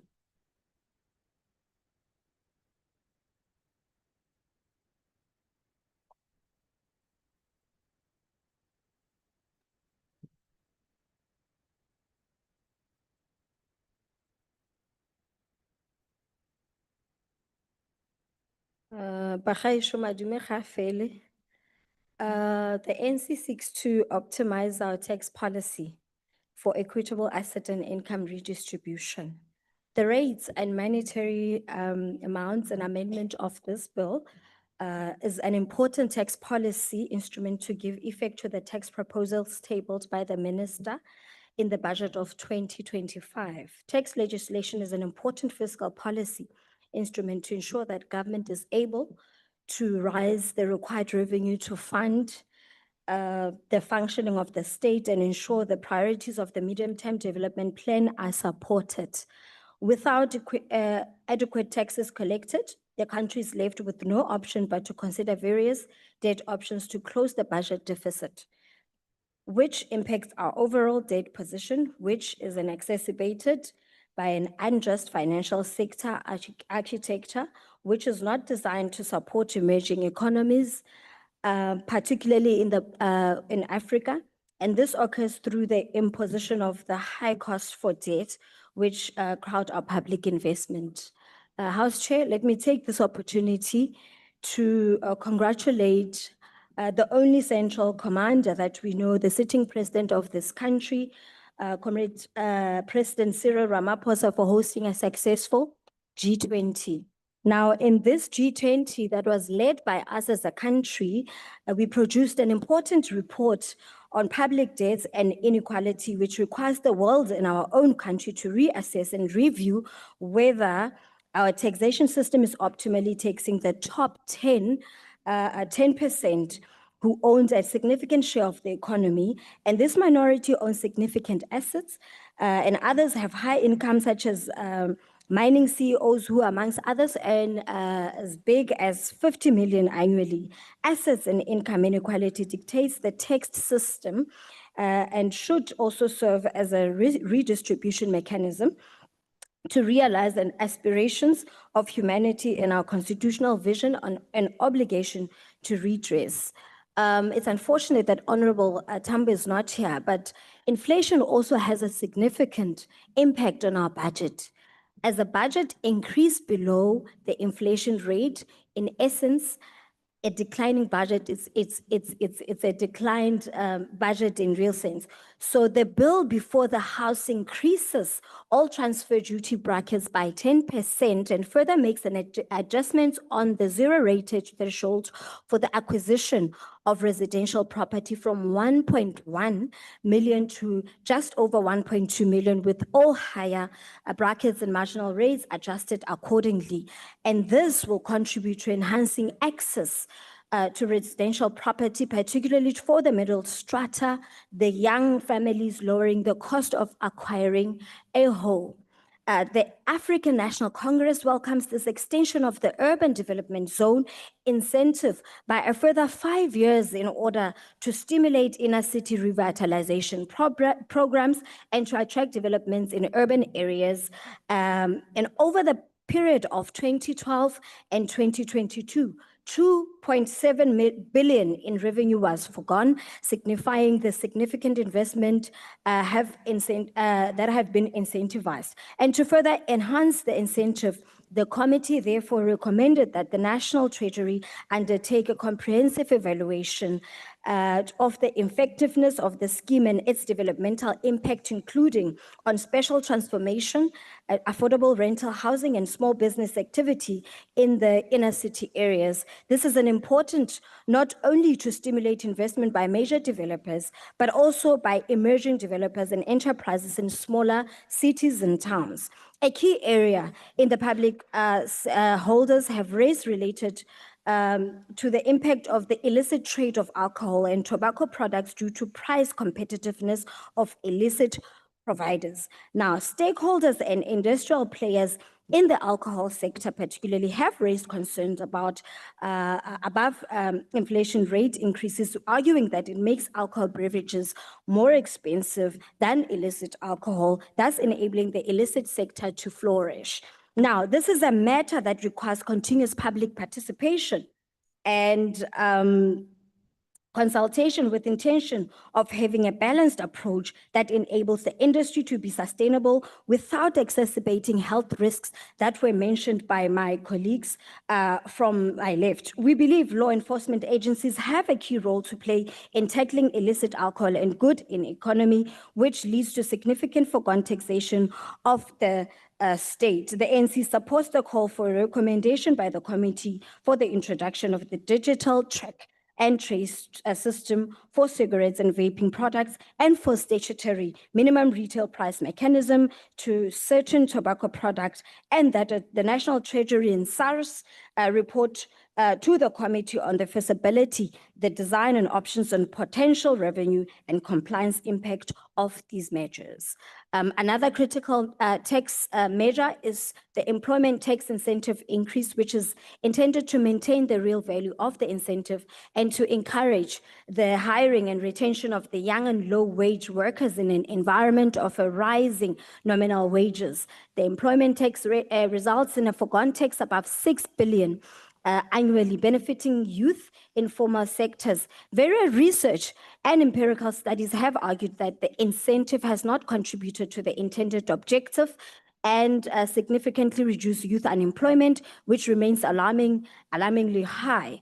Honorable members, let me also add that this requires the National Treasury to continuously and assess robustness of the employment tax incentive and ensure that it is refined to increase employment opportunities by increasing the conditions of the benefit by linking it to an increased additional employment by firms. This will also contribute to skills revolution. A massive employment program is required at the firm level, and various employers have to develop growth and development strategies as part of the incentivizing system to avoid incentivizers that are not adding adequate value to crowd in investment, leading to a benefit for employers without additional value extracted. Honorable members, tackling the problem of unemployment requires a comprehensive, interconnected approach by various role players such as the education sector, the business sector, the policy makers, and to ensure our economy is a fertile ground for innovation that leads to a creation of the job opportunities. Through our tax system, a lot of possibilities exist to avail resources to respond to our developmental needs. The African National Congress calls on all social partners to further work with government and participate in the national dialogue to innovate solutions to respond to challenges impacting our country and the tax system in a manner in which in a national importance. And the African National Congress therefore support the bill. Thank you very much, Kalebo. Thank you very much. Honorable Ismail Musa.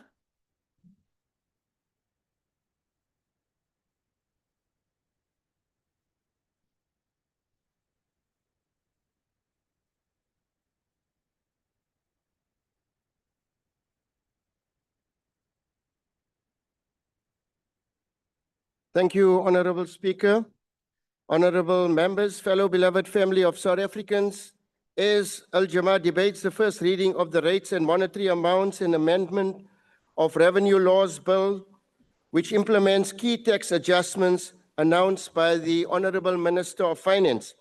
Al-Jama acknowledges that this bill comes at a time when South Africans are under immense economic pressure. Any changes to tax rates must protect vulnerable households, support small businesses, and maintain fairness in our tax system. The bill gives effect to key tax proposals and forms part of a central part of our broader revenue framework. The bill must be accompanied by firm commitments to try and reduce expenditure and improve the efficiency of public spending. Honorable Speaker, beloved family South Africans, Al-Jamaa suggests every rand collected through this legislation must translate into better services, improved infrastructure, and real economic opportunities for our people. I also want to take the opportunity to reiterate the importance of God consciousness that has to be foremost upon executing any duties entrusted to us. At the same time, Al-Jamaa compliments and acknowledges SARS revenue collection. Al-Jamaa supports the principles of equity and accountability underpinning this bill. Honorable Speaker, beloved family South Africans, Al-Jamaa abhors gambling and its consequences. Let not this evil of vice eat into our basic necessities. Sustainable revenue depends not only on tax measures, but on responsible governance and economic growth. Balibongwe, I thank you. Thank you very much, Honorable Member. NCC, PAC, UAT, good. Honorable Alexander.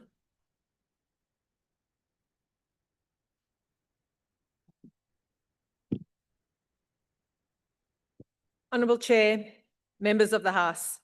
Today, I speak to you about something that touches every single one of us, money. Not the complicated numbers that you hear in Parliament or on TV, but the money in your pockets, the cost of groceries, the price of electricity, and whether you can afford to put petrol in your car. Today, we debate a bill with a complicated name, the Rates and Monetary Amounts and Amendment of Revenues Law Bill. In short, this means where the government is going to take from your pocket or give you some breathing room. And here's the truth. We are turning the corner. Right now, life is hard. Prices keep going up and salaries don't match the pace. A loaf of bread costs more today than it did last year. Electricity keeps climbing and your lights will go off. Petrol goes up and so does the taxi fare. These are not just numbers, these are the realities of every family trying to make ends meet. And for 15 years, debt has climbed. More borrowing, more interest, and therefore less for frontline work services. But now debt is stabilizing, meaning we have stopped the upward spiral. This did not happen by chance. It took hard choices. Better tax collection, tighter spending, and a primary surplus where day-to-day revenue exceeds day-to-day costs and a shrinking deficit over the medium term. These are not just statistics. These are the foundations for growth and jobs. This bill touches us daily in very real ways, and let me explain. For those of you buying property, the transfer duty threshold has been adjusted. Properties under 1.2 million now will have no transfer duties. This has accounted for inflation, but let's be honest, in many communities, 1.2 million doesn't buy what we're used to. Housing needs to become more affordable and not just numbers on paper. If you're trying to start a business, there's some good news. The bill extends the Urban Development Zone tax incentive until 2030. This is about encouraging investment in our inner cities and creating jobs where people live. But we need to ask, is this enough? Are these incentives actually reaching the small business owners in townships and informal settlements? If you're looking for work, the employment tax incentive, the program that encourages businesses to hire young people, has been adjusted. The maximum monthly incentive for employers hiring qualified employees has increased to 2,500 rand. The earning threshold has gone up to 7,500 rand per month. But what really bothers me is that we're making it easier for employees to hire, yet unemployment keeps rising. Why?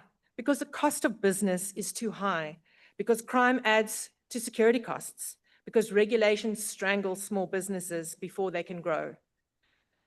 We're also facing a shadow economy that steals from our communities in the form of illicit cigarettes and counterfeit alcohol. Every rand lost is a rand taken away from clinics, schools, and your neighborhood police station. When excise duties rise to protect health and fund services, criminals undercut honest businesses. We cannot stand for this. There needs to be stronger customs reinforcement, track and trace from factory to shelf, and prosecutions that send a clear message. If you steal from South Africans, you will face the consequences. We need to push SARS to work together with modern technology, iron determination, because every billion recovered is a billion invested in you without raising taxes. And here's something critical. The Minister of Finance announced a tax increase at the beginning of this year, and the DA fought this to keep money in your pockets. And this bill is the nail in the coffin for higher VAT. And higher VAT would have meant everything would have cost you more. But we blocked this increase. We protected the purchasing power, but barely. We're not making things better. We're just preventing them from getting worse.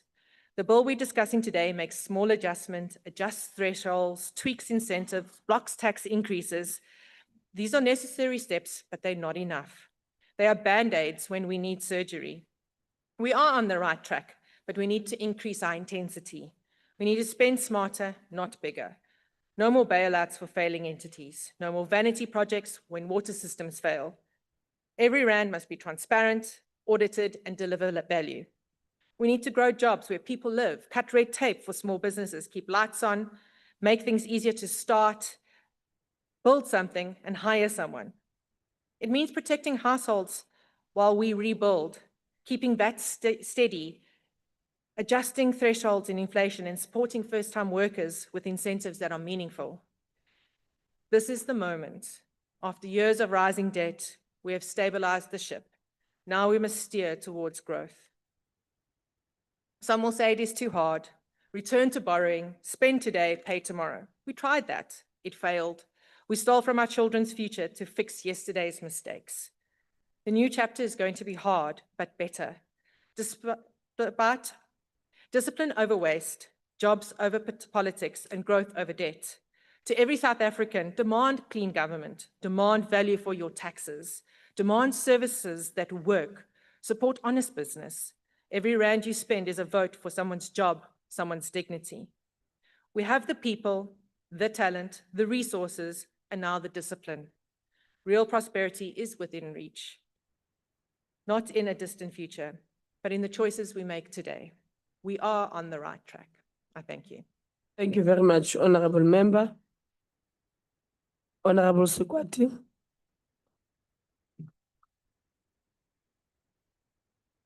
Thank you, House Chair. The Chairperson of the Standing Committee, the Minister in the House, Deputy Minister in the House, House Chair, the tax system is anchored by a revenue collection service that should contribute to increasing voluntary compliance in order to optimize potential revenue from the existing tax base.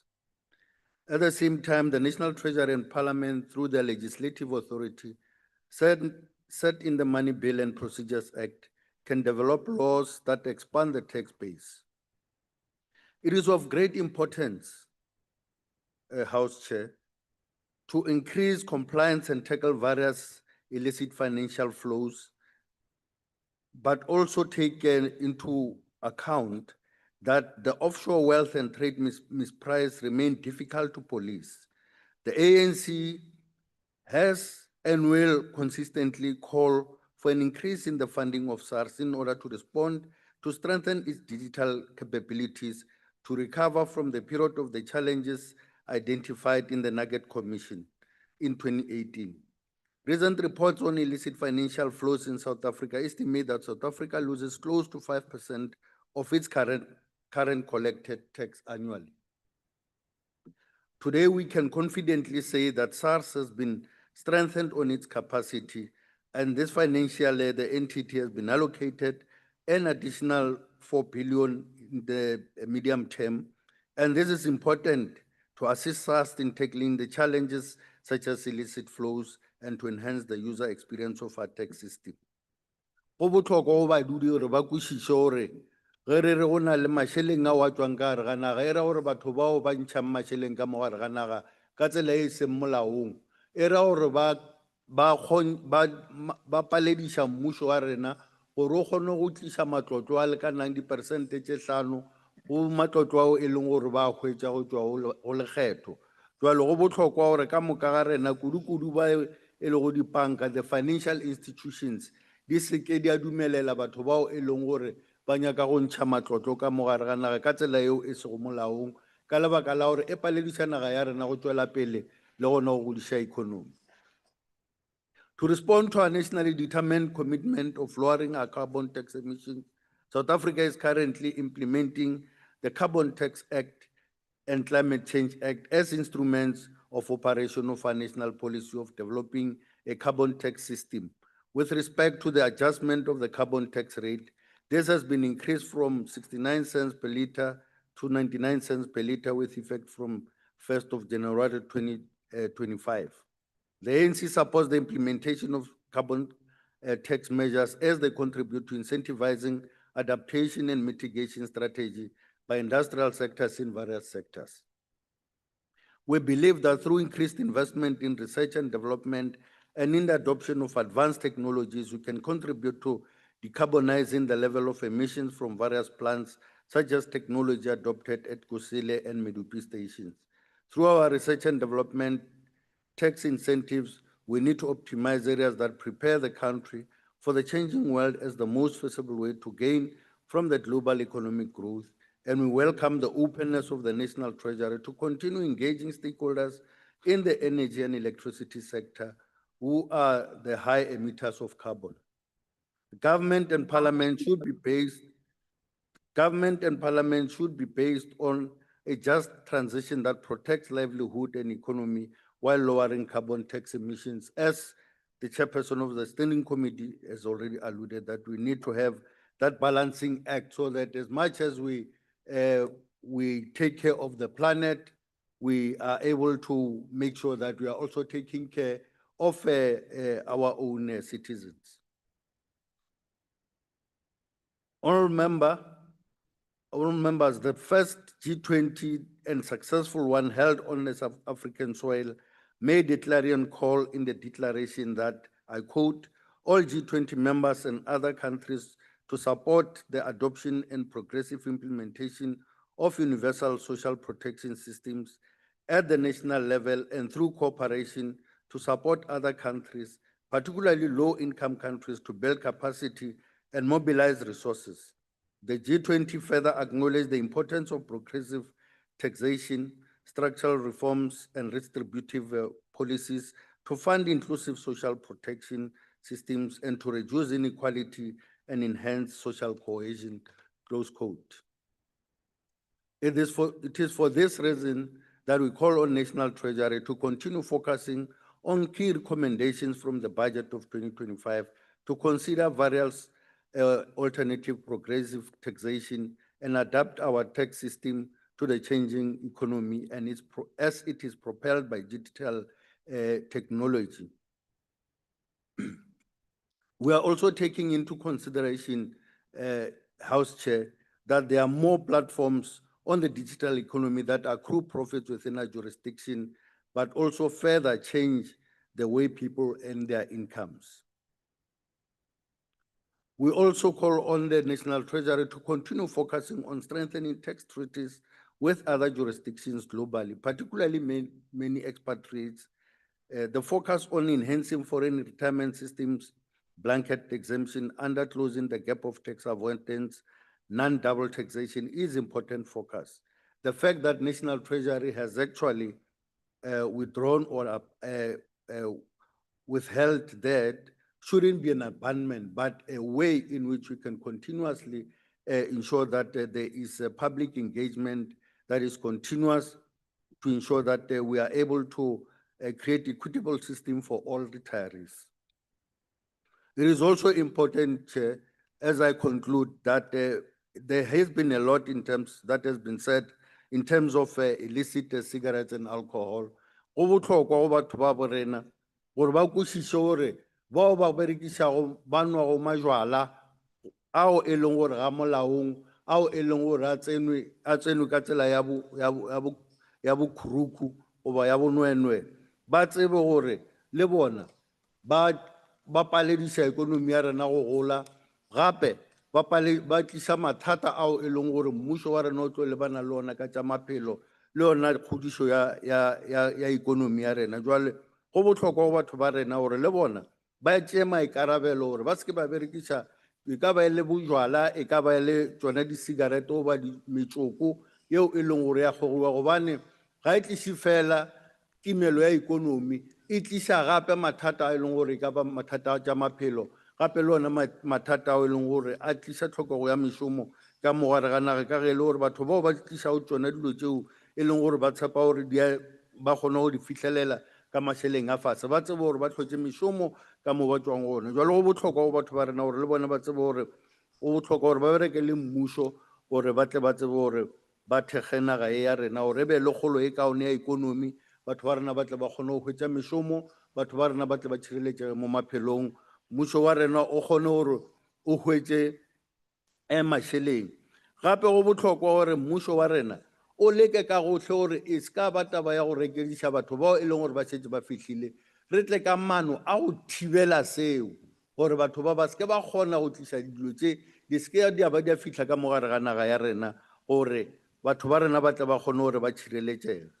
Jwale go bohlokwa gape gore ke laetse seo e leng gore ba šetše ba se boletse ba re tšeo e leng gore lekgetho leo e leng gore le a ntšhiwa mo majwaleng le gona mola di-cigaretteng ke tsona tšeo e leng gore di hlola gore batho ba tliše dilo tšeo di sa lokang ka mogare ga naga ga go ka tsela eo go bohlokwa gore batho ba rena. Honorable Kwati, can you please take a seat? Honorable Tolip. Chair, I'm just waiting because the interpretation is still interpreting while the honourable member is sitting down. Can we ask him to slow down a little bit? Utolika. She's still translating now while I'm talking. Hey, man, slow down, man. No, that's not an I'll point try of to order. slow Please down, but continue, Honorable Member. I've got a timer here, Honorable Trolley. Honourable Minister, we support the need for debt stabilization measures, but we believe we also have room within our revenue generating parameters. We need to deepen the rigor of devising other tax alternatives, but also make sure that we are able to grow the economy.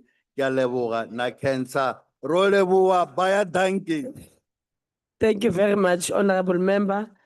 I will now recognize our last speaker, the Deputy Minister of Finance.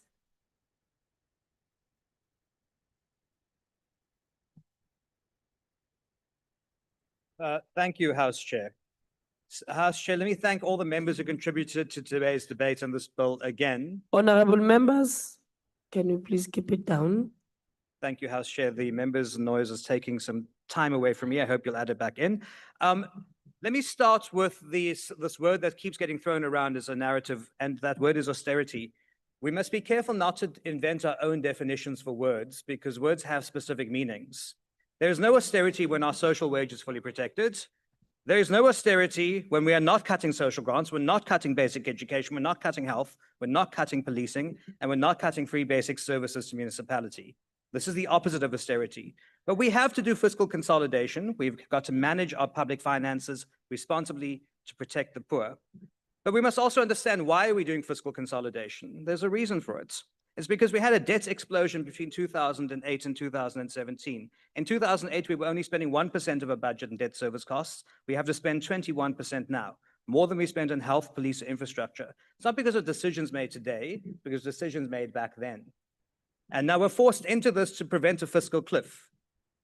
And the reality is, honorable members, that we are having to stabilize the finances of our country in peak debt because we have to prevent a debt crisis. Fiscal consolidation is not austerity. It's the price of repairing the damage of the past so we can fund the future. And the fiscal cliff, let me tell you what the fiscal cliff means. If we get there, it means that government can't pay the bills that keep society functioning. It means that social grants are threatened. It means that the salaries for nurses, teachers, police officers, and social workers become uncertain. It means that our infrastructure collapses. It means our interest rate spikes. It means the poor suffers the most, jobs are not created, and our sovereignty is compromised. So we have to do fiscal consolidation. We're doing it responsibly. And avoiding the fiscal cliff is not an ideological matter. It's about protecting the most vulnerable, preserving the state's ability to deliver, and ensure that the country remains in control of its own future. Now, let me deal with some of the specifics of what was said in the debate.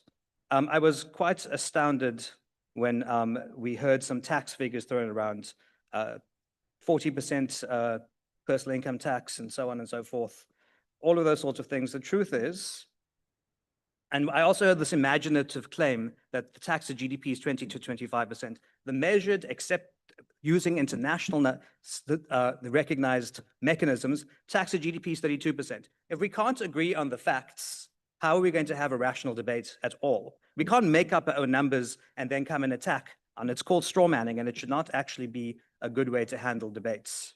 Now, I can give you lots of numbers that were made up in this debate, but it's not worth it. We know that maybe we need to get more economics lessons into Parliament for some members of this House. I would urge maybe we should have an engagement with the Speaker. We can get the UCT economics team to come and help the members, because this is serious policy. Now, we also heard that the bill is too complex for ordinary people. Tax legislation is technical because running a modern economy is technical. It's incomprehensible only to people who don't read their documents. If you don't read the bill and then you come in and say it's too complicated, that's not the responsibility of the National Treasury. We publish technical memos to explain things as simply as we can, and if members are struggling with the complexity of it, that's beyond us. But let me say this, there was some constructive interactions around online gambling and what we need to do to deal with that and support for the Treasury's paper. I would encourage members to get public participation on that as we take input on that. And there was some decent inputs around illicit trade and excise revenue and concerns around that. And the members were correct. Illicit activity in cigarettes and alcohol is a major challenge, and the excise revenue has not behaved as it should. But it's not only about excise rates, it's also about enforcement capacity and the damage that was caused when SARS was hollowed out.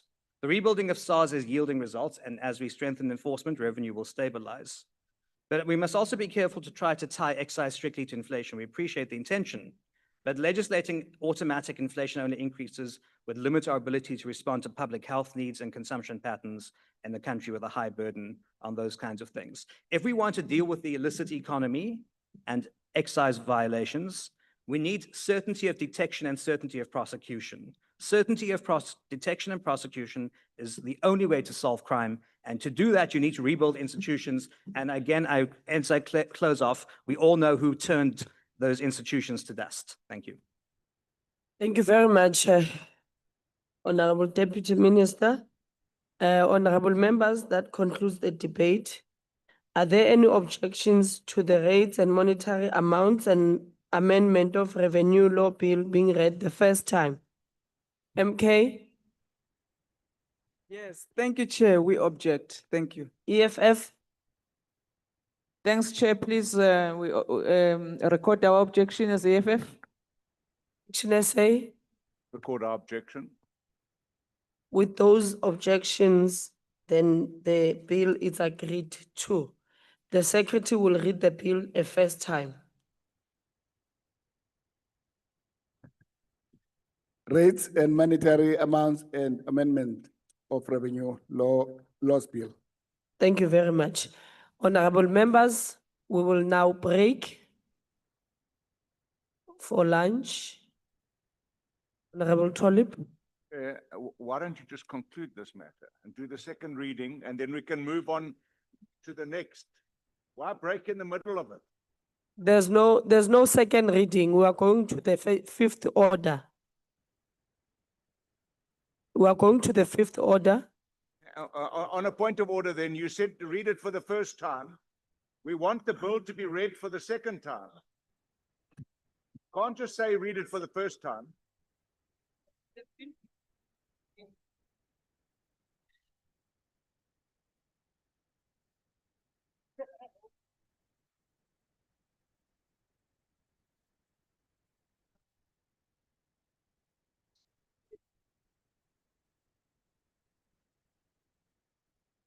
All right, with that being said, I think we will then complete with the fifth order, yes.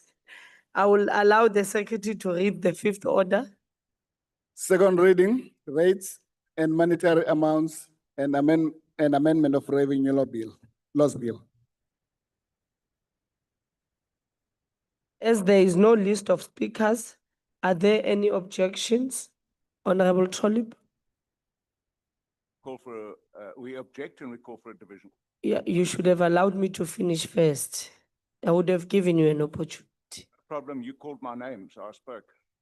I must finish with the rest of the bill and then I will ask for the objections. Are there any objections to the rates and monetary amounts and amendment of revenue law bill being read a second time? Honorable Trolip? We object and we call for a division.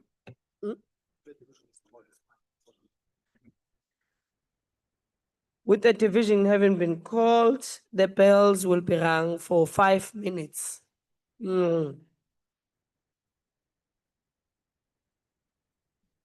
seconds is my discretion.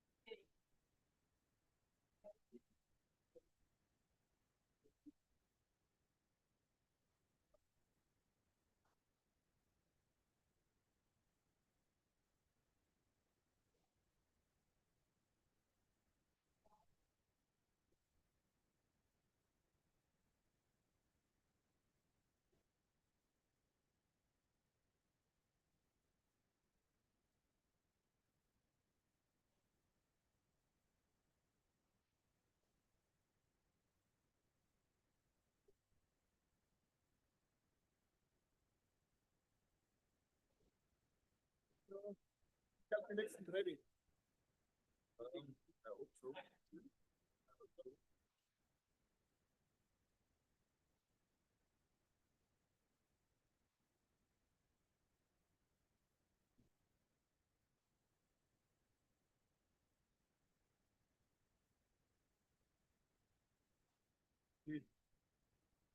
From the team.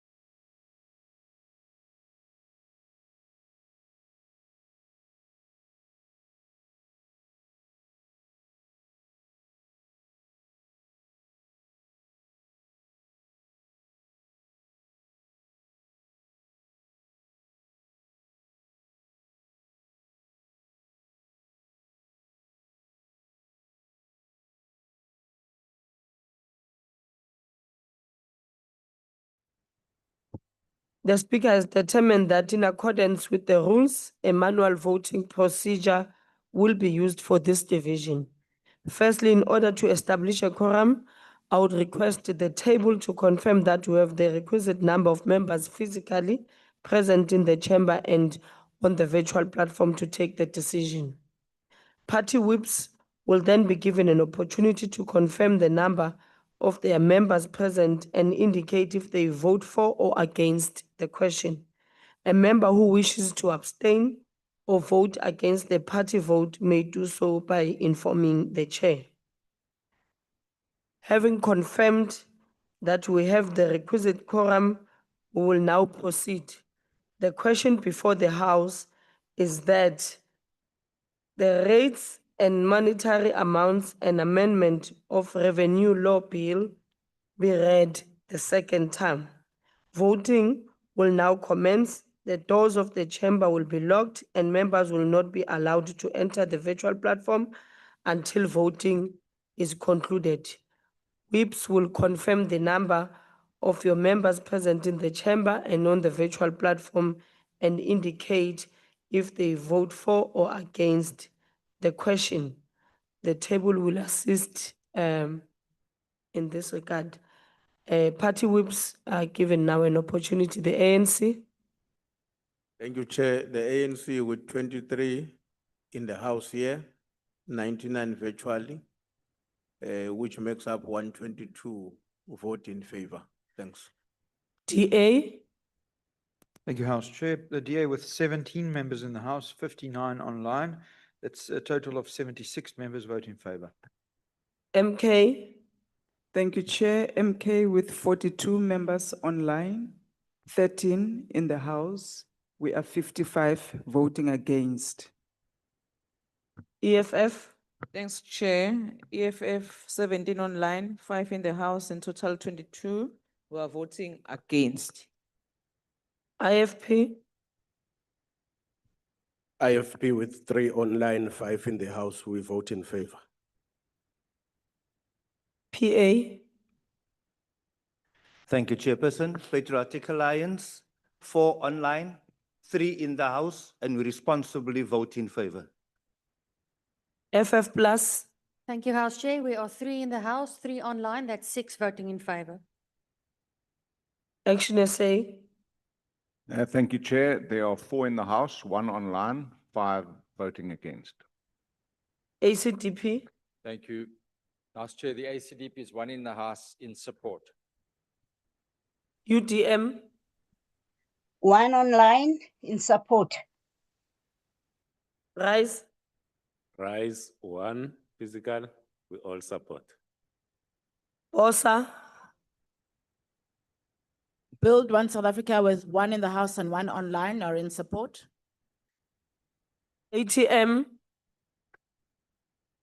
Al-Jama. Honorable House Chair, Al-Jama, 1 in the House, voting in favor. Thank you. Malibongwe. NCC. PAC. UAT. Wood.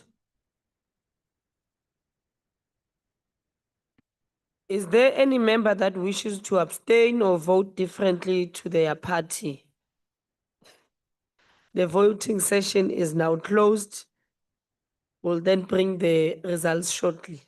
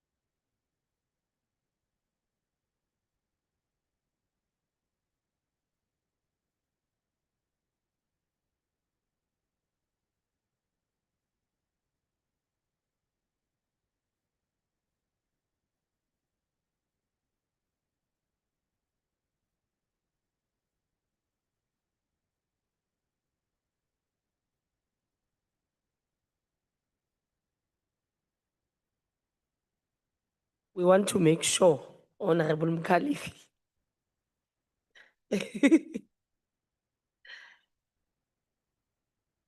Honorable members, the results of the division are as follows. Abstentions, 0. Noes, 82. Yes, 225. The question is accordingly agreed to, and the secretary will read the bill a second time.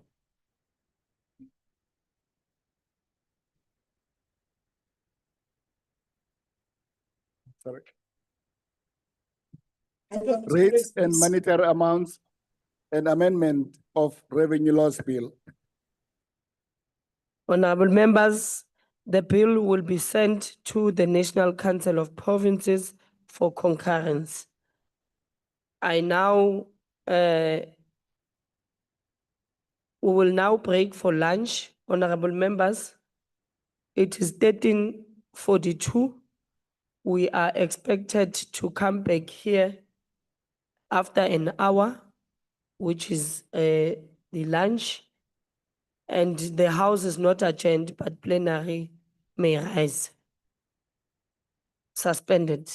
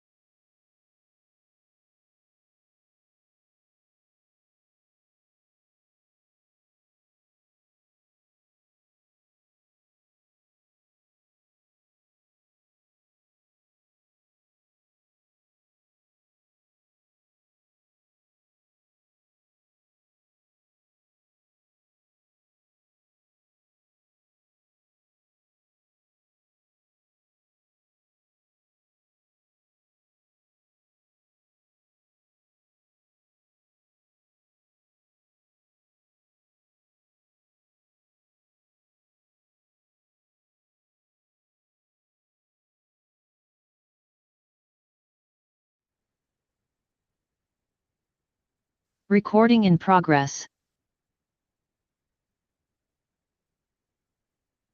Please be seated.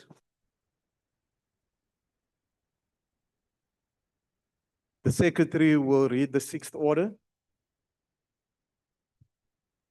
Consideration of budgetary review and recommendation report of Portfolio Committee on Women, Youth and Persons with Disabilities.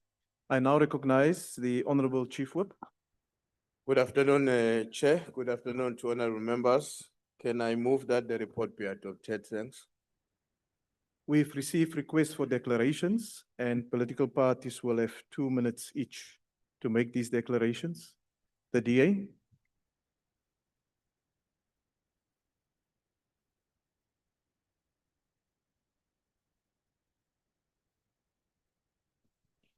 Thank you, Honorable Chair.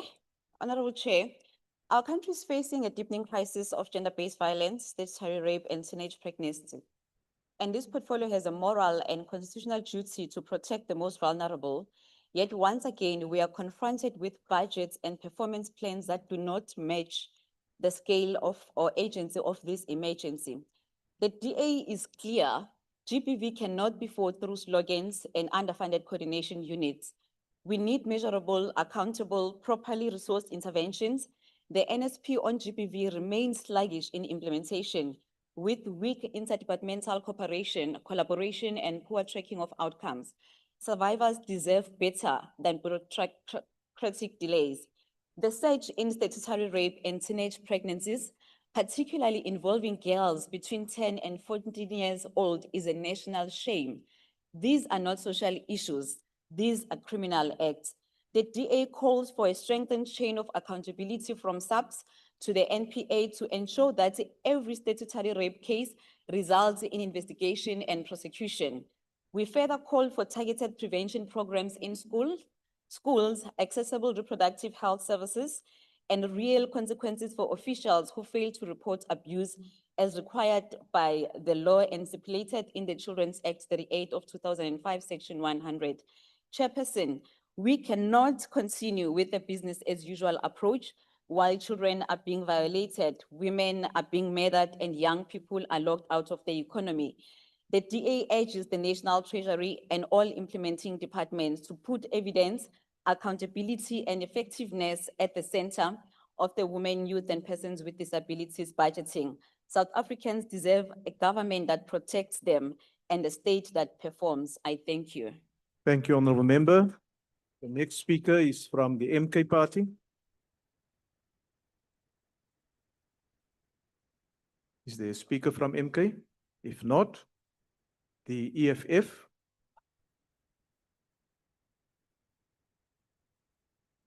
Is there a declaration from the IFP or the EFF is here? Please proceed, Honorable Member. Honorable Chairperson, the Economic Freedom Fighters rejects this BRRR with deep concern. This department is failing women, youth, and persons with disabilities at the most basic level. The same problems are repeated every year. Late reports, weak financial controls, repeated audit failings, unfulfilled critical posts, and a shocking dependence on consultants while funded vacancies stay empty. Gender-based violence continues to terrorize our communities daily. Yet this department cannot even get basic information from other departments. The Disability Rights Bill crawls forward. Monitoring of the National Strategic Plan on GBV is weak, and the Sanitary Dignity Program remains largely unfulfilled. The National Youth Development Agency again failed to table its annual report on time and received yet another qualified audit. Our youth deserve better than chaos and incompetence. This BRRR exposes poor planning, poor governance, and zero accountability. We cannot keep rewarding failure with budgets while recommendations are ignored year after year. The EFF demands a complete structural overhaul of this department. Without decisive leadership and real accountability, it will remain incapable of championing the rights of women, youth and persons with disabilities. For these reasons, the EFF rejects this BRRR.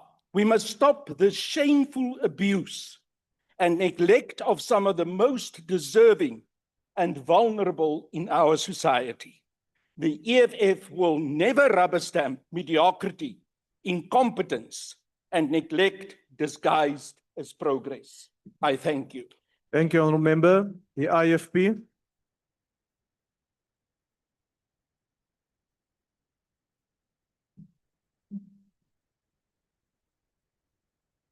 Thank you so much, Chairperson.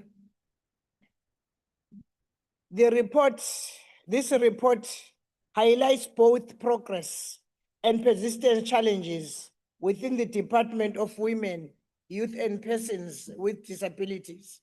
While several targets were achieved across core programs, we remain concerned about under-expenditure, delayed legislative processes, and incomplete submission of report, which weakens oversight and accountability.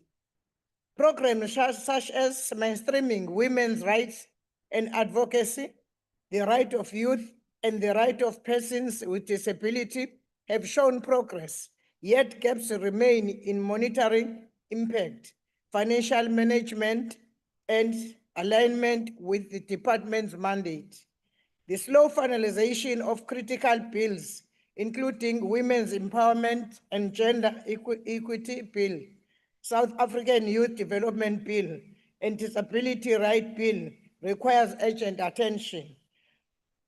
We are also concerned about irregular and fruitless expenditure, over-reliance on consultants, and the capacity constraints within the department, the Commission for Gender Equality, and the National Youth Development Agency. We urge stronger monitoring, adherence to mandates, timely submissions of reports, improve financial management, and full implementation of programs, including the Sanitary Dignities Program and the GPVF initiatives. We support the report and call on the department, CGE, and NYDA to act decisively to enhance accountability, efficiency, and Honourable service Member, your time delivery. is now expired. Thank you, Chairperson. Thank you. MK.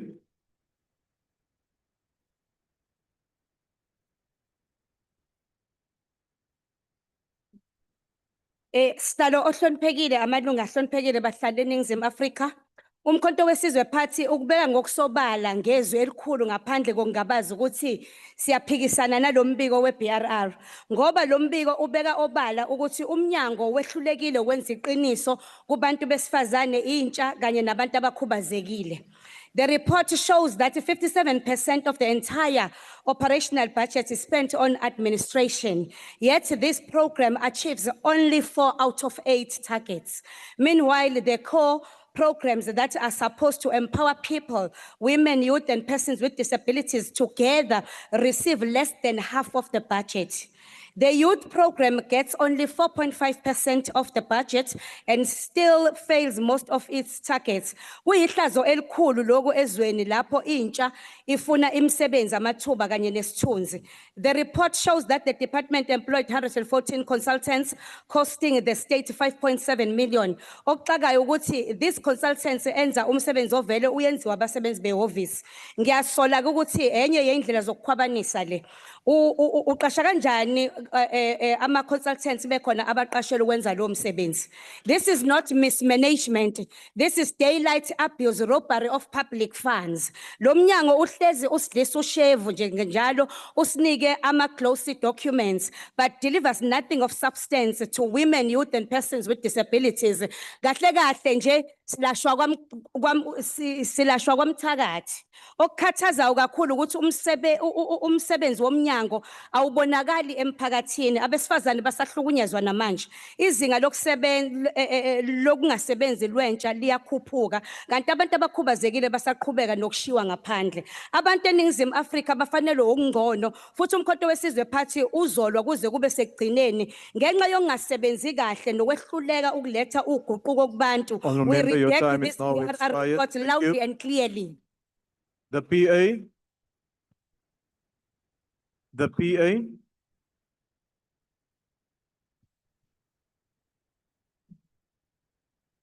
Honorable House Chair, honorable members, the Patriotic Alliance support this report, but let us be clear, the department must step up its game. Yes, a clean audit in the youth empowerment program is on paper, but our reality is not written on paper. Our reality is our communities where thousands of young people are still sitting at home with no jobs, no opportunities, and no hope.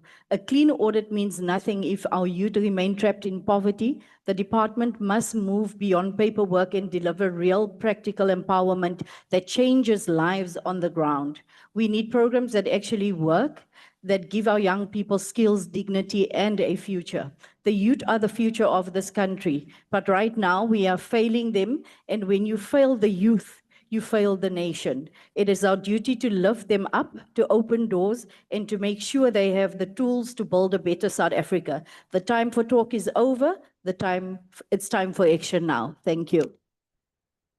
DFF Plus. No declaration, House Chair. We support the report. Action SA.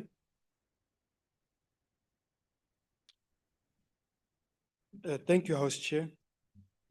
This committee has one of the important tasks in our society. Because if you take women, youth, and persons with disabilities, you are accounting for more than 65% of the population of this country. It is the most under-resourced committee given the task that face it. There are challenges in terms of employment, accountability, and spent funds. But the biggest problem that this unit has is gross underfunding and it not being made important. The budget for them to engage with communities is the smallest amount in their budget. And that is the biggest task for that committee. If we are to deal with our social ills, from statutory rape to homelessness to children without parents, we need to restore the family. They don't have any funds for meaningful engagement with the communities. We have devoted far more for an intended community dialogue than we give to this department. So we as parliamentarians need to ensure that they have a proper plan that will change things in society, but it needs to be properly funded. When you look at persons with disabilities, they have no assistance in the family, they have no assistance in the workplace, they have poor access to educational opportunities. And yet, every day we talk about that when the unit is not properly funded. So what I ask from the minister is that the minister presents a proper plan and we as a committee will come to this house to ensure that they are given appropriate resources to be able to save this country by serving women, youth, and persons with disabilities better than we're doing right now. The ACDP. Thank you, House Chair. House Chair, the ACDP notes that social media and civil society have questioned whether the resources truly reach vulnerable communities, particularly women in rural areas. Now, the department's core mandate is monitoring, evaluation, research, and coordination, yet it seems to be largely failing in this regard, perhaps lacking analytical software and information. And we note underspending on certain critical programs whilst overspending on administration. Women are the backbone of our families and communities, as the ACDP has consistently stated, and too often they put their husbands and children and others first, whilst their own needs remain unheard, apparently to a large degree also by this department. In the ACDP submission to the Youth Parliament earlier this year, we stressed that empowerment must begin with dignity, and recognition of women's sacrifices. And while we commend initiatives that promote women's entrepreneurship and leadership, yet we lament the slow pace of implementation of excellent ideas. The committee's recommendations urge stronger accountability and targeted funding for women's programs, which the ACDP supports.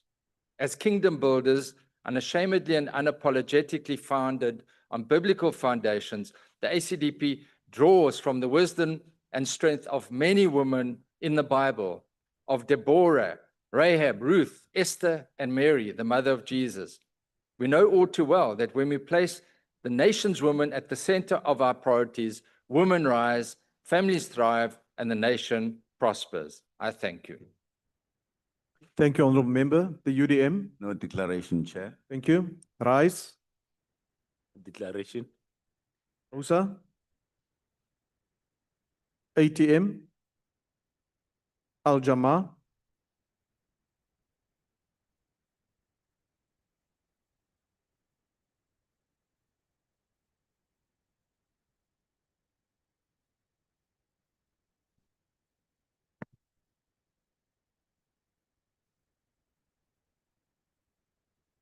Thank you, Honorable Chair, Honorable Speaker, Honorable Members, beloved family of South African residents. I rise to note the committee's report and to affirm that the protection and empowerment of women, youth, and persons with disabilities must be actionable.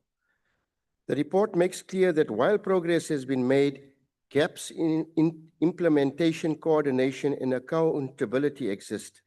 Al-Jama's view is we must strengthen oversight over departments tasked with disability inclusion, ensure that youth development programs translate into real economic opportunities, and intensify our fight against gender-based violence with adequately funded interventions.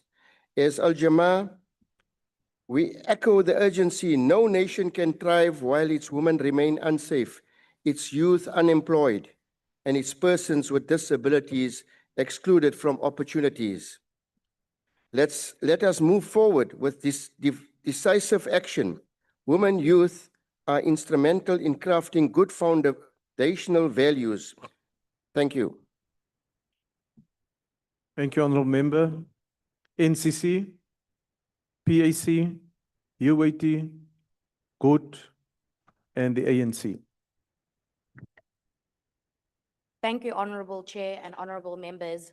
As we reflect on this BRRR report for women, youth, and persons with disabilities, we are reminded of the barriers and the systematic challenges that are faced by women, youth, and persons with disabilities.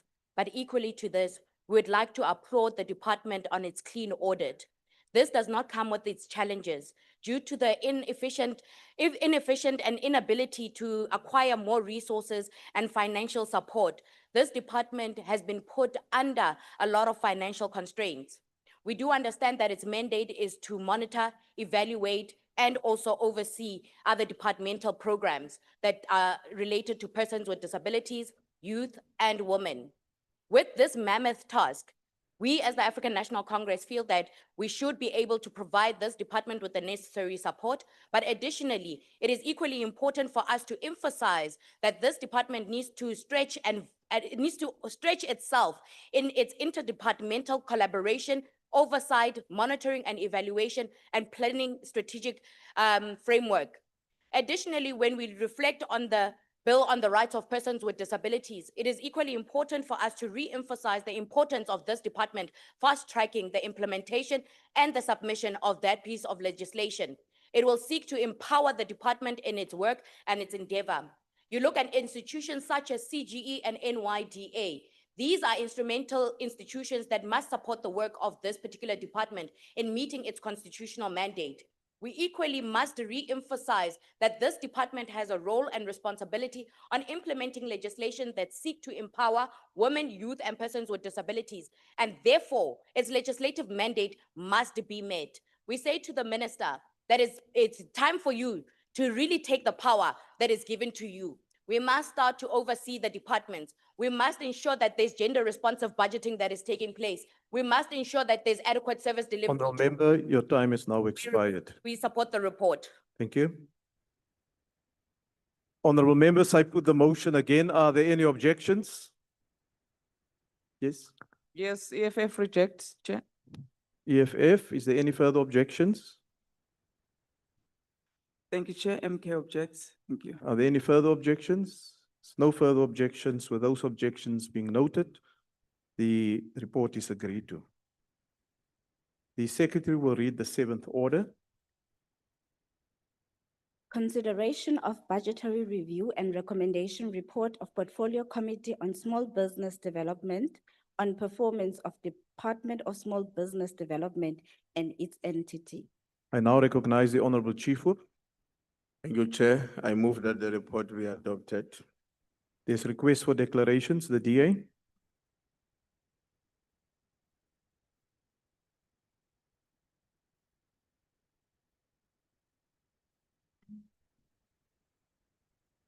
Thank you, House Chair.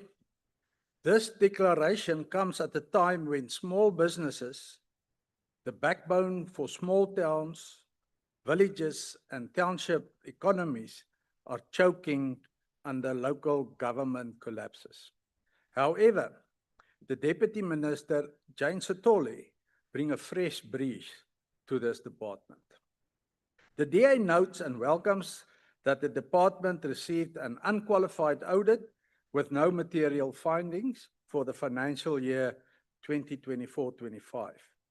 Throughout the MTSF period, the Department of Small Business Development claims an 88% performance achievement and underspending across all four key programs, underutilizing their budget allocations due to vacant posts.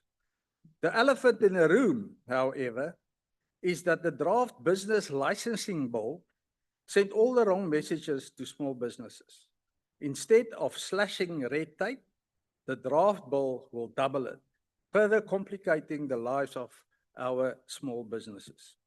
The bill seeks that businesses must have a license to operate, but licenses are there to protect people from danger. That's why restaurants have food safety requirements and factories must ensure occupational safety. These areas are already regulated. The proposed legislation wants municipalities to administer the enforce business licenses. Many of them are dysfunctional. Chairperson, imagine the level of frustration of our entrepreneurs. New licensing requirements won't create jobs, they will kill them. Thank you. MK.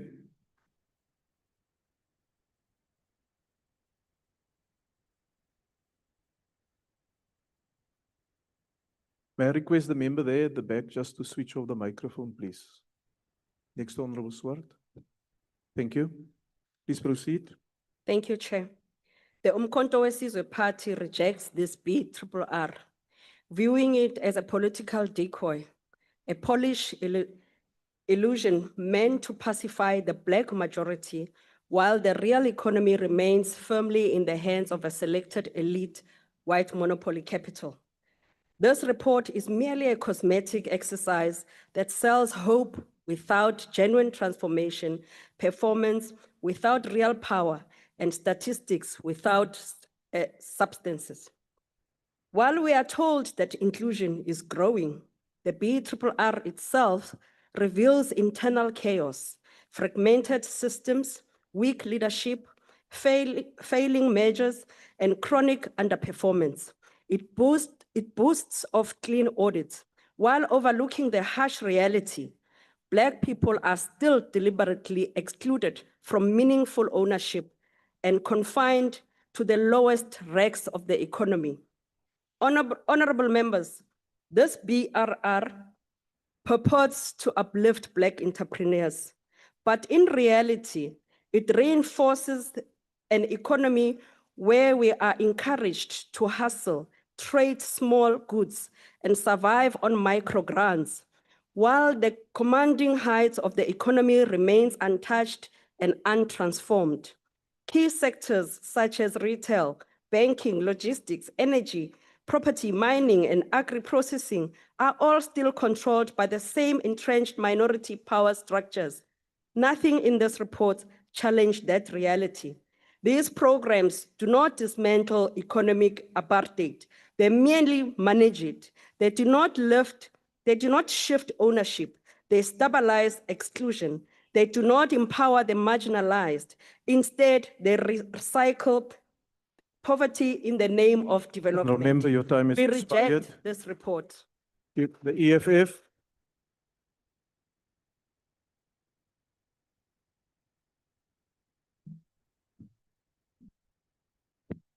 Chairperson, the economic freedom fighters reject the budgetary review and recommendation report of the PC on small business development.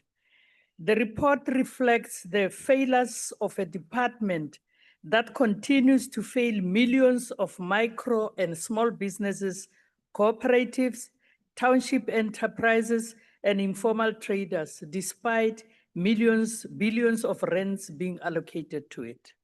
Vacancies stand at 19.6%, nearly 1 in 5 posts unfilled, and the department has never met its own target of 10% vacancy rate.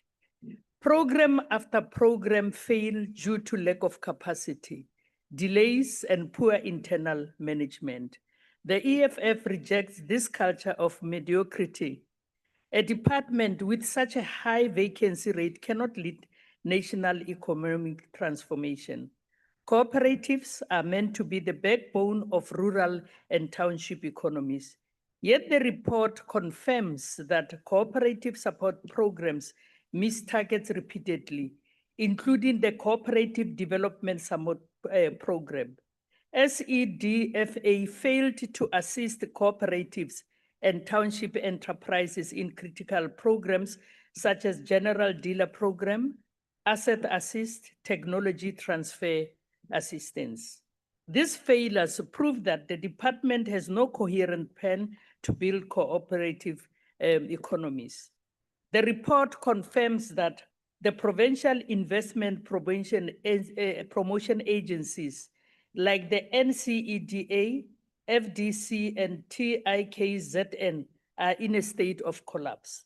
This committee has warned repeatedly that PIPAs are dysfunctional and once again failed to process. Remember, your time has expired. The EFF rejects this report. Thank you, Chair. The IFP. The IFP. PA. Sorry, Chairperson, I think maybe he's having a problem.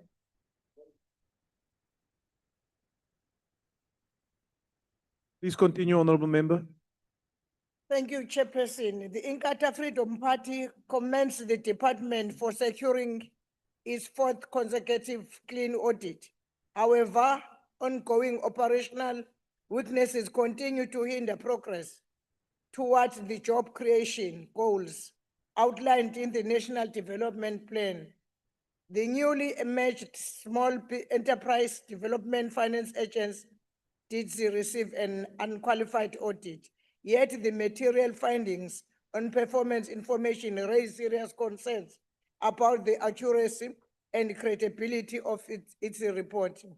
These challenges are made worse by the department's high vacancy rate, which contributes to the underspending and the weakness its overall delivery capacity. The IFP therefore calls for urgent recruitment to close the vacancy gap and ensure that public funds result in measurable outcomes for small enterprises.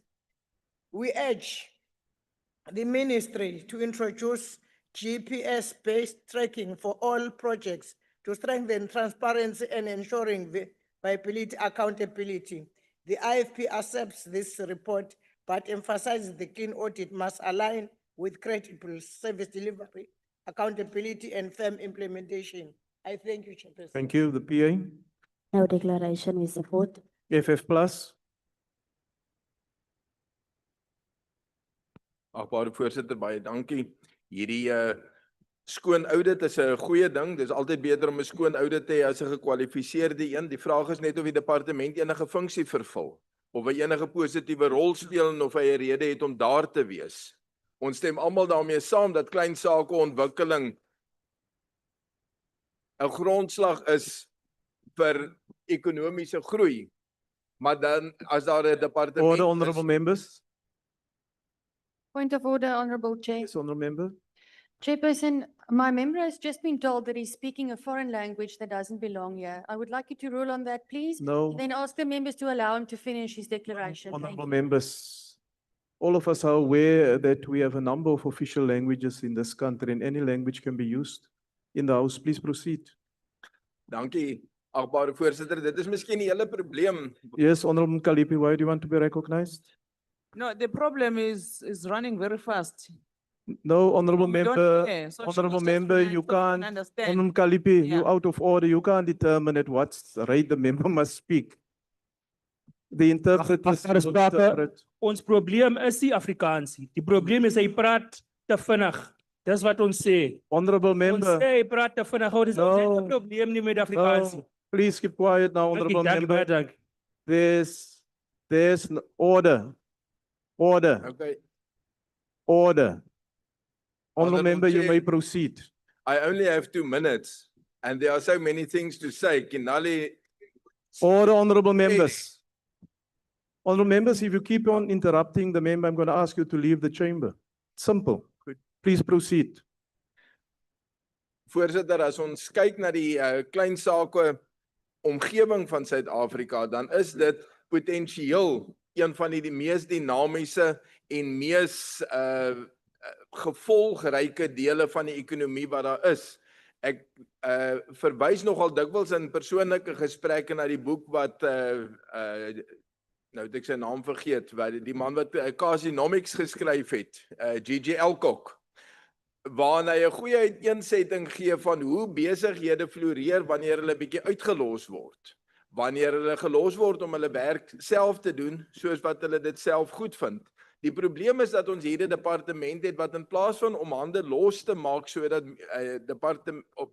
deelnemers meer kan doen, jy eintlik departementele amptenare het wat wonder wat kan hulle vandag nog reguleer? Wat kan hulle ekstra doen? As hulle dit dan volgens audit vereistes doen, dan kry jy skoon audit, maar jy het nog steeds nie ekonomie wat groei nie. Ons kyk net nou na 2 ander departemente waarvan 'n mens dieselfde oordeel kan maak en dit is om te sê dat as jy 'n departement het wat alles doen wat van hom verwag word, maar die resultate is so swak. Byvoorbeeld dat jy 'n ekonomie het wat stil staan terwyl hy behoort te groei, dan beteken dit die departement doen die verkeerde ding reg. Dankie. Action SA. Honorable Chair, South Africa's small business owners are amongst the most resilient in our country, yet they remain some of the least supported by their own government. Year after year, we talk of SMEs as the backbone of the economy, but the township entrepreneur, the informal trader, and the cooperative remain locked out of meaningful support. The township economy can still not access funding, networks, and opportunities it needs to grow, hire, and thrive. We need SPARZA for locals, SPARZA for growth, SPARZA for jobs, and right now, Chair, they are getting none of the above.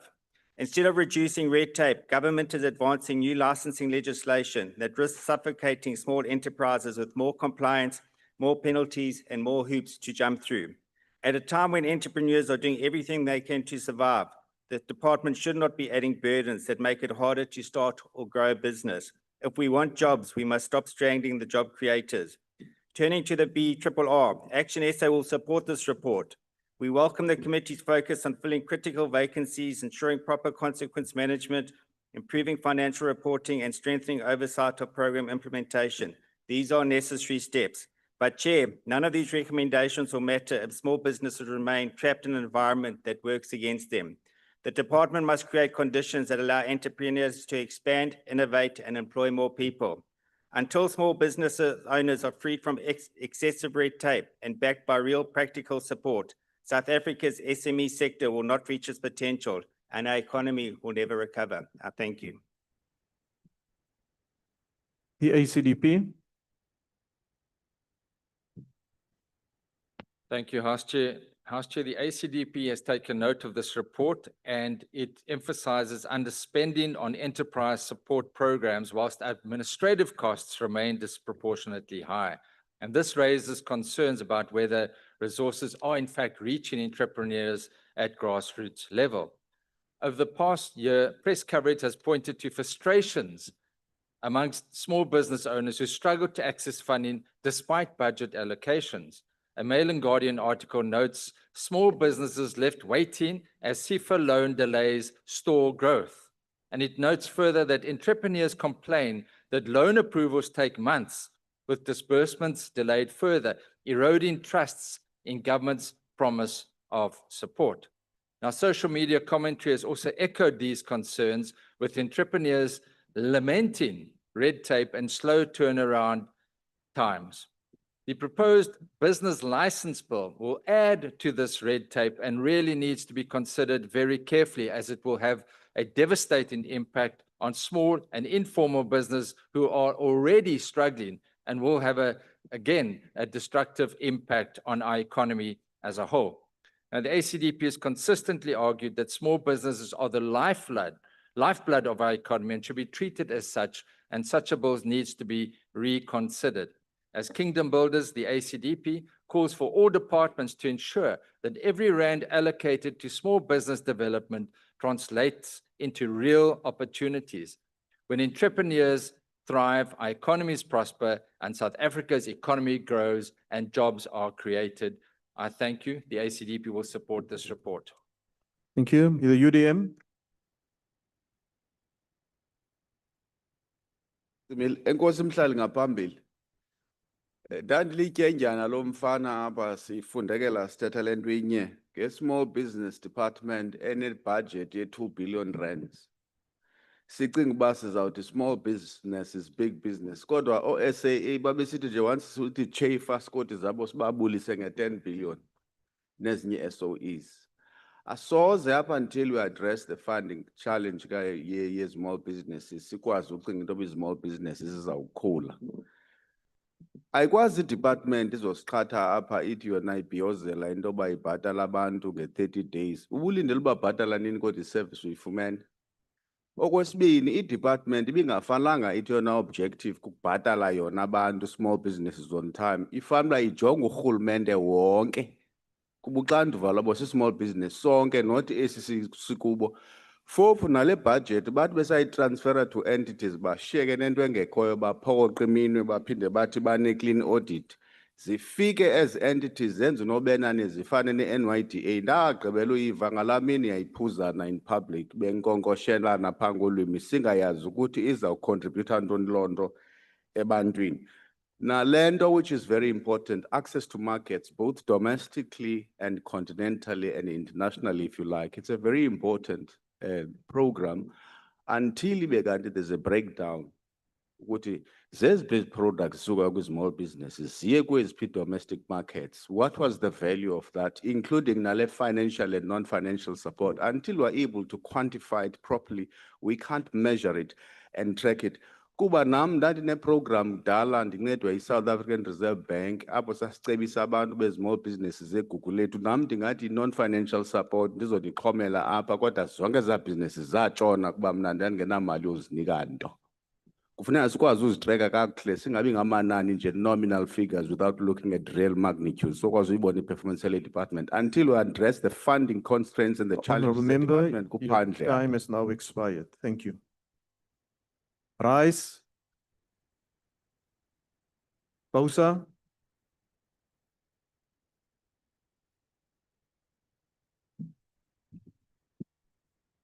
Thank you very much, Chair.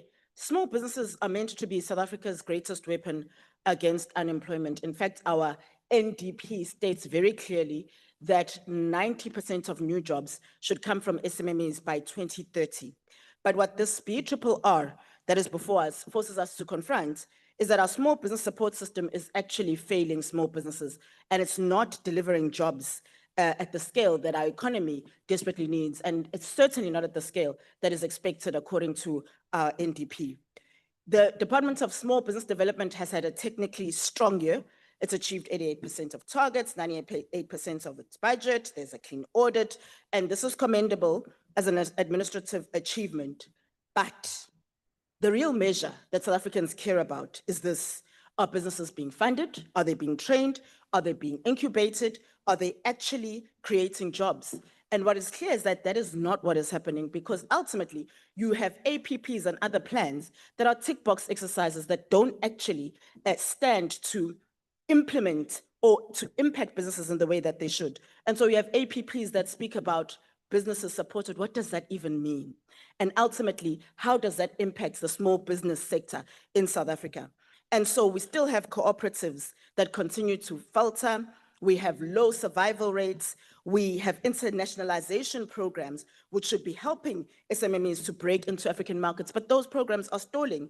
There's too many interventions that are small, that are not relevant. We have interventions that look the same way that they did a good 10, 12 years ago in a changing economy and in a changing world. You've still got red tape, and that becomes a slogan that is often spoken about, but there's no differences that we see. Skills development, we're not seeing.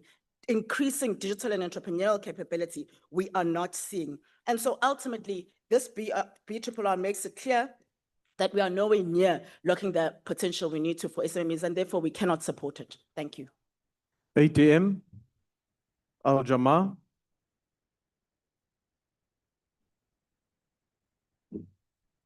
Malibongwe. Honorable Chairperson, honorable members, and beloved family of residents, I love diversity. Assalamu alaikum, a'udhu billahi minash shaitanir rajim, bismillahir rahmanir rahim.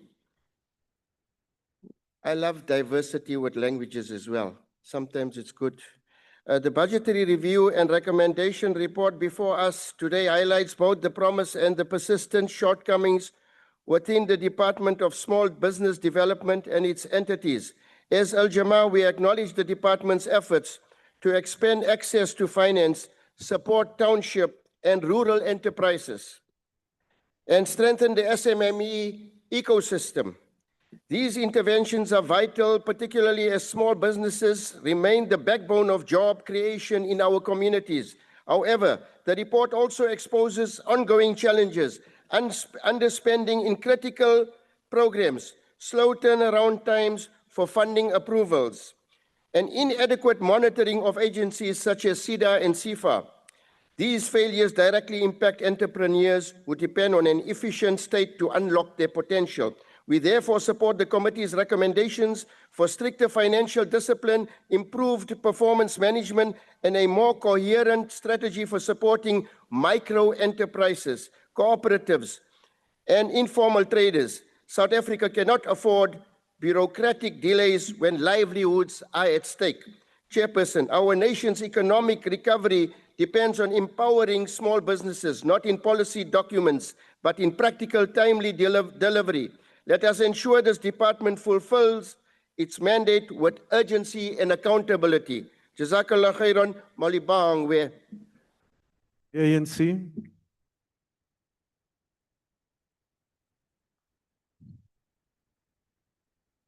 Thank you, House Chair, Chief Whip, honorable members, fellow South Africans. The African National Congress support the BRRR report of the Portfolio Committee on Small Business Development. As the African National Congress, we reaffirm that micro, small, medium enterprises are vital drivers of inclusive economic growth, localized job creation, and broad-based economic participation. Strengthening this sector is essential, advancing transformational objective of non-racial, non-sexist, and prosperous South Africa, which are goals of the National Democratic Revolution. ANC welcomed the committee's thorough assessment of the Department of Small Business Development, and its entity endorses the recommendation aimed at improving institutional efficiency, strengthening accountability, accelerating the rollout of support programs. The ANC's particular notice the need for enhancing coordination across spheres of the government to reduce red tape, streamline licensing processes, and ensure that reaches entrepreneurs in township, rural areas, and informal economy. We further support the call for expanding blended financial instruments, improving data system for tracking MMSE performance and fast-tracking initiatives that build resilience and competitiveness within the sector. These interventions align closely with the ANC's commitment to economic reconstruction, industrialization, and the empowerment of women, youth, and people with disability. The ANC emphasized that a well-resourced, performance-driven DSBD is central to unlocking South Africa's entrepreneurial potential. We therefore endorses the BRRR as an important mechanism for strengthening oversight, guiding budget allocation, and ensuring measurable progress in transforming the MSME ecosystem. The ANC proudly supports this report and remain committed to building a vibrant small business sector that contributes meaningfully to share prosperity. Honourable Member, your time has expired. For all our people. Thank you, Siabo. We support. I put the motion again. Are there any objections? Thank you, Chair. MK Party objects. Please record the objection of the EFF. Please record the objection of the UDM. Order, honourable members. Please record the objection of. Order, honourable members. Please record the objection of Build One South Africa. Are there any further objections? Those objections recorded, the report is agreed to. The Secretary will read the eighth order. Consideration of budgetary review and recommendation report of Portfolio Committee on Employment and Labor. I now recognize the Honourable the Chief Whip. Mr. Chair, I move that the report be adopted. There's request for declarations, the DA.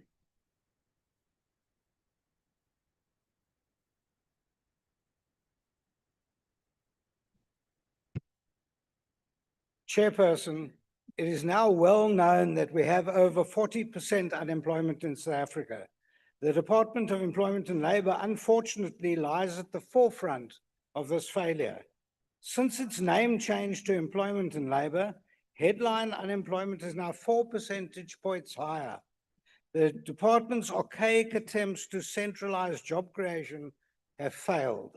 Over and above the unemployment being the order of the day, we have treated those who do find jobs with disdain and insult. One only needs to have a look at the Unemployment Insurance Fund and the Compensation Fund to understand how our administrators, our systems have abused those who have actually found employment. The employers in South Africa can all testify how difficult it is to actually register new employers for UIF and the Compensation Fund. Employers are stepping into a deep, dark hole when trying to help injured employees claim rightful compensation. Employees who have been contributing to the UIF for decades are treated abominably. Many, many millions have been spent on computer systems within the Department of Employment and Labour, which has effectively gone to waste.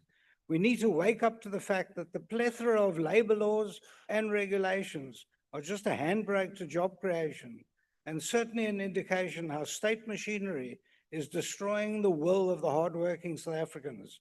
Renewing the UIF and the Compensation Fund will require starting at square one. We hope the Minister understands that and then does so. Thank you. MK.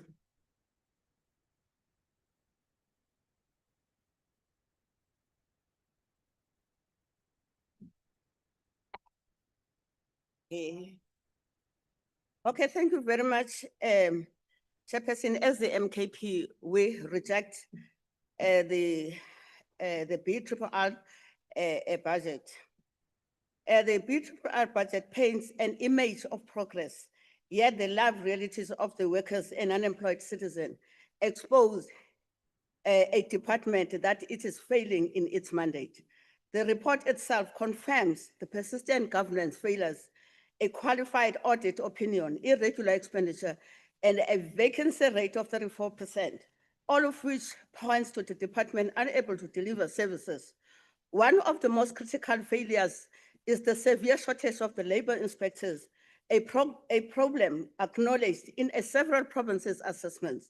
This shortage has nothing to do with inadequate funding, rather it is caused by the lack of political will from the TNU government. As a result, Workplace abuses continue unchecked while employees suffer exploitation without timely intervention. The department mandated to protect them is absent. Additionally, the Unemployment Insurance Fund continues to fail thousands of workers. Cases in the Free State demonstrate UIF payments delayed for up to 3 years due to administrative negligence. This is not an isolation challenge, but a systematic collapse in UIF governance. Corruption within the department further compromises service delivery. Funds made to strengthen labor protection are diverted towards non-departmental purposes, leaving no capacity to employ additional personnel or upgrade failing systems. Meanwhile, the labor activation program, a supposedly engineering for job creation, has proven to be a money-making scheme rather than a meaningful intervention. Despite the BRRR celebrating department achievements, none meaningfully address South Africa's unemployment crisis. Youth Honourable Member, your unemployment time rate is expired. at 46.1%. We reject. Thank you. The EFF.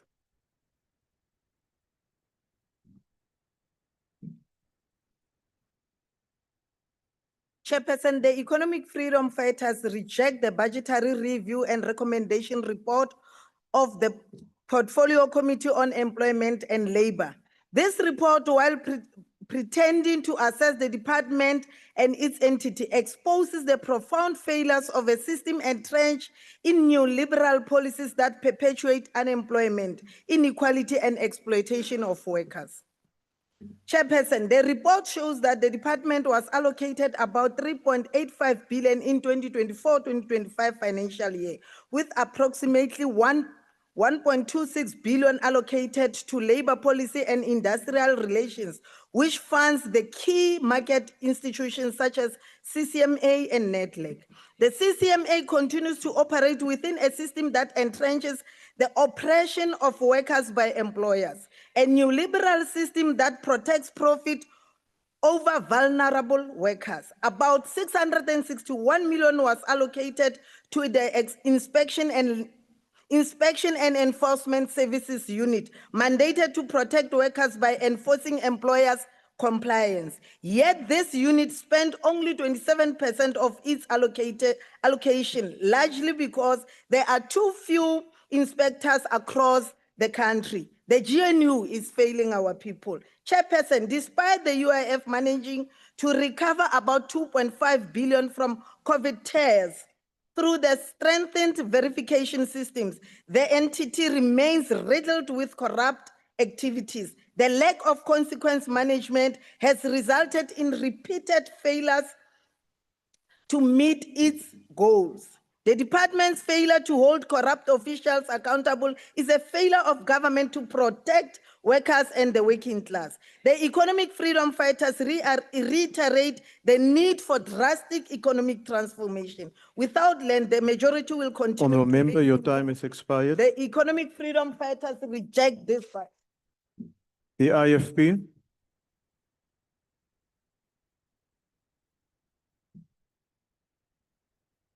Thank you, Honorable House Chair. The Inkatha Freedom Party acknowledges the critical role of South Africa's labor force as the backbone of national fiscus. Through various forms of taxation, it is the workforce that sustain the key pillars of our state that are essential to economic growth. It is against this backdrop, Honorable Chair, that the IFP raises concern regarding the state of the governance within the UIF. The most recent audit findings reflect instability in the leadership and structural flaw in design of advisory only board, which lacks decisive authority. The IFP calls upon the Department of Employment and Labor to urgently appoint stable, competent, and permanent leadership within the UIF. The leadership continuity is essential to restore credibility and strengthen the governance systems. We have also noted that the slow pace in modernizing the UIF system, which has contributed to delays claim processing and increased vulnerability of fraud.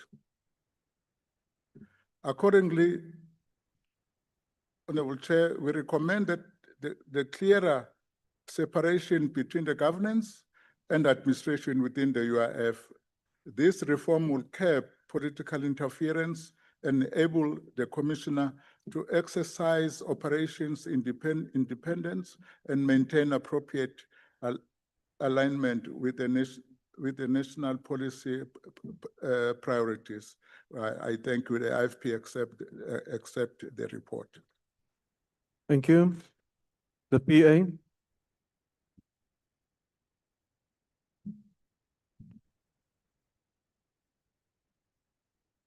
I'm coming home.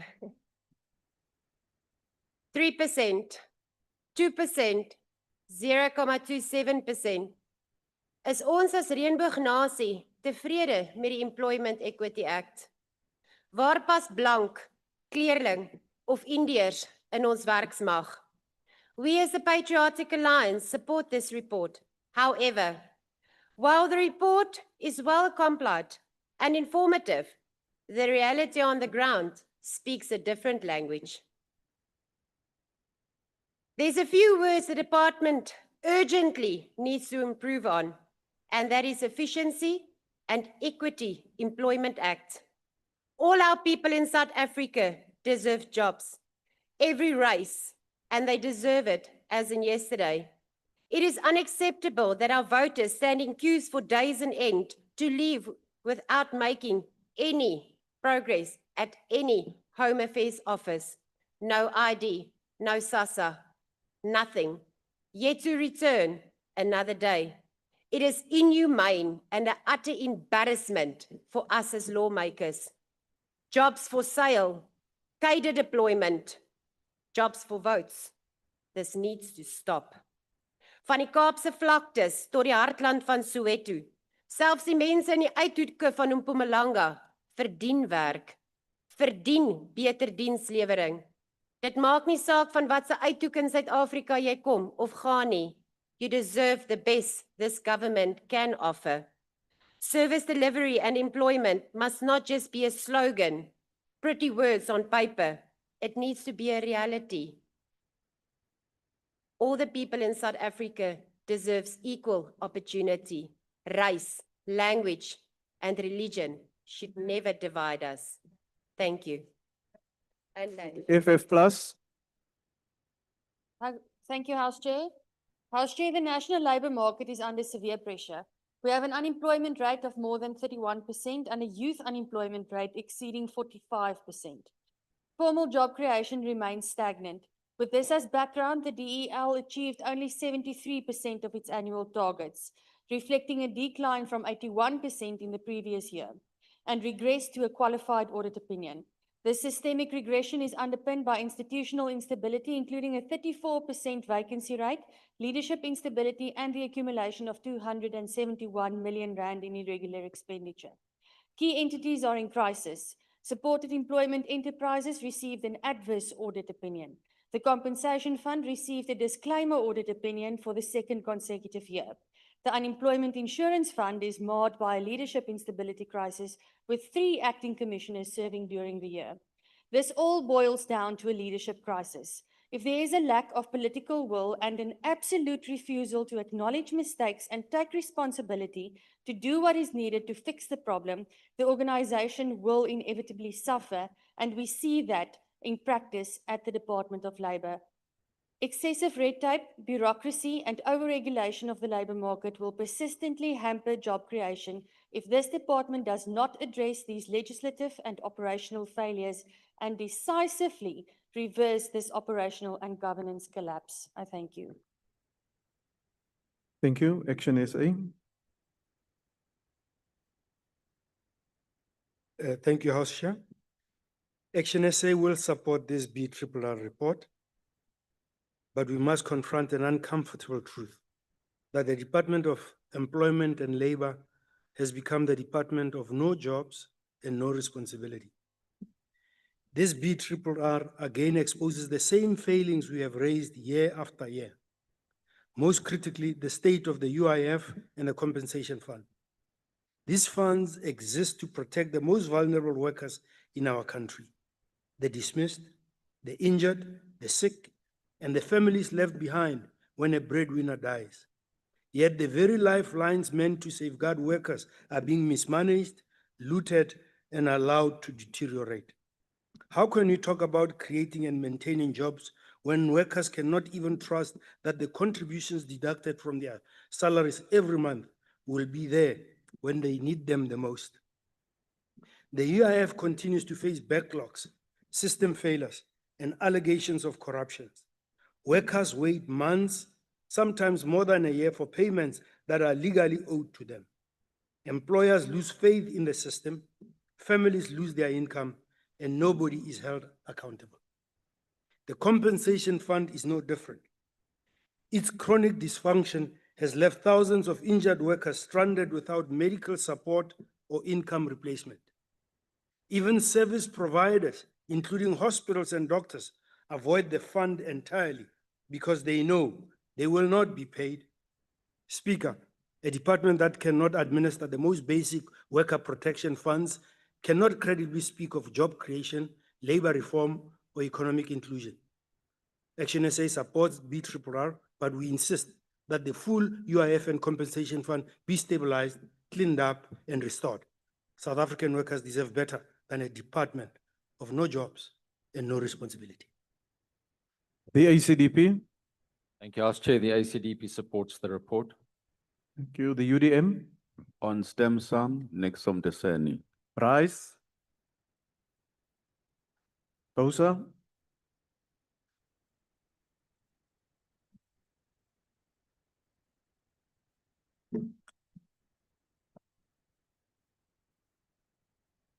Honorable members, 790 rands. That's what South Africans who are on the lowest quintile live off. 40% of those South Africans are comprised between Black and colored South Africans. The reality of it is that 2 out of 3 young people cannot find work. Therefore, if we do nothing about this department, unemployment will become a chronic crisis. The BRRR tells a story. It tells a department that's only reached 71% of its target. It speaks of a department that has got UIF backlogs and is poor on labor activation programs. So I guess if you were to ask the question to a South African today, if you had a place to intervene, what would you do in order to achieve redress as espoused in our Constitution? I would argue this question. I would say you must support the Fair Pay Bill. This is a bill that Build One South Africa has tabled that ultimately says to every employer, let's be transparent about what we're paying people. Let's ensure that the grades are correct. And ultimately, let's make sure that we don't judge you on historical practice. This gives a pathway for a young person who comes from a rural village earning X and working in a different company to say they will not be remunerated as to where they come from. They'll be remunerated fairly for where they're going. It amends the Employment Equity Bill and ensures that the best form of redress is achieving justice. Fellow South Africans, when we look at this bill, we must be honest and realize that if we continue to allow this department to fail, we are going to fail South Africa. And therefore I urge, let's convert this from the department, let's make it the Department of Employment and Labor rather than unemployment and no jobs. Thank you very much. Thank you. Al-Jamaa.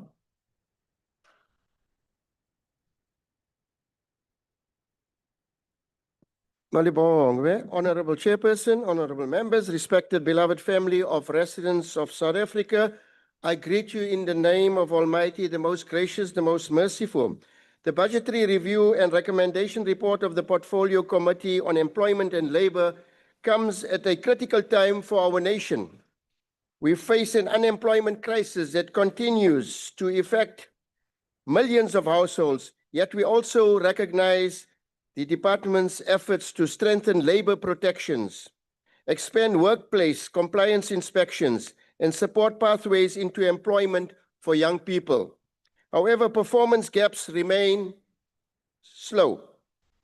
The slow pace of program implementation, persistent delays in UIF and compensation fund payments, and limited support for small enterprises undermine the impact this department should have in a country where livelihoods depend on it.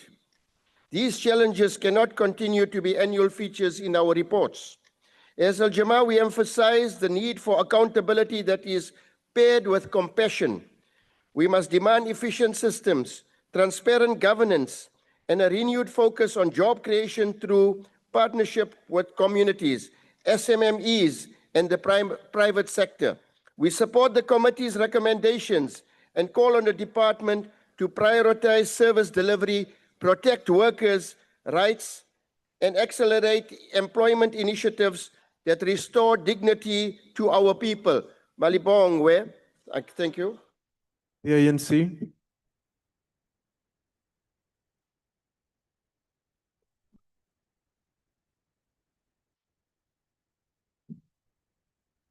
Thank you, House Chair. Honorable members. As the African National Congress, we fully endorse the PRRR of the Portfolio Committee on Employment and Labor. This comprehensive assessment reflects our collective commitment to advancing social justice, economic transformation, and inclusive growth in South Africa. The report appropriately recognizes the significant challenges faced by the Department of Employment and Labor, including constrained fiscal resources, infrastructural deficiencies, and a struggling labor market characterized by high unemployment and youth joblessness. The ANC affirms the importance of the department's initiatives aimed at promoting decent work, fair labor practices, and social protection. We acknowledge the efforts made to implement structural reforms, such as amendments to labor legislation and the strengthening of key institutions like the CCMA and UIF to better serve vulnerable workers and facilitate harmonious industrial relations. The report's recommendations on improving internal controls, modernizing ICT systems, and addressing vacancy rates are vital steps towards enhancing operational efficiency and service delivery. As the ANC, we support the department's plans to finalize the national employment policy and bolster capacity in key areas such as labor inspection and enforcement. We affirm that ongoing social dialogue, inclusive participation of workers, business, and government remains central to building a fair and equitable labor market. The ANC commends the committee's diligent oversight and remains steadfast in our resolve to support policies that advance dignity, rights, and well-being of all South Africans. As the ANC, we support this report, and I thank you. Thank you. I put the motion again. Are there any objections?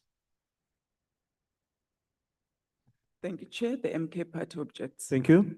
Please record the objection of the EFF, Chair. Thank you. Are there any further objections? No further objections. Those objections are noted. The report is agreed to. The Secretary will read the ninth order.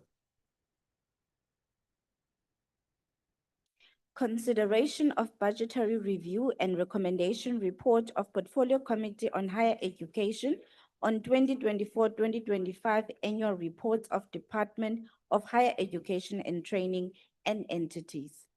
I now recognize the Honorable the Chief Whip. Thank you, Chair. I move that the report be adopted. There's a request for declaration of vote. The DA.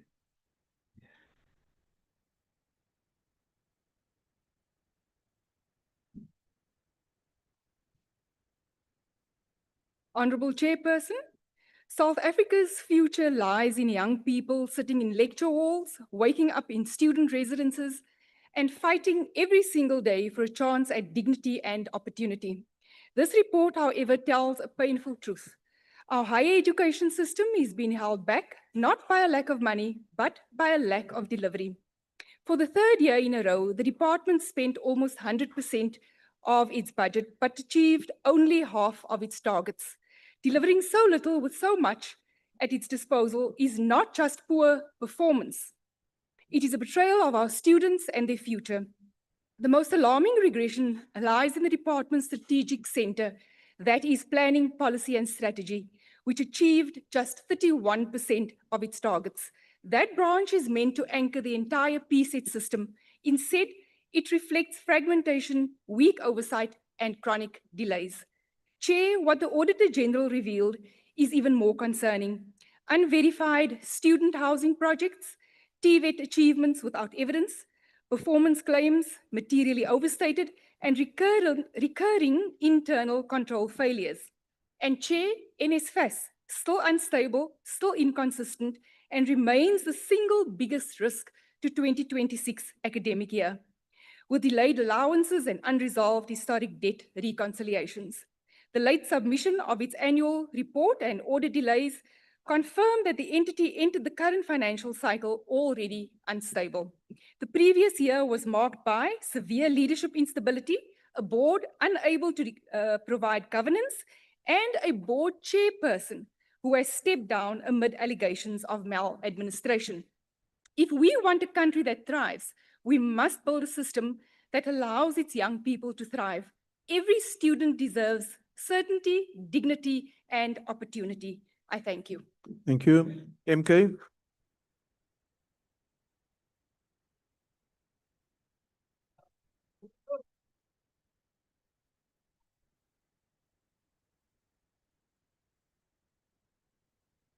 Honorable Chairperson, the report paints a concerning picture of the Department of Higher Education and Training's performance. The department achieved only 49% of its annual targets, making a significant decline from the previous year's 56%. This regression is alarming and highlights systemic issues in planning, oversight, and execution. The persistent performance over the past 3 years raises questions about the department's ability to fulfill its mandate and deliver quality education and training to South Africans. One of the most pressing issues is the chronic underfunding and operational inefficiencies within the CET sector. The CET colleges are vital for providing second chance education and skills development to adults and out-of-school youth, yet they remain severely underfunded. With 93% of the budget allocated to employee compensation, there is little left to support teaching, learning, and infrastructure development. This financial strain has led to high dropout rates, inadequate student support services, and a lack of purpose-built facilities for adult learners. The department's failure to deliver on its promise to construct 4 CET colleges during the review period further exacerbate the challenges faced by this critical sector. The report also highlights the dire state of student housing in the post-school education and training, PSET. Another area of concern is the NSFAS as well as the TVET colleges sector has challenges including certification backlogs. MKP does not support this report. It doesn't support the underfunding of our higher education. This government does not take seriously the higher education of our kids as well. I thank you, Chair. Thank you, Honourable Member. The EFF.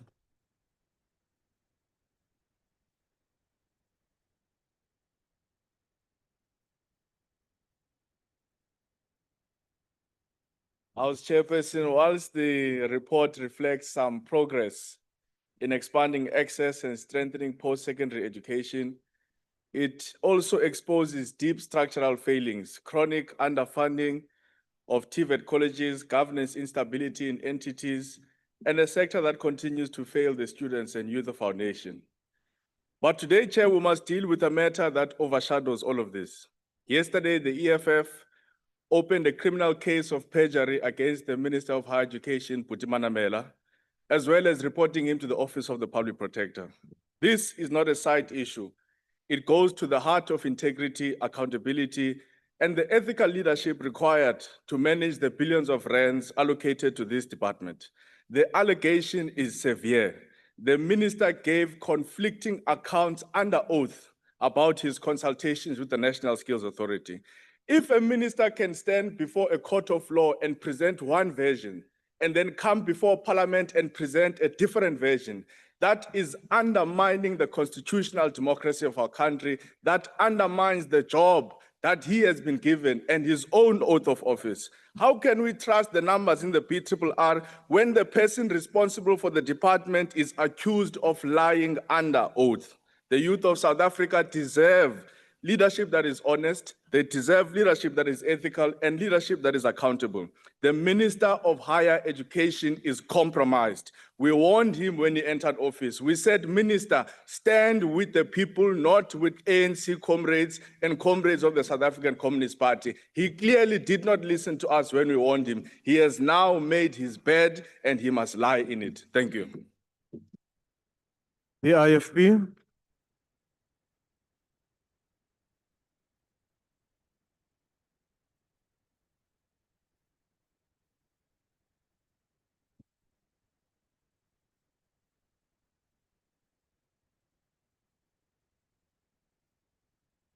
Changing of the guards, so please proceed, Honourable Member. Honourable Members, please allow the Speaker to proceed. House Chairperson, while the department has achieved nearly total expenditure of 136.9 billion allocation, this is overshadowed by the fact that only 49% of annual target were met. This widespread gap between spending and performance undermines the fiscal responsibility to raise serious concern about the efficiency and the value for money. Equal troubling are the audit findings which cast doubt on the report achievements, such as construction of new TVET campuses. Unsupported evidence erode the credibility and highlight the weaknesses in oversight and consequence management. Clean audit must reflect genuine delivery and not technically compliances. Furthermore, persistent vacancy and capacity constraint continues to weaken the institution's performance. Underspending on compensation of employees due to the prolonged recruitment delays compromises the service delivery and critical programs such as TVET and skill development. As the IFP, we made sure that when the minister gets into the office, we will support him. We will work and walk with him. But we want to say today that we are looking at him. All the actions that he is doing on the status and his appointment,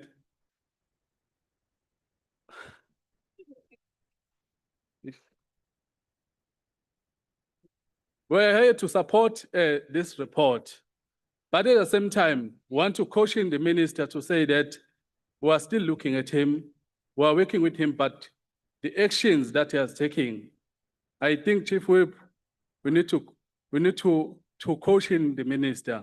He's compromising himself in terms of what he's doing. I don't know what needs to be done now to the Minister of Higher Education, because you bring another one, he's doing the one and the same thing, and you bring another one, he'll do another same thing. South Africa's future lies in Thank this you, Honourable department, Member. Your and they time need has to expired. behave and do as they're supposed to do. Thank you very much. The PA. The Patriotic Alliance. The PA. Honourable Members, please just quiet down so that Honourable Member, Honourable Lonzi, the PA. Speaker, our members on the platform. Okay, the members on the platform. Well, it seems that there is a connectivity problem, but we'll try again. Speaker, the member on the platform says he's not being unmuted. The table, please unmute the Honourable Member from the PA.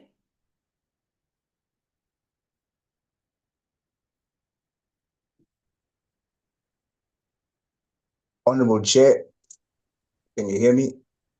Yes, Honourable Souls, please proceed. Thank you, Deputy Speaker. The PA supports the BRRR for Department of Higher Education. The report shows that the department spent 99.9% of its total final appropriation. Honourable Souls, please hold for a second. Honourable Lonzi, your point of order. Just to check with you, Speaker, I know it was raised before in Parliament about the background of members of Parliament. So I think if Honourable Souls doesn't have a proper background, maybe he must switch off his camera. Thank you, Speaker. Thank you, Honourable Souls. That is indeed the case, that we are very strict in terms of the background that you use when you are on the platform. only the Parliament background or something very neutral, but no statements and no party logos. So Honourable Souls, I would then suggest you either quickly change your background or you don't put on your camera. But please proceed.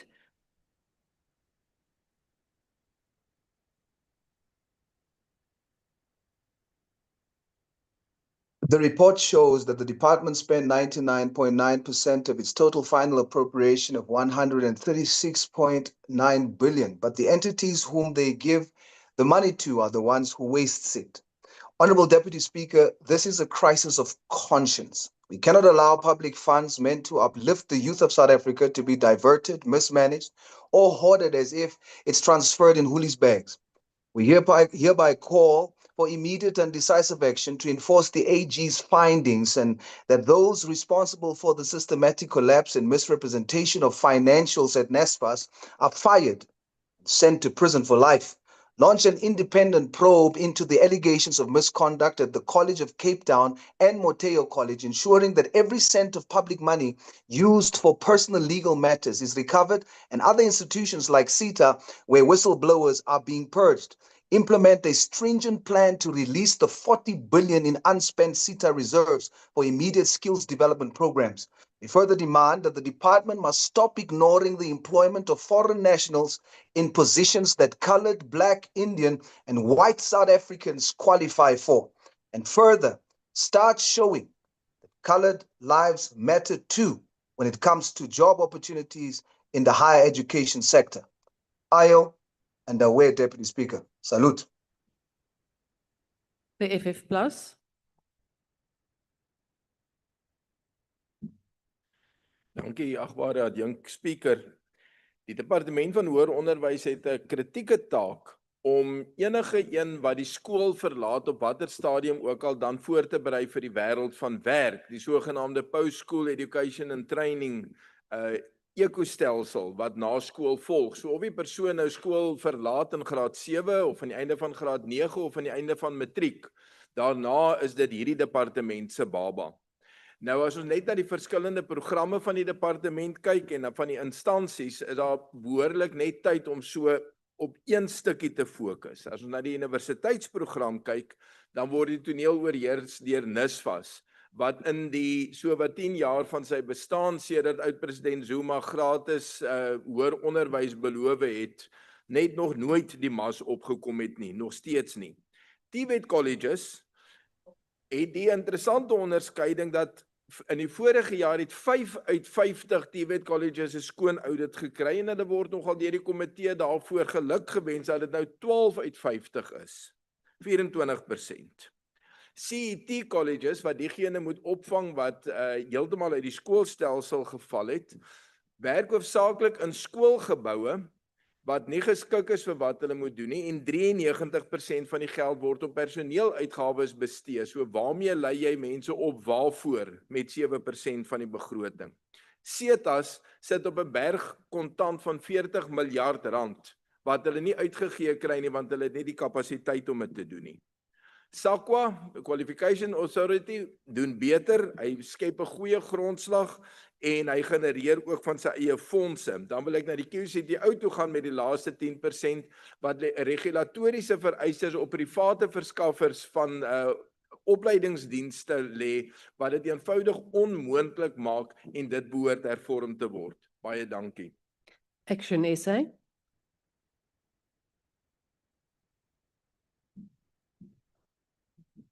Thank you, Madam Deputy Speaker. Madam Deputy Speaker, there is a deeply troubling pattern within this department. Year after year, it manages to spend between 90% and 99% of its allocated budget on time, yet it produces the least desirable results. For the year 2025-2026, the department only achieved 46 of the 94 targets it set. This represents a dismal achievement rate of 49%. Even more concerning, this marks a 10% regression from the already inadequate 56% achieved in 2023-2024. Deputy Speaker, this department is central to uplifting our communities from cycles of poverty and unemployment. It trains the workforce of the future, the engineers, artisans, teachers, scientists, and innovators who will be integral to the project of fixing this country. Yet it consistently fails to meet its own modestly set targets. If the GNU was serious about performance management, such a failure would carry consequences for the department's leadership. But we all know nothing will change, something Action SA will not accept. Action SA believes that a fundamental overhaul of the higher education system is urgently required. This begins with merging the departments of basic education and higher education to create a coherent and aligned education pathway for our country. End the black hole inefficiency of the CETAs and redirect this funding into our proposed innovative opportunity fund, a mechanism that's designed to directly support skills development, entrepreneurship, and job creation. And finally, the time has come to confront the role of NSFAS, which has become a wasteful middleman. We must rethink this system to entirely ensure that students receive funding efficiently, transparently, and most importantly, directly. Thank you so much, House Chair. The ACDP. The ACDP supports the report. Thank you, Chair. Thank you. And now it is the UDM. Ewe molweni torhwana. Oko apha sikhalelwa ngabafundi bekhala ezimantshiyane kule nto ezi-SETAs. Kuthi abafundi ababhatalwa ngexesha. Bengabhatalwa ngexesha nje. Phaa kwiMpuma Koloni kukho abantu abafana nooJipa obona uba bangozifo zonke. Akho nto bangayenziyo nje phana kubhatalwa i-SETA kuthiwa Jipa, kuthiwe uyawutshayela kuthiwe Jipa. Yingxaki efuneka iqondiwe because abanye abafundi bade boyike nokuza ngaphambili nobungqina bezinye indlela abangaphethanga kakuhle ngayo. Ikhona neprogram ye-FASET internship program will be facilitated through the South African Council for Graduates. Hundreds of interns placed across the Eastern Cape, including in Gqeberha, Lusikisiki, and Ngobo, among other places, have not been paid since August. Na babebekwi office ka premier le program ibifacilitated ngulo Chipa kanye ndithetha ngayo kuba sihleli thina siyithetha phandle nabo about 3,000 of them oko bengapeyi kodwa bephangela imihla nezolo. Abanye baplacwa kwi-political parties apha besilapha ngaphakathi nalapha kuthi. Every time kupeya abantwana bethu abanye abafuneka bacule laa ngoma kaShelly Brown count tiles on the floor because abayazi ukuthi bawubhatalwa ngeyiphi imini. Ayisebenzi le nto ifanele ukwenziwa. And I-understand nale nto yesitha mna abantu benza ntoni mhla nezolo xa bezawuphinda ba-outsource the very same services ababhatalwa benzani. Nantsi enye iphinde ibingxaki khona into yoba kwezi universities zethu, these institutions of higher learning, kuhle ukuba size nabantu bangaphandle abane-skills, ba-qualified, bazolecture. Mabangafiki kodwa baphathe kakubi abantwana bethu nezinye academics. I-University of Free State bakhala mhla nezolo. Nalapha e-CPUT, aba balapha eMzantsi Afrika ba-qualified, abajongelwa ntweni. Basawugqiba bavele baphathe bafake itshomi zabo, badominate i-department i-South African Thank ngathi you, ngabantu Honourable wena. Kankwa. Your time has Asiyisupport le expired. report. Rise. Rise. Bosa. We reject the report, no declaration. Thank you. ATM. Al-Jamal. Al-Jama. Malibong, where? Madam Deputy Speaker, honorable members, beloved family of residents, I greet you in the name of Almighty, the most gracious, the most merciful. The Budgetary Review and Recommendation Report of the Portfolio Committee on Higher Education and Training arrives at a time when our nation depends heavily on the strength of our post-school education system. While the department and its entities continue to expand access to universities, TVET, colleges, and skills programs, the annual reports reveal persistent challenges that must be confronted with urgency. Al-Jama notes the ongoing instability in governance across several entities, delays in NSFAS funding decisions, and the inadequate support for TVET colleges, institutions that should be at the heart of our skills revolution.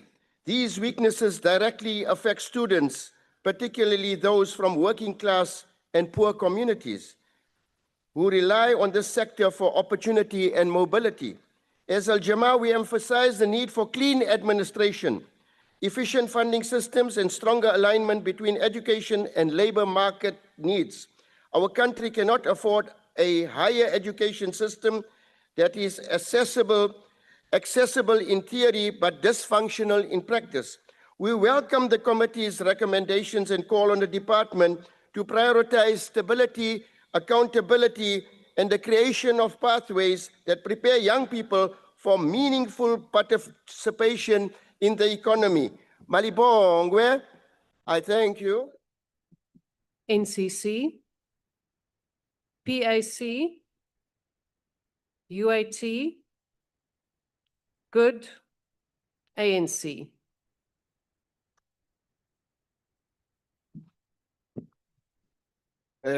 Deputy Speaker, is my background fine? I don't want a hand to be raised.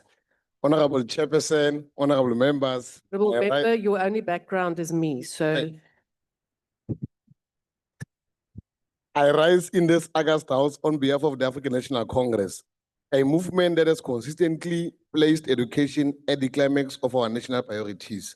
For decades, the ANC has advanced policies and programs that have opened the doors and lending expanded opportunities for children of the poor to access higher education. However, this progress relies on a strong quality assurance bodies that safeguard equity and excellence and ensure that training and skills development programs remain relevant to the needs of the economy and labor market, and also uphold qualifications that are credible internationally and comparable. We also observe, like many other political parties, persistent systematic weaknesses across the department and the broader post-school education sector that threaten these gains, recurring audit findings, failure to implement remedial actions, chronic understaffing, weak internal controls, poor consequence management, and non-functional IT and management information systems that continue to undermine our performance as the department. Severe underachievement in planning delays our infrastructure delivery. Student housing shortages, certification backlogs, and weak oversight hinder service delivery. National Student Financial Aid Scheme, operational failures, unresolved student debt, and significant unspent SETA reserves amid high unemployed, deepen vulnerabilities, and community education training colleges remain severely underfunded and poorly resourced, while entities face capacity constraints, rising litigation, pressures, and ongoing risk that poses institutional offering and uncredited programs that mislead our students. We call on the department and quality assurance bodies to urgently strengthen governance and accelerate reforms and restore accountability to protect the integrity of the post-school education system. Ke a leboga. Honorable members, I put the motion again. Are there any objections? Honorable member. The MK rejects the report. The objection of the MKP is noted. Oh, not the objection of the EFF. EFF's objection is noted. And the UDM, Deputy Speaker. UDM, yes, Honorable Corbe. Thank you. Thank you, House Chair. Please note the objection of Action SA. And any other objections?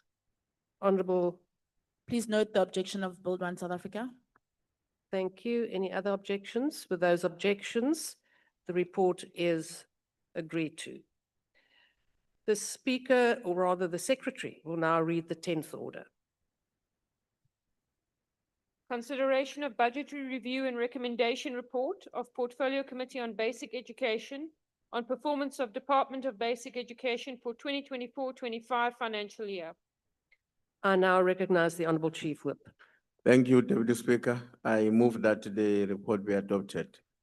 Requests for declarations have been received. I will now allow for up to 2 minutes, one member of each political party wishing to make a declaration an opportunity to do so. The DA.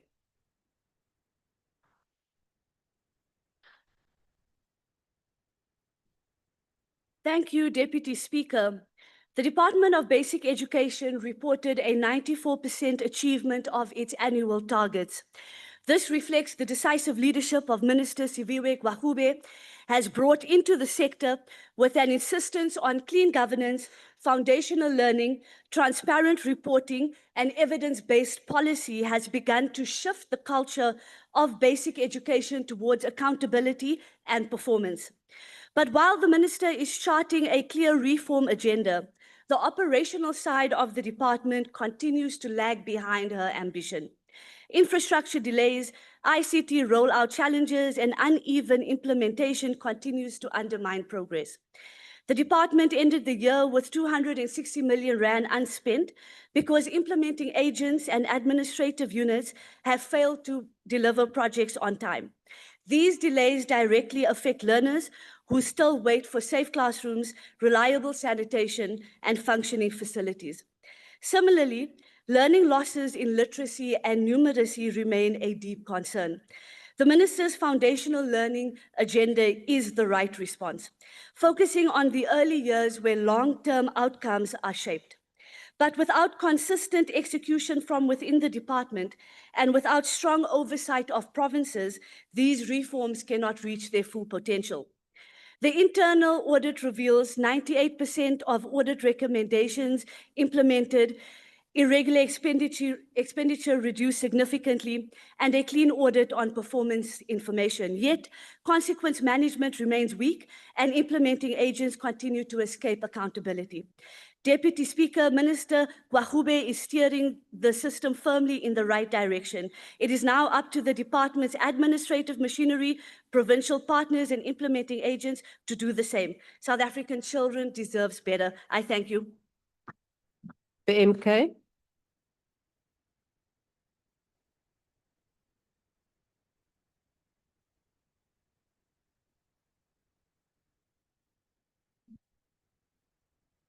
Sihlalo ohloniphekileyo, siyiqembu lomkhonto wesizwe phansi, iqembu labantu, sisukuma nokungavumelani nombiko we-BRR.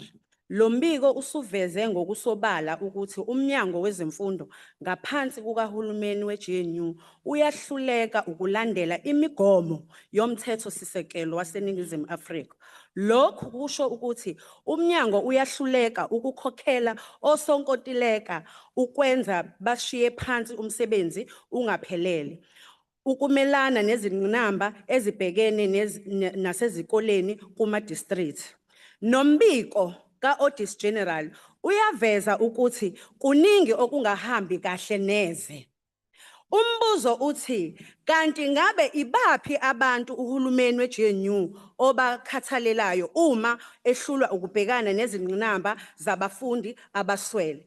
Ingakho sithi nje, phansi ngale BRR, thina siwumkhonto wesizwe phansi, sifuna umnyango ozokwazi ukusiza abafundi abaswele. Sifuna umnyango ozozimisela ngokwenza konke okusemandleni ukweseka abafundi abaswele.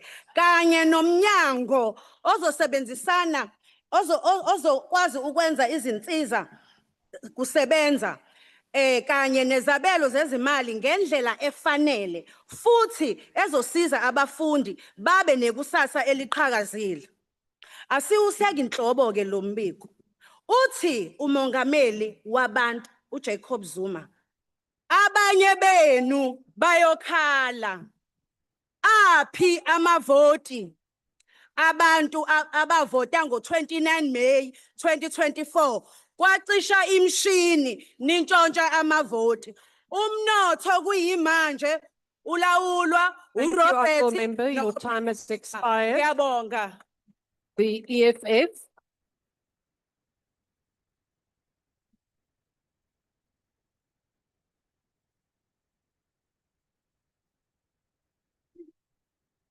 Deputy Speaker. Order, honorable members. Deputy Speaker, the Economic Freedom Fighters reject these reports because it sanitizes failure and shields a system that refuses to confront its own deep structural weaknesses.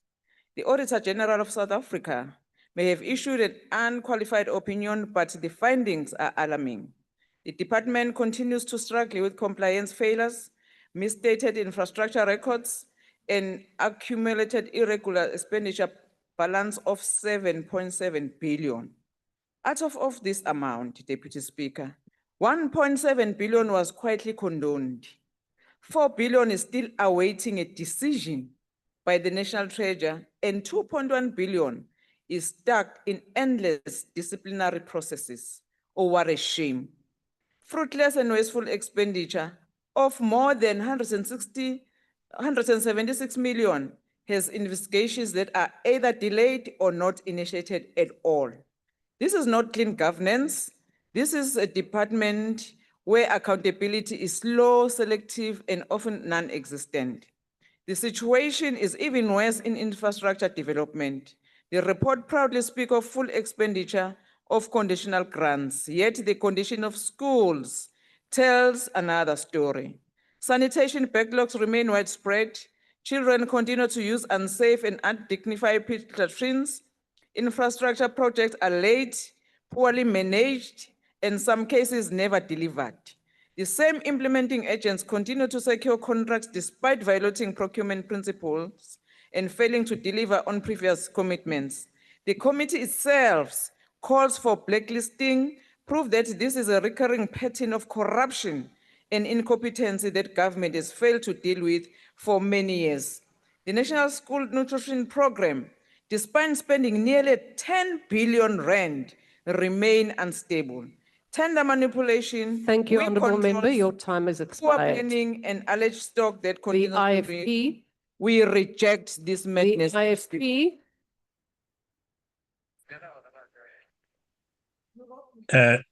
no. Thank you, Deputy Speaker.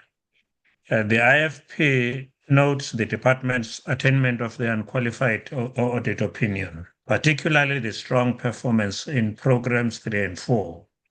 We welcome the department's positive deviations in SGB effectiveness, schools management compliance, Funza Lishaka bursaries, and improved access to sanitation, water, and classrooms. These outcomes reflect progress in strengthening teacher development, institutional functionality, and infrastructure delivery. However, the IFP reiterates that consistent performance must translate into sustainable improvements across all provinces, especially in under-resourced schools.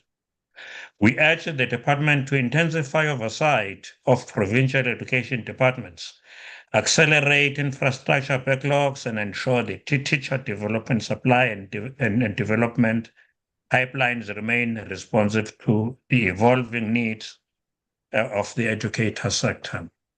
The IFP supports targeted interventions to safeguard quality learning. The IFP accepts the report, and thank you very much to you. The PA,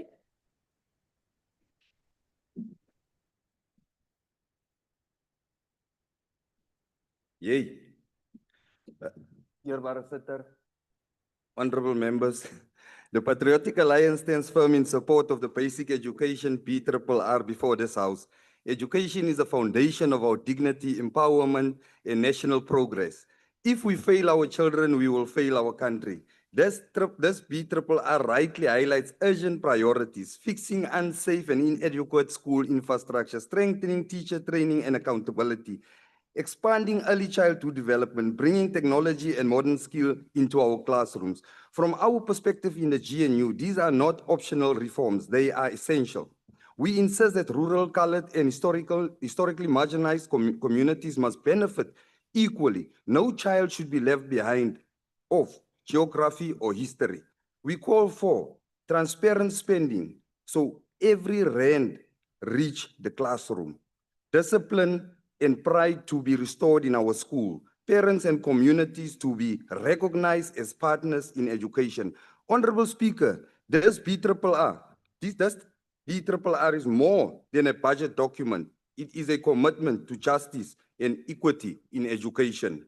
The Patriotic Alliance support it because it speaks to our future, our children, and the unity of our nation. We will work with all partners in the GNU to ensure these commitments become realities in our classrooms across South Africa. And I thank you. the FF Plus,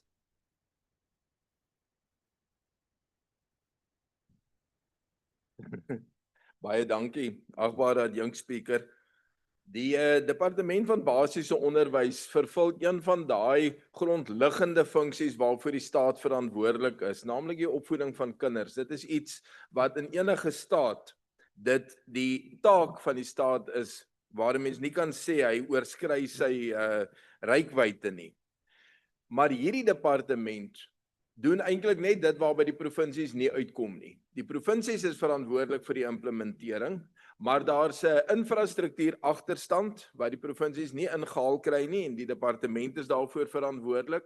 Daar's 'n skoolvoedingsskema wat die provinsies nie op hulle eie kan doen nie. Daarvoor is die departement verantwoordelik. Dan is daar ook die vervoer van kinders en die departement stel 'n teiken hoeveel rand 'n provinsie eintlik aan elke leerder behoort te spandeer, alhoewel nie al die provinsies hulle aan hierdie teiken hou nie. Nou goed, daar benewens is daar natuurlik ook Umalusi wat onder die departement val, en Umalusi is een van die ligpunte waaroor mense eintlik goeie dinge kan sê, hier en daar 'n probleem, maar die wese van Umalusi se werk is om die integriteit van die Suid-Afrikaanse kwalifikasies te behou. En die feit dat 'n matriek met 'n graad toelating steeds internasionaal erken word vir studies is 'n teken dat Umalusi sy werk goed doen.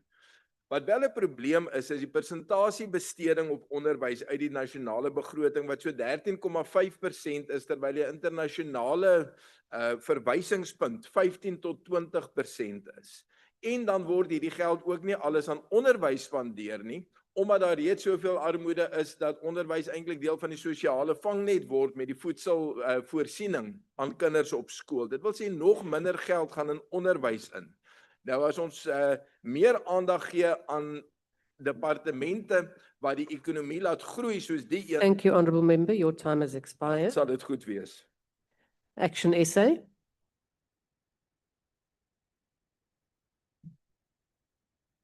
Thank you very much, Madam Deputy Speaker. The basic education system continues to fail millions of children. And whilst the department achieved an unqualified audit, there remains persistent weaknesses beneath the surface. Irregular expenditure which keeps recurring, implementing agents who deliver late or not at all, and consequence management that limps behind wrongdoing instead of preventing it. Our infrastructure backlogs remain unacceptable, Deputy Speaker. Schools still wait for dignified sanitation, water supply, and safe classrooms. The Auditor General flagged collusion and false certification of work, yet these same contractors continue to benefit while learners sit in unsafe environments. The failures in the National School Nutrition Program, particularly in KwaZulu-Natal, are not administrative hiccups. They are governance failures that place children's well-being at risk.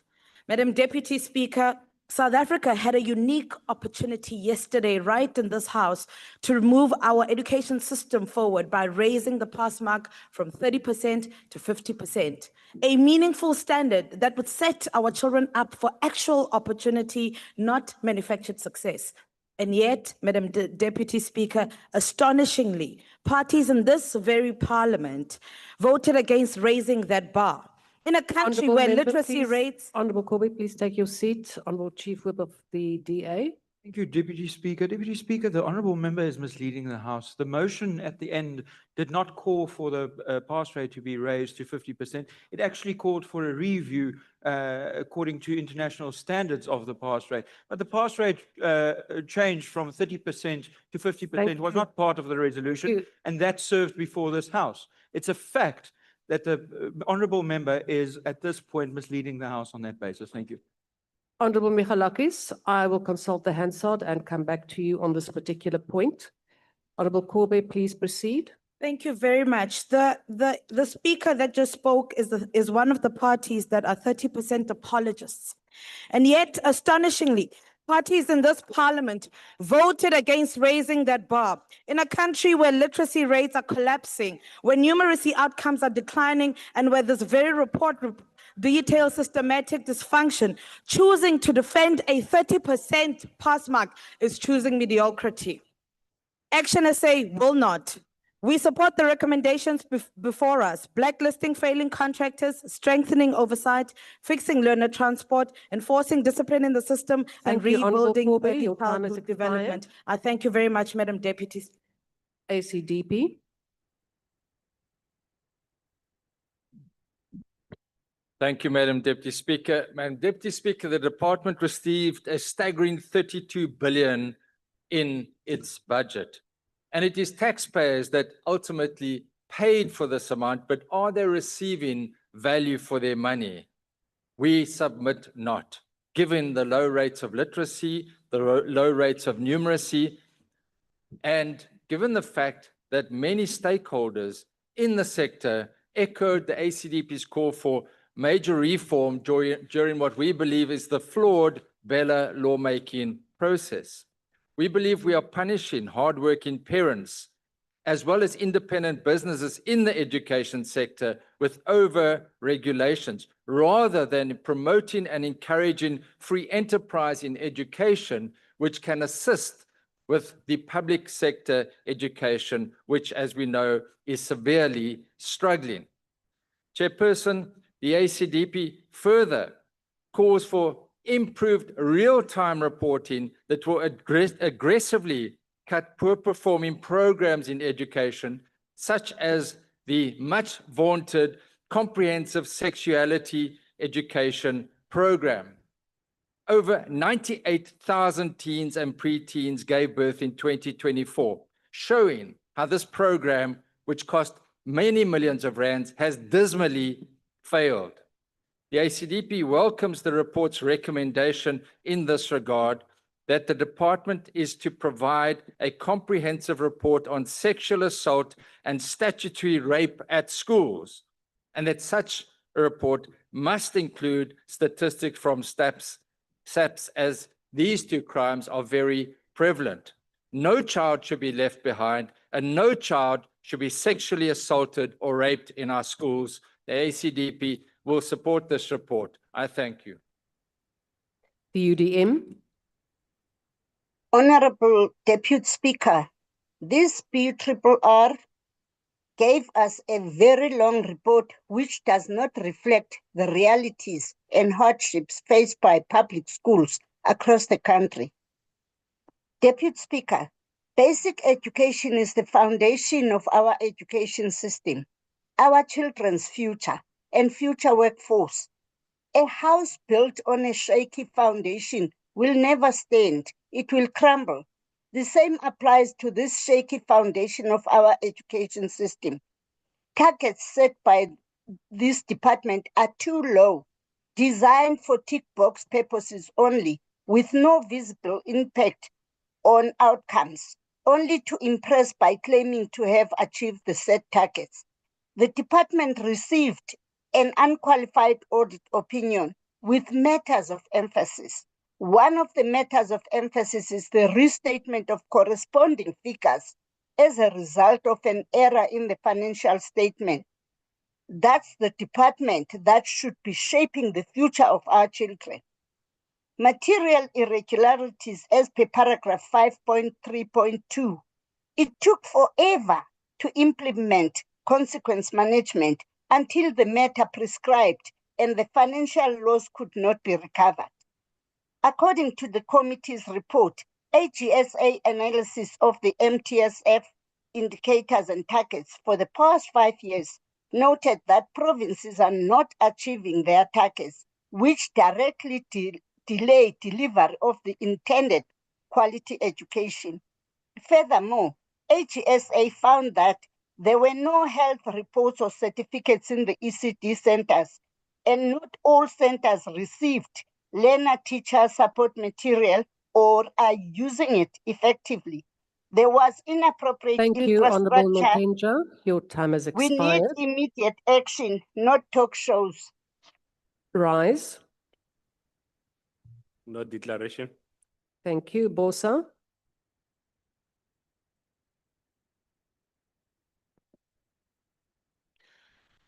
Honorable members, I want to put a direct question to the ANC, the DA, Al Jamaa, Freedom Front Plus, the Patriotic Alliance, or the 30% Defender.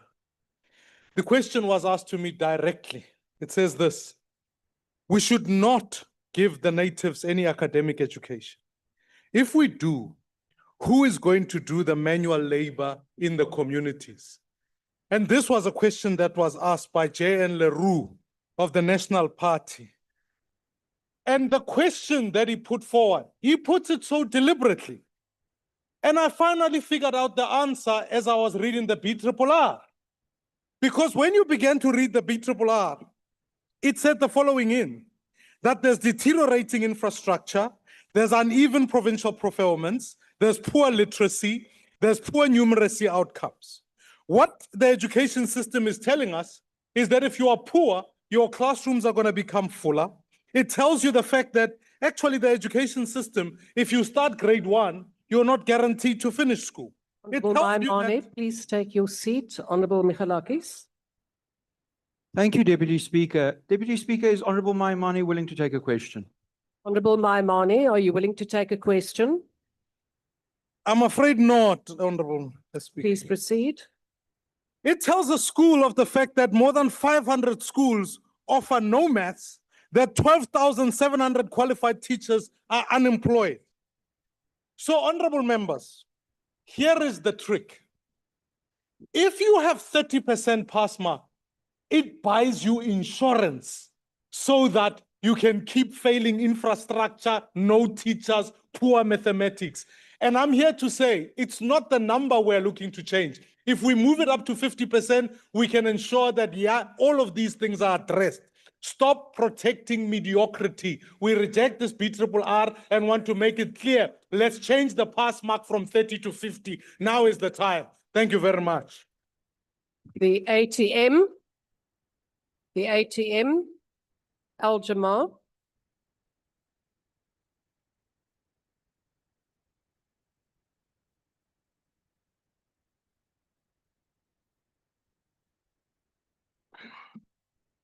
Thank you, Honorable Deputy Madam Speaker, honorable members, beloved family of residents. I greet you in the name of Almighty and the most gracious and the most merciful. And to my previous speaker, for all those educators that pass with 30%, malibongwe. The budgetary review and recommendation report of the Portfolio Committee on Basic Education highlights both progress and persistent shortcomings in one of the most Honourable members, departments of our nation. Honourable members, order. I cannot hear the speaker. Can I be protected, Madam Yes, Speaker? that's what I'm trying to do. Please proceed. Madam, it seems like I lost my way. Can I repeat myself, Madam? No, I think you can just proceed where you left off. Okay. Education remains the foundation upon which South Africa's future is built. We still have too many of our schools that still struggle with overcrowded classrooms, insufficient learning materials, infrastructure backlogs, and poor foundational literacy and numeracy outcomes. I have a sentiment towards those that pass with a 30% mark because they are struggling. We need to help them. Al-Jamaa acknowledges efforts made in improving teacher development and expanding early childhood education. The pace of improvement is slow. The annual budget reflects weaknesses in execution, delays in infrastructure projects, and an alarming gap between policy intentions and delivery on the ground. As Al-Jamaa, we insist that every rand allocated to education must reach the child in the classroom. We need stronger oversight of provincial implementation, accelerated school infrastructure delivery, and a renewed commitment Thank to you, Honourable ensuring... Member. Your time has expired. Thank you. Malibongwe. NCC, PAC, UAT, Good, ANC.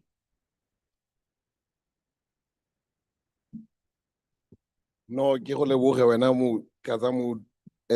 Musa Kgotla wa rona. Honorable House Chair, honorable members, the African National Congress rises to table this declaration on the budgetary review and recommendation report of the Portfolio Committee on Basic Education.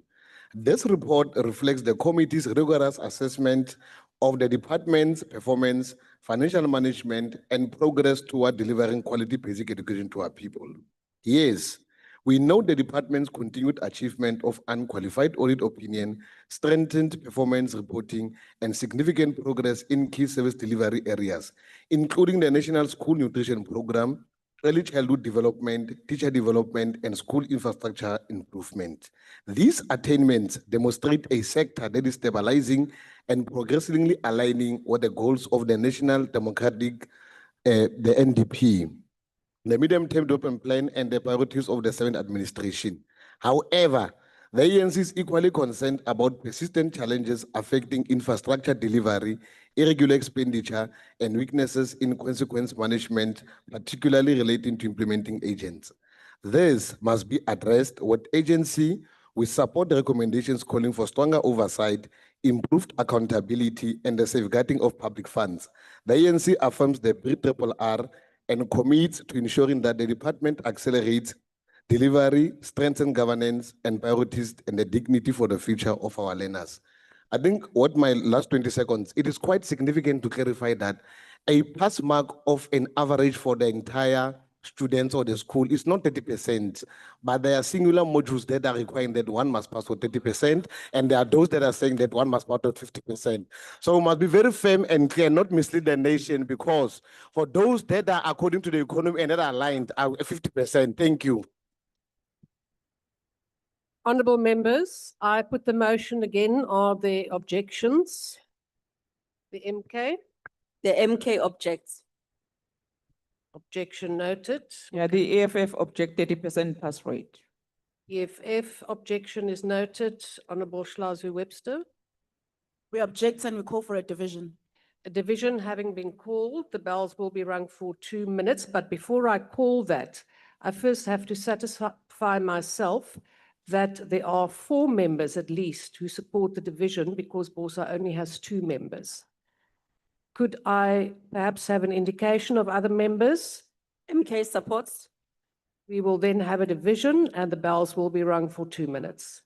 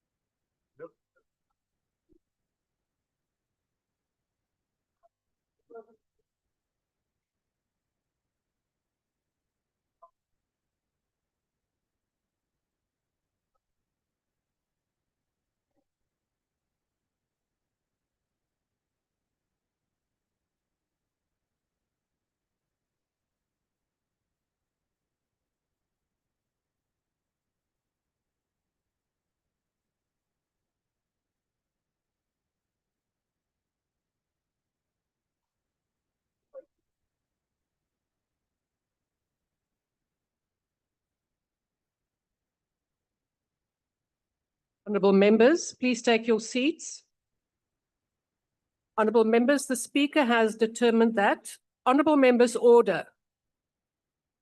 Honourable member, Honourable Litchfield Chabalala, please take your seat. Honourable members, the Speaker has determined that in accordance with the rules, a manual voting procedure will be used for this division. Firstly, in order to establish a quorum, I would request the table to confirm that we have the requisite number of members physically present in the chamber and on the virtual platform to make this decision. Party whips will then be given an opportunity to confirm the number of their members present and indicate if they vote for or against the question. A member who wishes to abstain or vote against the party may do so by informing the chair. Now, having confirmed that we do have the requisite quorum, we will now proceed. The question before the House is that the budgetary review and recommendation report of the Portfolio Committee on Basic Education on performance of Department of Basic Education for the 2024-25 financial year be adopted. Voting will now commence. The doors of the chamber will be locked and members will not be allowed to enter the virtual platform until voting is concluded. Whips, could you confirm the number of your members present in the chamber and on the virtual platform and indicate if they vote for or against the question? Are the party whips ready to record the votes of their members? The ANC. Thank you, Deputy Speaker. The ANC with 18 here in the House, 102 on a virtual platform, which works out 220, is voting in support of the report. The DA. Thank you, Deputy Speaker. 11 members in the House, 61 online. That's 72 members voting in favor. The MK. Thank you. Honourable MK members, Party, we've got. before you proceed, honourable members, please allow the table to hear the actual votes. A division has been called. Thank you. We have proceed. 14 members physically present, 35 members online. That makes 49 members of MK Party voting against. Thank you. EFF. Thanks, Deputy Speaker. In the House, EFF have 8 members and 18 online. In total, we have 26 EFF members and we're voting against 30%. IFP. IFP 8 online, 6 in the chamber, makes 14, and we accept the report. EA. Thank you, Deputy Speaker. It's 3 in the House, 4 online, which is a total of 7 voting in favor. Thank you. Freedom Front Plus. Thank you, Deputy Speaker. We are 3 in the House, 2 online. That's 5 voting in favor. Action SA. Thank you very much, Deputy Speaker. We've got 3 online, 2 in the House, and we're voting against. Thank you. So that's a total of 5. ACDP. ACDP is 1 in the House in favor. Thank you. UDM. 1 online, 1 in the House, voting in favor. RISE. One physical, and we all support. Full members, I cannot hear the Honourable Ghana. Honourable Ghana. I was saying I'm alone in the House, but we all support. Osa. 2 in the House, we vote against. ATM. Not present. Al-Jamaa. Al-Jamaa, 1 physically in the House, powerfully supports the 30%. Thank you. The NCC. Not present. PAC. 1 in favor, Deputy Speaker. UAT. Good. Is there any member that wishes to abstain or vote differently to their party? I don't see any hands. The voting session is now closed.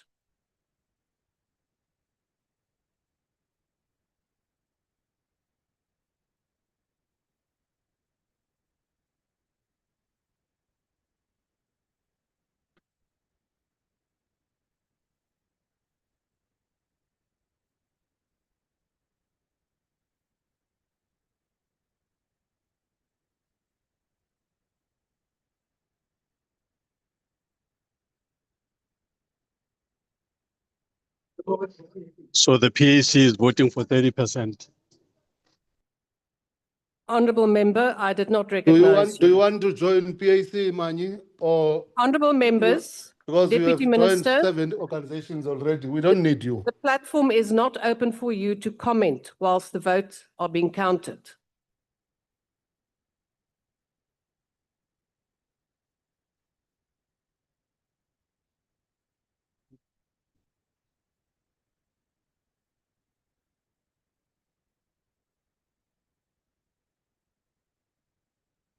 Honourable members, the result of the division is as follows. No abstentions. The ayes 224, the no 82. The question is accordingly agreed to.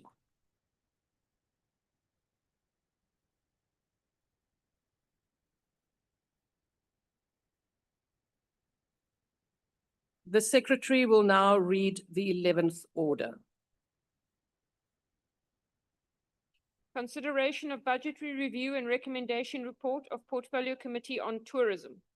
I now recognise the Honourable Chief Whip. Thank you, Madam Speaker. I move that the report be adopted. Requests for declarations of vote have been received. I will now allow for up to 2 minutes each member or one member of each political party wishing to make a declaration an opportunity to do so. The DA.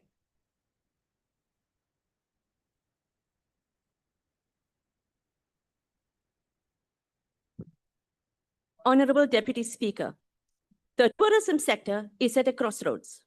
We welcome the department's unqualified audit, but SA Tourism's qualified opinions remain concerning. The Auditor General's report revealed irregularities, underspending, and recurring failures. SAT faces multiple scandals, and the Special Investigation Unit is investigating its affairs. Allegations of bullying by the Director General have been referred to the Public Protector, painting a potentially toxic work environment at the department. All while the Minister fails to act, creating a culture of impunity. The dissolution of the SA Tourism Board, which was implementing AGSA recommendations, sends a disturbing signal that accountability is being undermined. The tourism industry clearly feels the same way and is now withholding millions of rands in TOMSA levies from the entity.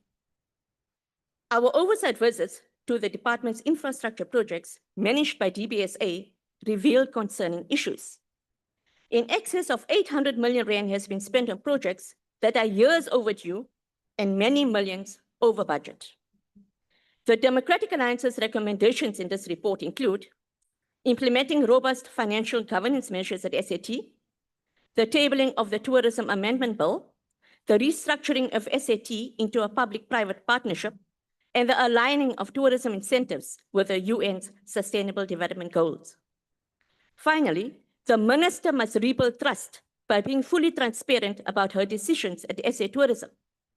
Why won't she release the legal advice she acted on? Tourism should be an engine for job creation and economic growth. It's time for the Minister to take the spanner out of the works. Thank you. The MK.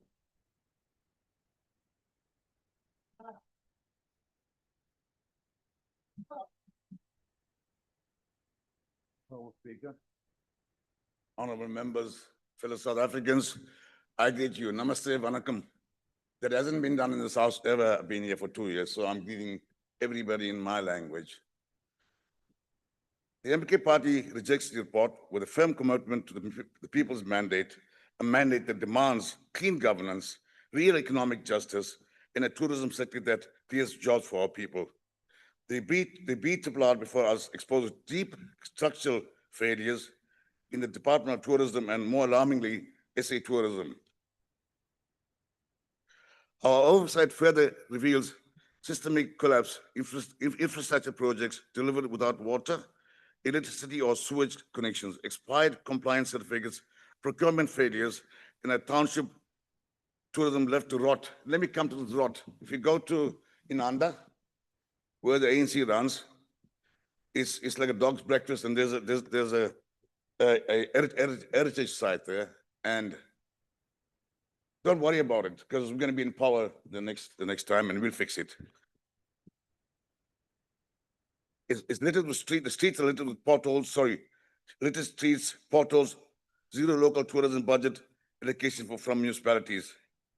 Economic transformation in tourism must be genuine, with funding for the Tourism Equity Fund strictly tied to transparent governance, a real benefit for communities, not politically connected interest. SA tourism must be stabilized urgently by filling key vacancies, restoring financial controls, and enforcing consequent management to end the instability that costs jobs, investments, and credibility.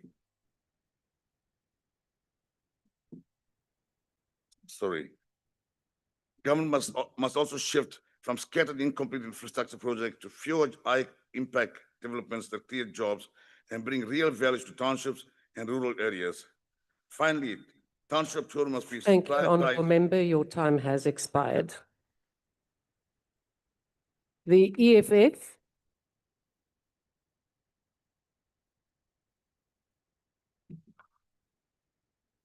Thank you very much, Deputy Speaker. The Economic Freedom Fighters rejects the budgetary review and recommendation report of the Portfolio Committee on Tourism. While we acknowledge that South Africa has struggled to recover its tourism numbers since the devastation caused by COVID-19, that struggle must never mask the emblematic problems in the sector, and those relate to the stubborn resistance to transformation. The inability of the tourism sector to transform is by extension linked to the inability of the country to resolve the land question. These tourism establishments require one to have land, and it is white people who continue to hog our land. So the primary beneficiaries of tourism are the minority community who creatively fund the job creation potential of tourism to continue getting freebies from the very state they so hate. That said, this department is one of the worst run departments in the country. In August this year, Minister De Lille dissolved the South African Tourism Board under the very murky circumstances. These related to the seemingly unbending commitment to protect suspended CEO Nombulelo, despite flagged irregularities under her tenure. The instability has continued to date, such that in few days, the President signed a proclamation authorizing the Special Investigation Unit to conduct thorough investigations regarding mismanagement in the South African Tourism Board. We welcome this proclamation and hope that it will leave no stone unturned, including the role played by the minister in the havoc at SAT Board. The ANC-led government, or GNU, must start governing and stop complaining to and about themselves. We reject the report with the contempt it deserves. Thank you. The IFP.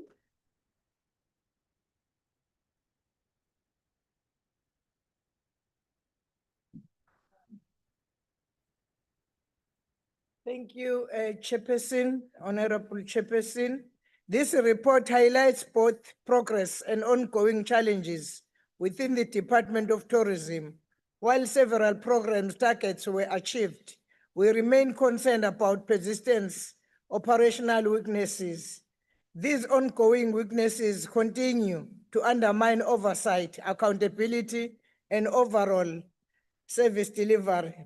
Programs such as tourism development, domestic and international marketing, and the tourism equity and transformation funds have shown progress, yet notable gaps remain.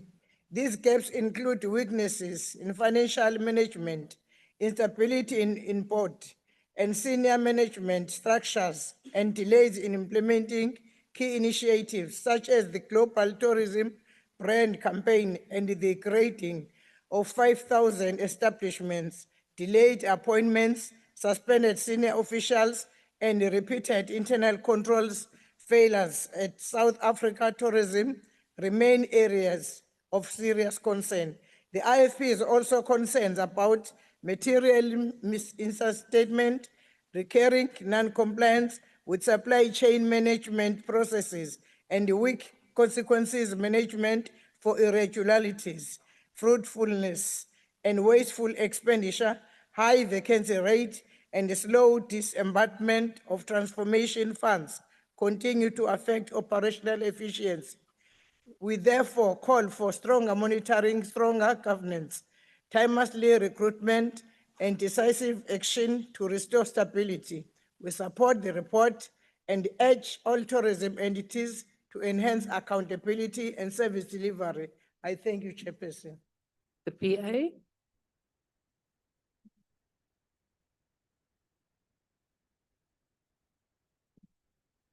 Eerbare Sitter, honorable members of this House. Tourism is not only about arrivals and revenue. It's about justice, dignity, and equity. This BRRR reflects the transformation of our people's demand.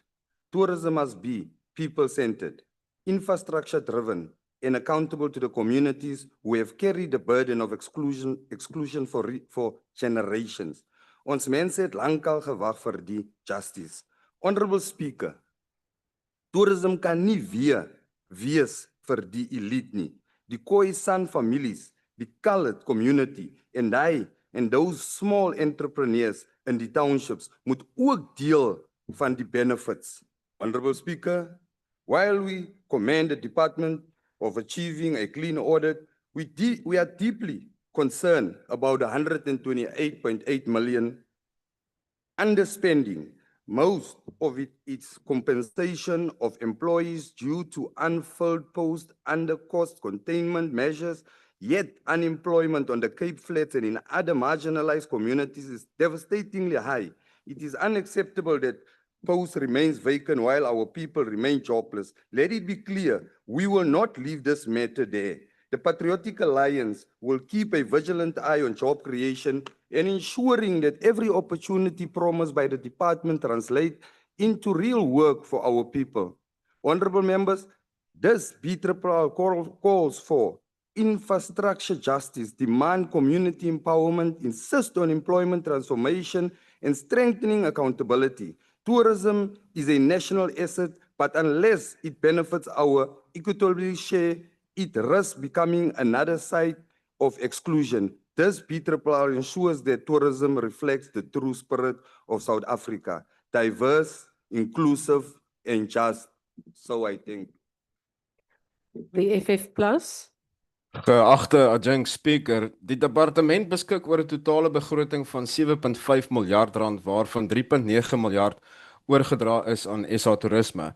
Nou die verslag dui aan dat sedert die 23-24 boekjaar het SA Toerisme onstabiliteit ervaar in hulle raad en senior bestuursvlakke wat oorgespoel het na die 24-25 boekjaar. Nou die raad was in April 23 ontbind. 'n Interim raad was in die lewe geroep om die sake van SA Toerisme te bestuur vir die tydperk April 23 tot en met Februarie 2024 waarna 'n volle raad weer aangestel was. Verdere onstabiliteit het weer opgevlam gedurende Mei 25 met die bedanking van die voorsitter van die ouditkomitee asook die bedanking van die voorsitter van die raad gedurende Augustus vanjaar. Die minister het weer die raad ontbind gedurende Augustus 2025, alhoewel die minister volgens hierdie verslag binne haar magte opgetree het en die nodige prosesse gevolg het die ontbinde raad tot die Hooggeregshof verwend op 14 Oktober vanjaar om 'n interdik te verkry om die ontbinding van die raad deur die minister te keer. Die saak is tans voor die howe. Die VF+ wag in spanning dat hierdie saak en die probleme by SA Toerisme dringend opgelos word. Ek dank jou, adjunct speaker. Action SA.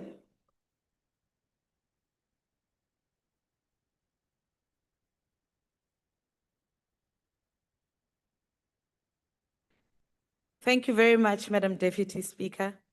While South Africa welcomed 8.9 million tourist arrivals in 2024, it is still far below the 10.2 million arrivals recorded in 2019. This recovery is undermined by persistent governance failures and systemic inefficiencies across the tourism portfolio. The deep instability at South African tourism, where repeated board dissolutions, leadership suspensions, and the absence of key executives have crippled the entity's ability to effectively market South Africa to the world, is of great concern. South African tourism currently operates without senior management, with critical positions either suspended or not filled, resulting in weakened internal controls, qualified audits, and material irregularities involving improper payments with no services rendered. This governance vacuum cannot continue. Equally troubling, are the failures in implementing tourism infrastructure projects. Oversight visits reveal projects delivered without bulk services, rendering them unusable upon completion. The report notes the poor municipal participation, absent project monitoring, and a worrying over-reliance on implementing agents such as the DBSA, whose inefficiencies contribute to delays and escalating costs. Township tourism, once hailed as the vehicle for inclusive growth, continues to suffer from collapsing infrastructure, zero municipal budgeting, littered streets, unsafe roads, and neglected heritage sites. Honorable Deputy Speaker, these issues demand urgent political will, strengthened oversight, and consequence management. Restoring stability at SA tourism and ensuring infrastructure spending that leads to actual operational outcomes is essential if tourism is to contribute meaningfully to economic growth and job creation. Thank you, House Chair. The ACDP.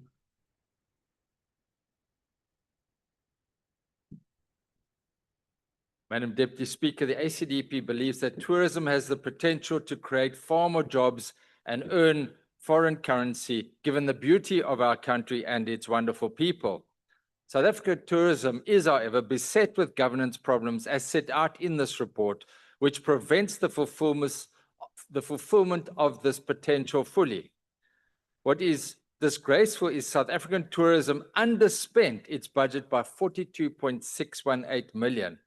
And this, the ACDP agrees with the report and the committee's view, is unacceptable, given the huge mandate that SA tourism has to market the country domestically and internationally. We also note with concern that it received a qualified audit opinion in the 2024-25 financial year, and this is the second consecutive year that it has performed dismally with material misstatements, which is severe. The ACDP supports the committee's recommendation that the Minister of Finance, in conjunction with the Minister of Tourism, should commission a feasibility study to restructure SA tourism into a public-private partnership to inject private sector expertise, governance, and funding into the national marketing effort. And this would insulate SA tourism from political instability and improve its effectiveness.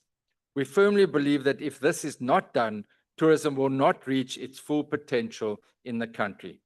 Lastly, the ACDP notes that the Minister invited nominations to the purported new Board of Tourism with the closing date tomorrow. This is done despite an ongoing court challenge by the dissolved SA Tourism Board. And we share the committee's concerns that the Minister may not have adequately applied a mind, given that the matter of the board is still sub judice. I thank you. The UDM. No declaration. Rise. Not present. Bosa. No declaration from Bosa. Thank you. ATM. Al-Jamar. NCC. PAC. No declaration, but we support the report. UAT. Good. ANC.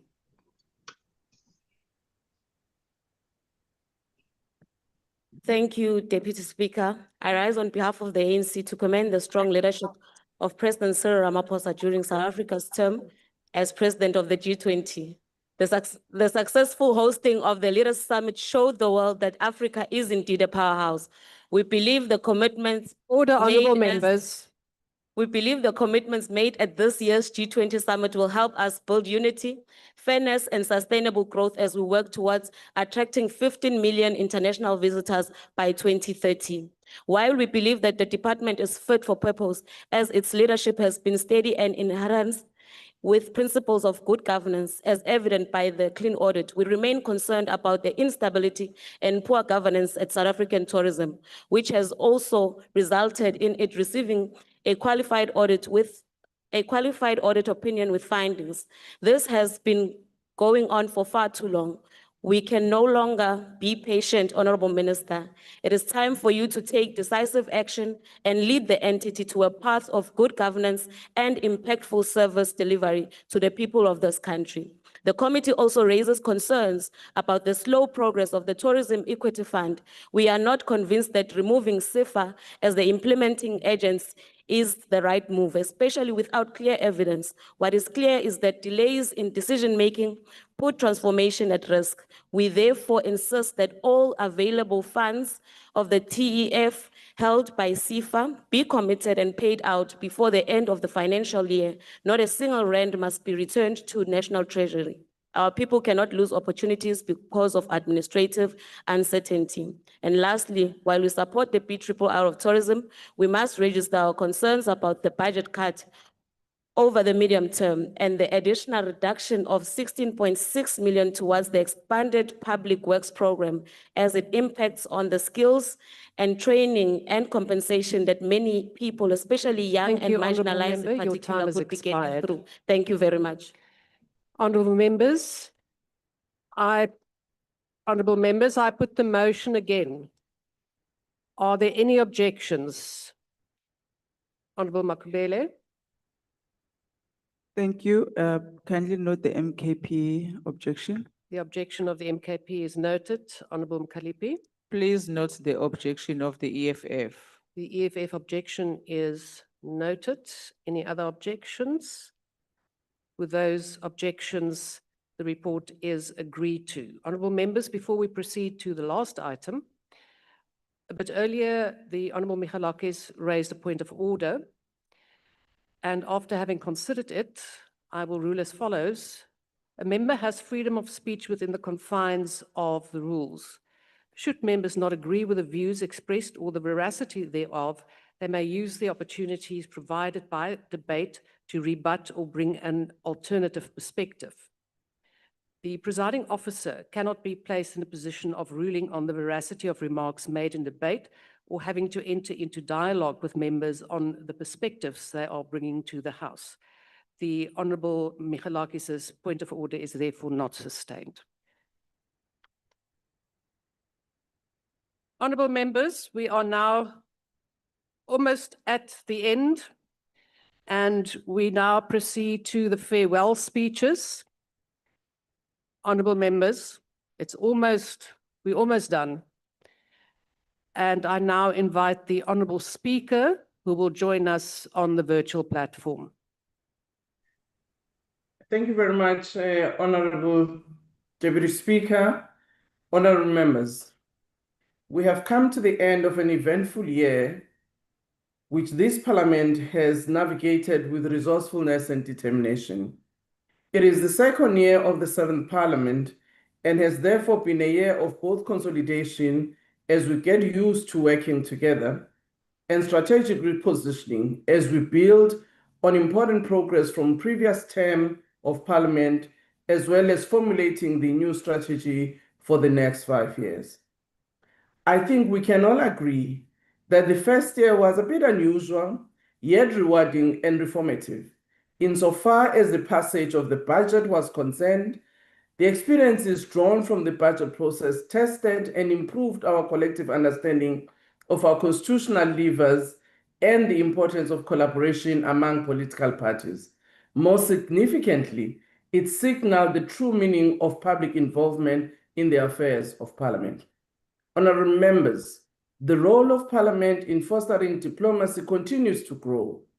We have just concluded here in eThekwini the 58th plenary assembly of the SADC Parliamentary Forum, which gives delegates an opportunity to visit sites that were affected by the floods and are now being reconstructed. We held a symposium on climate change, its impact on women and youth. It has enabled us to appreciate the inequalities that are brought by climate change in different constituencies.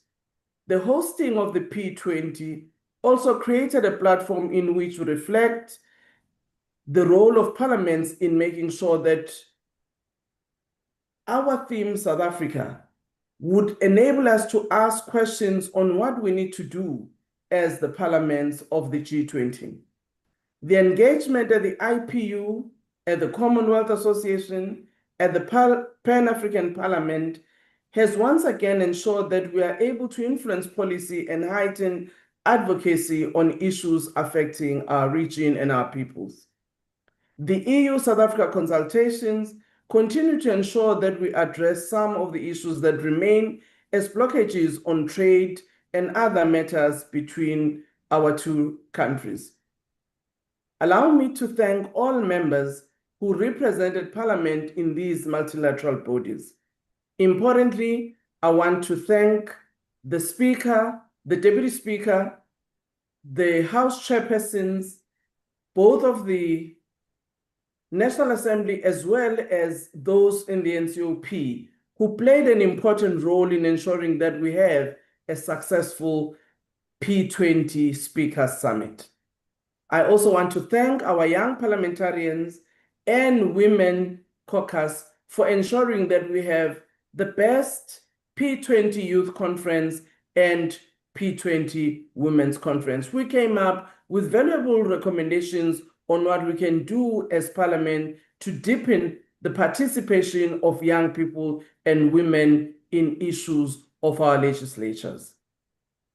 Our portfolio committees, honorable members, as you would agree with me, had been hard at work in processing legislation as well as deepening oversight work. Many of our committees have done sterling work in visiting various provinces, taking into consideration what has been presented to us by the executive, but also picking up on the matter that our institutions such as the Auditor General have raised. Honorable members, this year we witnessed some important parliamentary initiatives in support of executive oversight. The ad hoc committee on the allegations that were tabled by Lieutenant General Mkhwanazi has been meeting and is expected to report in the coming year. This week we passed the rules that will improve our oversight work. One of those rules has been the oversight over the presidency.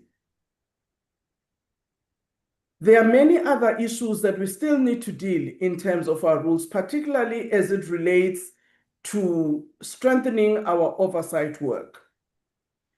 It also needs to reflect on how best we can make follow-ups on those resolutions that the House take, which must be undertaken.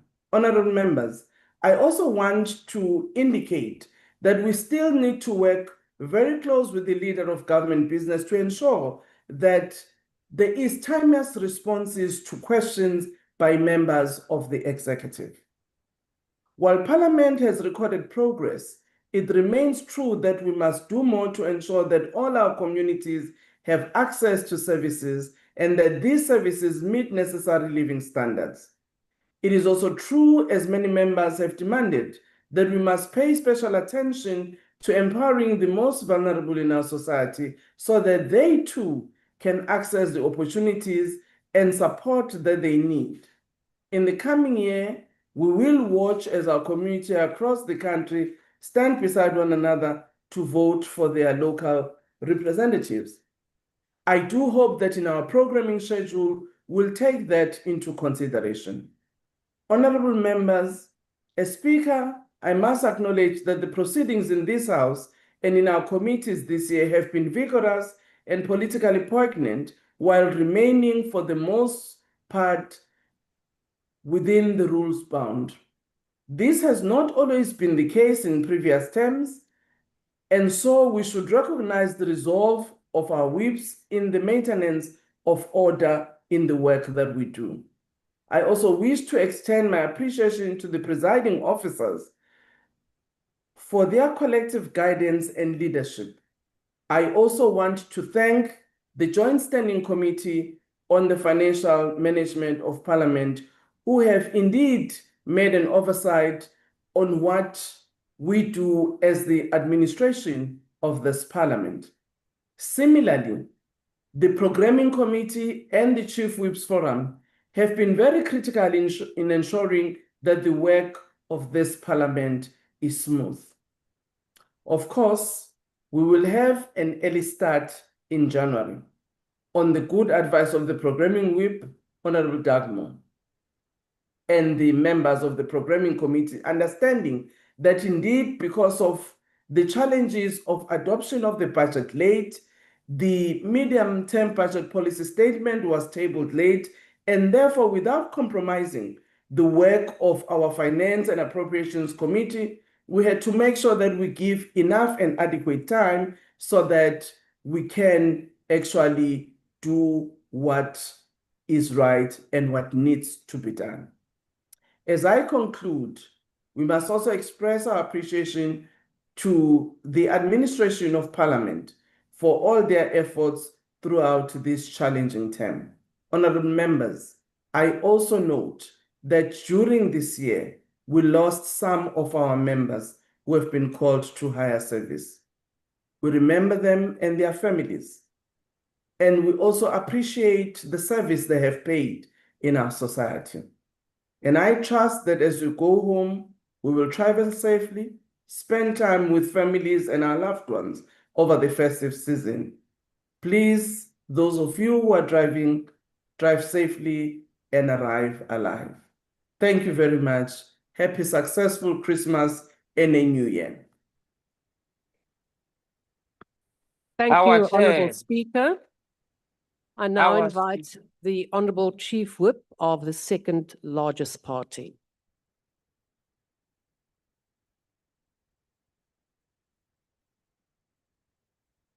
Thank you, Deputy Speaker. Deputy Speaker, 2025 was an extraordinary year in many respects. It started with a military crisis in the Congo, followed shortly thereafter by the most dramatic budget process this Parliament has ever witnessed. For the first time in our democratic history, the national budget was not simply a set of motions that Parliament went through to ultimately rubber stamp what was dictated to it, but it became a process of consultation and cooperation in the best interest of this country. The financial decisions that were made in this House in 2025 will for generations to come have a positive effect on the prospects and opportunities of all South Africans. The DA's fight against the increase of VAT was central to this debate. It is a fight which we took to court and won. Why was this important? Because it ensured that the focus of our budget was the poor. Because when the economy suffers, it's the poor who suffer first. The poor who lose employment first. The poor who cannot afford to put food on the table first. We must, in everything we do, always go back to one question. What is in the interest of the most vulnerable in our society, and what will create the opportunities and prosperity needed to ensure that we improve the lives of the people? It was also a lesson in consultation. It taught us that we need to work together to find each other if we want the agenda of getting this country back on track to succeed. It also paved the way to ensure that Parliament is geared to deal with budgets in the context of coalitions going forward. And it is our hope that we will stay on course next year to continue building an open opportunity society for all.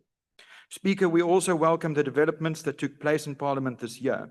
The establishment of the ad hoc committee on the allegations made by General Mkhwanazi, exposing the dark underbelly of SAPS, to the exposure of the appointments of the CETA boards, which the DA has spearheaded, and the fight against racial classifications at the Deeds Office. The DA has also introduced various pieces of legislation that we believe will find sufficient support in this House for the fact that it aims to improve the prospects, functioning, and condition of our country.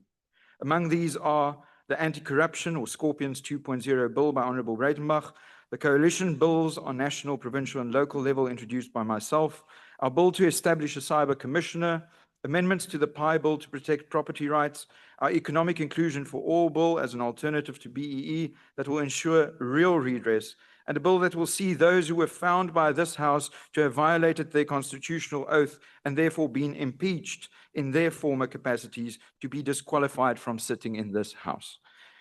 Speaker, we also have further legislative proposals which we look forward to working with the executive on, which we will be introducing in the new year. Deputy Speaker, the DA caucus continues to take our constitutional duty of holding the executive to account very seriously.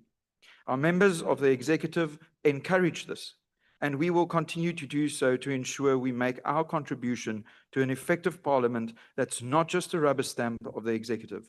This shows in the fact that with 22% of the seats, the DA has posed around 34% of all written questions asked to the executive. We look forward to seeing the new rules adopted this week in action, particularly the amendment to the oral questions to the executive. We will also do our part to ensure that the new Committee on the Presidency and the new Petitions Committee function optimally in doing their work in the interest of our country.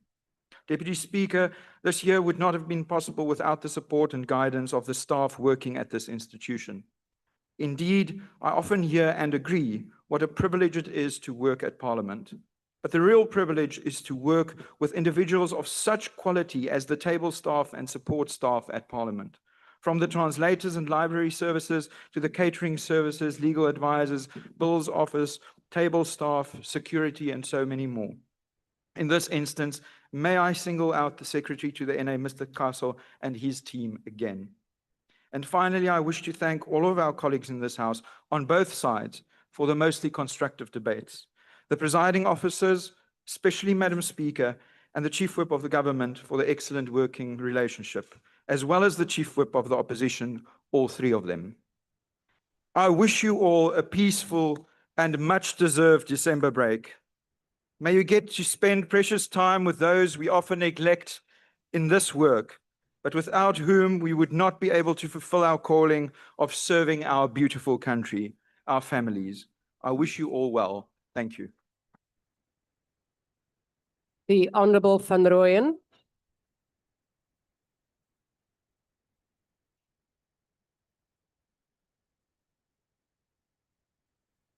Honorable Deputy Speaker, honorable members, as we gather for the final sitting of 2025, I rise with a simple confession. This year has felt like 10 years compressed into one parliamentary calendar. If anyone survives this year without stress, please see me afterwards. We need your secret. It somehow feels like, as a former Liberation Army fighter, it somehow feels like I'm about to cross the last obstacle in a guerrilla warfare survival course. This year, a parliament delivered everything expected from MPs: drama, suspense, and plot twisting that even the best scriptwriter could not invent. We had walkouts, shutdowns, surprise coalitions, and debates so long that even the microphones gave up before members did. But here we are, still standing, still speaking, and still arguing passionately about the future of our beloved country. Deputy Speaker, Parliament has its own language, a language the public will never fully understand.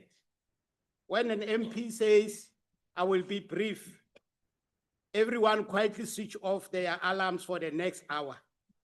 When a minister says, "We have established a task team," the nation knows absolutely nothing will change until the next administration. And when someone says, "We note the honorable member's concern," it is a polite parliamentary way of saying, "We heard you and we are going to ignore you." But beneath the humor, there is some sobering truth outside this House. As we all know, South Africans are not living in a comedy. Every day, they face water shortages, crime, unemployment, failing municipality, rising food prices, and government system that often feels distant from their daily struggles.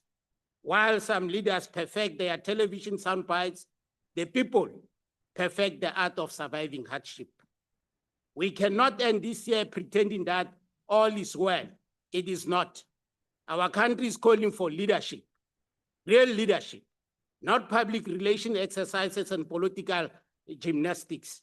South Africa does not need another slogan, another summit, another closing report. Our people need results. They need honesty, they need courage from us, the elected representatives. They need us to remember that they did not send us here to perform. They sent us here to deliver. And as we pause at the end of this long year, we must acknowledge the real heroes behind these walls, the staff of Parliament, the cleaners, the security, the drivers, the translators, the committee clerks, the IT teams who restarted our microphones when they refused to cooperate, and the officials who patiently whispered, "Honorable member, you are in a wrong meeting room. You keep this institution together when the politics try to tear it apart." We commend also our cohort of MPs, MK party MPs, for their outstanding performance. The majority of them came in here not knowing anything about the work of Parliament, but they have outsmarted, in fact, outsmarted the expectations and did us proud. We are very proud of you. Keep it up. As we close this year, let us recommit ourselves to build a better, fair, shorter, and stronger South Africa in 2026. Let us argue less about positions and more about solutions. Let us prioritize the people over the politics, and let us return with fresh energy, ready to work, ready to lead, and with microphones that hopefully will finally function as we occupy the revamped Dome in January, and we are told that we'll also occupy the new restored Parliament building in November. MKP wishes you a restful and enjoyable festive break. To those traveling, we wish you a safe journeys to your respective destination. Siyabonga, Rialiboga, Paya Danki, we thank you. Thank you, Honorable Van Rooyen. Honorable Mkalipi. Thank you very much, Speaker. On the platform, Deputy Speaker, as we bid farewell to each other today, as is our last day in Parliament, it is very important to remind each other as follows. It was the EFF this year that took the Minister of Finance to court when Mr. Enoch Godogwane tried to increase VAT, and we won.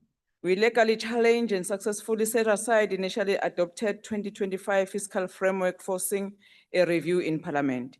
It was EFF that wrote to the Speaker and requested the establishment of a committee to investigate General Mkwana's allegation regarding the rot within the subs. That ad hoc committee is now been established, and we will get into the bottom of the corruption in the subs. It's the same EFF that tabled the motion in Parliament last year to address the scourge of statutory rape. We are pleased to announce that the multi-stakeholder engagements and public hearings on statutory rape took place this year.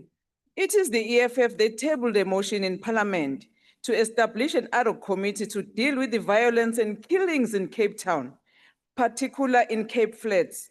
This motion was accepted within amendments by the House without any objection last week. A multi-portfolio parliamentarian interventions to address the killings in Cape Town will be established, all thanks to the EFF. Following the severe June 2025 Eastern Cape floods, is the EFF that led aid and support initiatives in affected areas. The EFF released numerous statements throughout the year outlining their critique and alternative proposals on significant national issues, including medium-term budget policy statements, the GEMS medical scheme reform, and the SAPS 2024-2025 annual reports. Is EFF that continue to advance progressive and radical laws like the 2025 Student Debt Relief Bill by the young radical MP Sihlelonzi here. This private member's bill, Deputy Speaker, propose a fund to erase debts under criteria secure qualifications despite areas and democratize education for impoverished youth, addressing economic liberation. I can go on and on and on, Speaker.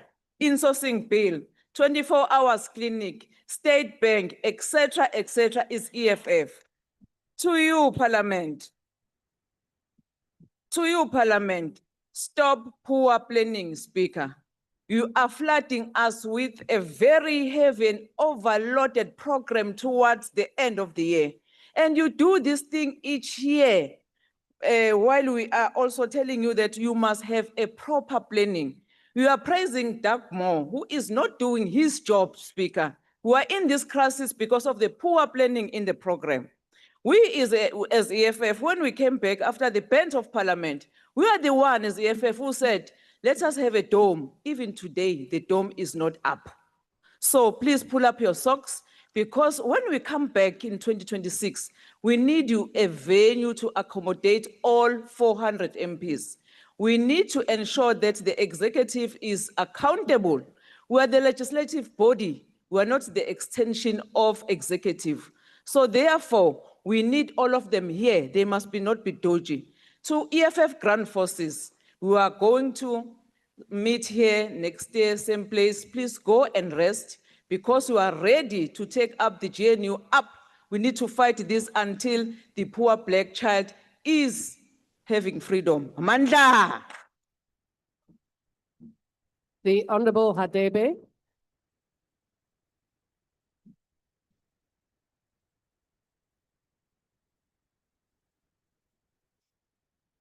Honorable members, order. Thank you, Madam Deputy Speaker. As we approach the end of the year, the IFP is unfortunately reminded that we do so as an incomplete family. The passing of our colleague, the late Member of Parliament and IFP Deputy Chief Whip, Honorable KP Sithole, remains a deep and painful loss. His absence is felt in every sitting and in every moment of reflection. We extend our heartfelt condolences to all South Africans who will enter this festive season carrying the weight of grief. On behalf of the IFP Parliamentary Caucus, I wish to extend our sincere appreciation to you, Speaker, the Deputy Speaker, all presiding officers, as well as the administrative staff and cleaning teams for the support and assistance extended to us throughout the year. Our government, despite the many challenges before it, has managed to restore a measure of stability. While youth unemployment remains a pressing concern, the recent job creations recorded is a welcome development. Women in South Africa continue to live with a daily fear of violence, and this House must recognize that their safety is not negotiable. The IFP welcomes the leadership shown by the Minister of Culture, Honorable V.F. Hlabisa, in championing the classification of gender-based violence and femicide as a national disaster. This is an important and necessary step. Honorable Deputy Speaker, as we approach the festive season, we reiterate our plea to the people of South Africa to practice safety when driving, to avoid excessive drinking, and to let shop owners know that they will face the full extent of the law if they sell alcohol to minors. We also wish to express our appreciation for the mature debates that have taken place in this House throughout the year. We have truly witnessed democracy in action. Honorable members, let us take this time to rest well and return ready to continue serving the people of South Africa. I thank you. The Honorable Peterson. Thank you, Deputy Speaker. Honorable members, members of the public, this House has been a place of vibrant debate, shared ideas, and passionate commitment. We are honored to have contributed to the work we do for the people of South Africa. Throughout this term, the Patriotic Alliance has remained true in its values, promoting fairness, accountability, and the upliftment of communities that deserve to be seen and heard. We are proud of the progress we have made together. Even as we recognize the challenges that still lie ahead, each step forward has been a reminder of the impact we can achieve when we serve with a purpose. We offer our warmest appreciation to members from all parties. Our viewpoints may differ, but our shared love for our country is what unites us. As we turn the page, the Patriotic Alliance looks ahead with optimism. We remain committed to building a South Africa where every citizen has dignity, opportunity, hope, and we continue to say that colored lives matter too. The road before us calls for cooperation, compassion, and renewed energy, and we are ready to play our part.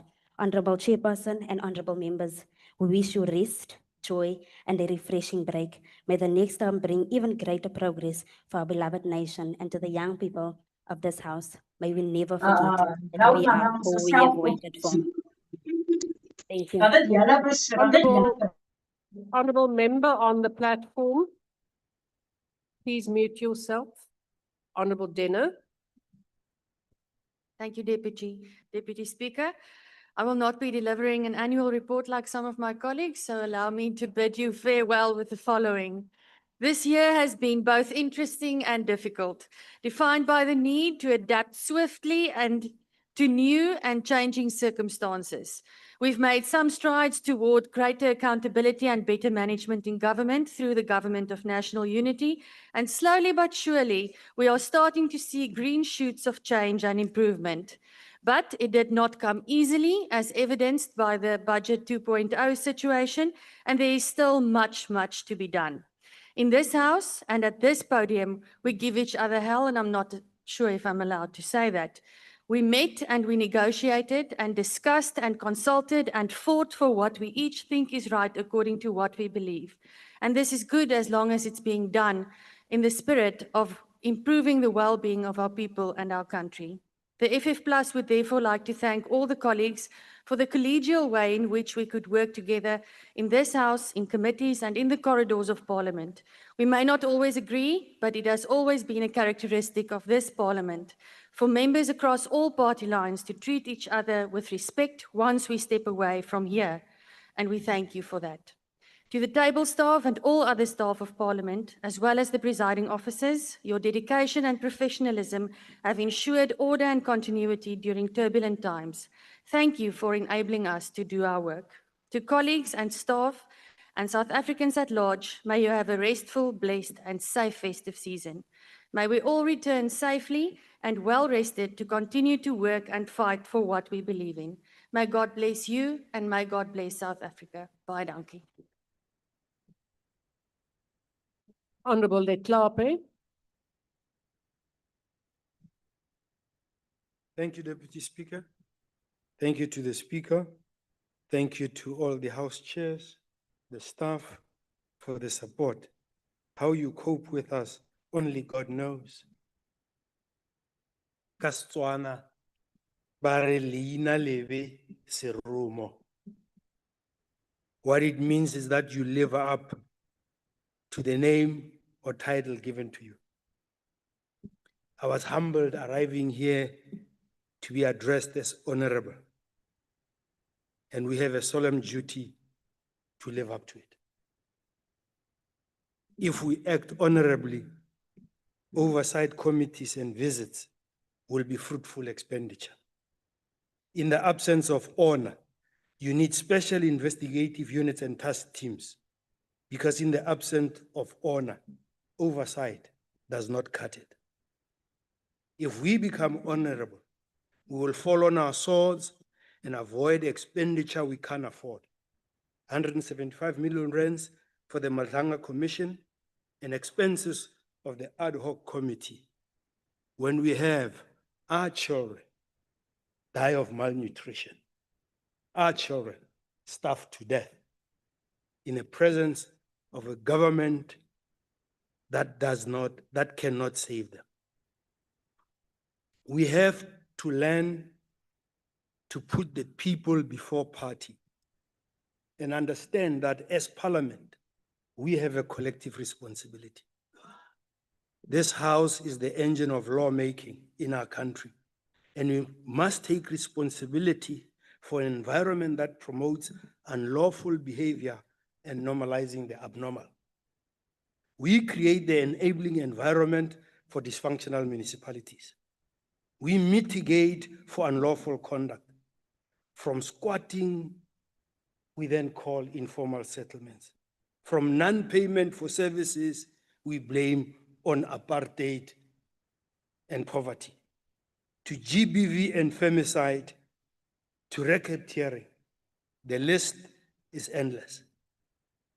We have to stop being enablers of a dysfunctional country. Building an ethical state starts with us. We have to ensure that no woman gets raped, no child goes hungry, and no corrupt official is aided by a party and political connections. No member of parliament that is not honorable is protected by parties. They must do the honorable thing.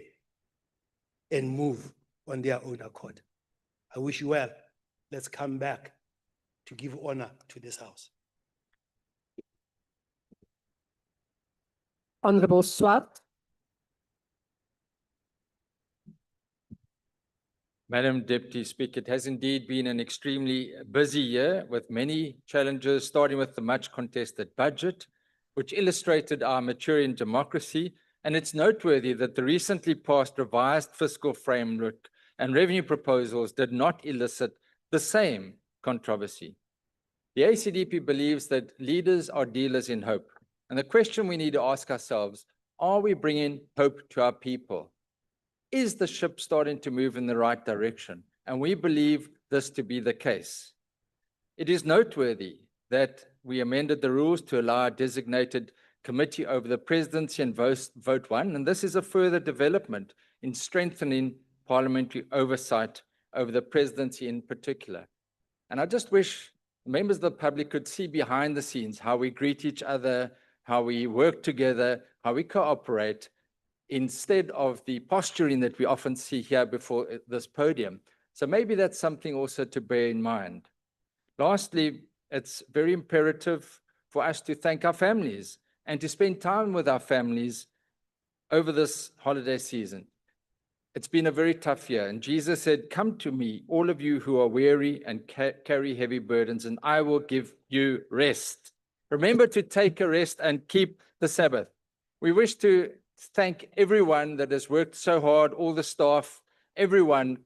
And as I conclude, I think it would be opportune just to pray a blessing upon everyone here, and it's known as the Aaronic blessing.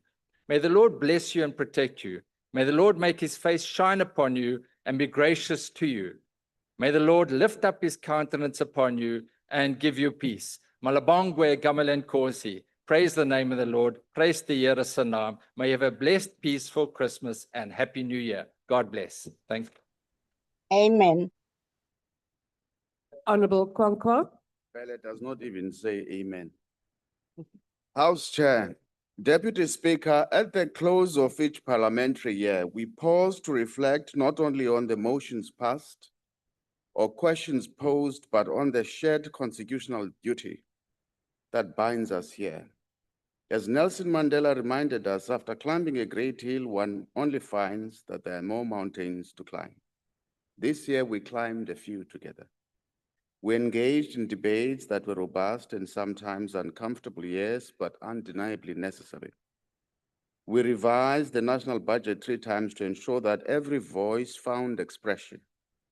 And we strengthened accountability with the establishment of the first ever oversight committee over the presidency since 1994, an important step in affirming our constitutional promise. Honorable members, our parliament also continues to punch above its weight globally.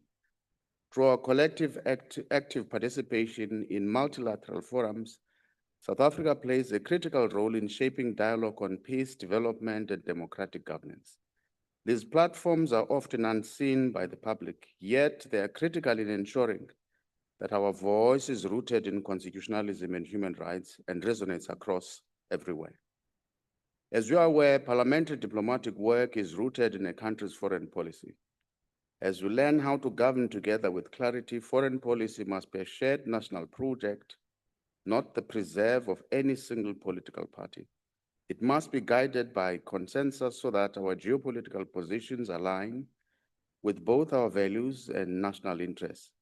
Let us return in the new year ready to pursue this conversation with clarity. But today is not for policy discussions. I wish to take this opportunity to thank you for the work we have done, the essential work that has taken place behind the scenes, and the impressive work that has been done by even our staff members and everyone in Parliament. To you, my fellow South Africans, may your Christmas be joyful and your New Year be filled with renewed hope. Let us return ready to serve with purpose and humility. Go well. See you next year. See you at work. The Honorable Ghana.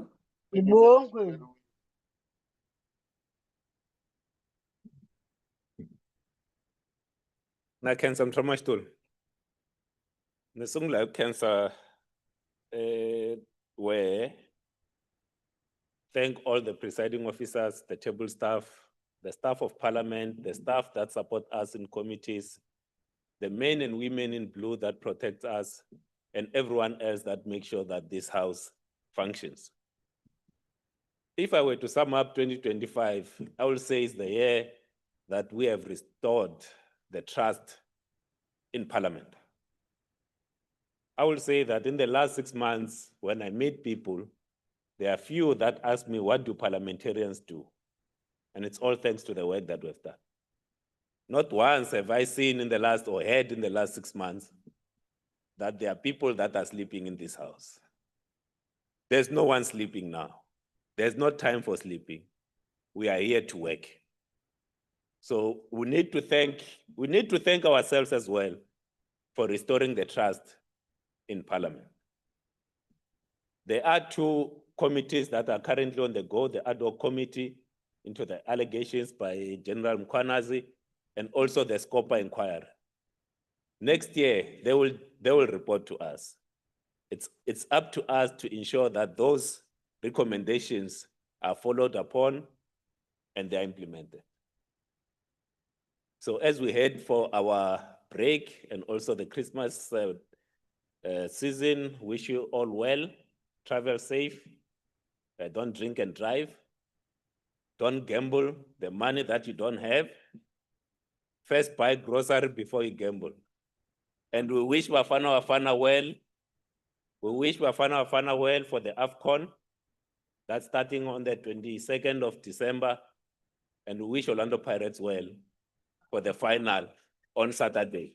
Up the backs, we can just name. Thank you, Honourable Ghana. Honourable Maimane.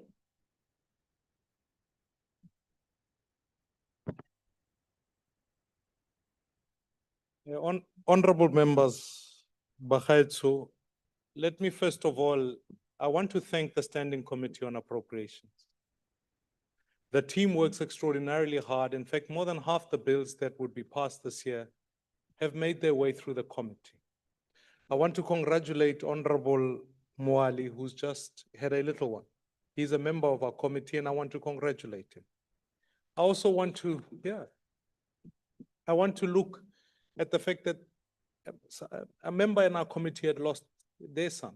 And I want to say that this work is demanding, it's hard. And it takes us away from home. And so I want to send my deep condolences.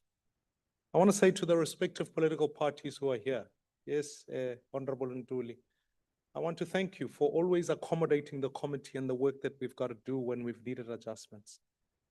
Honorable members, we do what we do. And I want to thank the staff here in Parliament, the team that works here. I want to thank the team at BOSA who have been fighting hard for bringing fair pay bills and fighting here in this Parliament. We do this, honorable members, because we love this nation. And I want to say, I don't want to make this an AGM, but simply to say this. Let's remind ourselves about what our ultimate task is. Ours is to call our nation to greatness.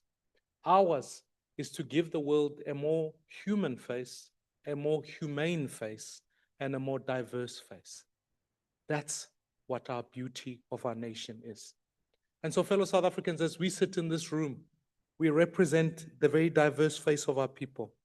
Let's do so always resiliently. And I want to, maybe as I close, without it being too much, look forward to next year, wish you a peaceful break. But pray this prayer of blessing over you, that the Lord bless you and keep you, make his face shine upon you, that the Lord uplift your countenance and give you peace. God bless you. The ATM. Honourable Ishmael.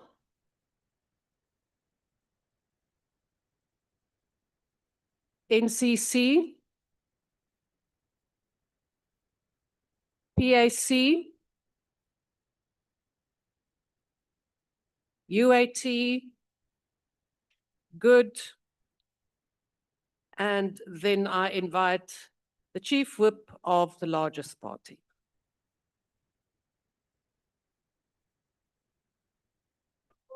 Thank you very much, Madam Speaker, Deputy Speaker, let me join the other colleagues and honorable members who have conveyed their appreciation for the opportunity for us to stand here and say a few words to one another.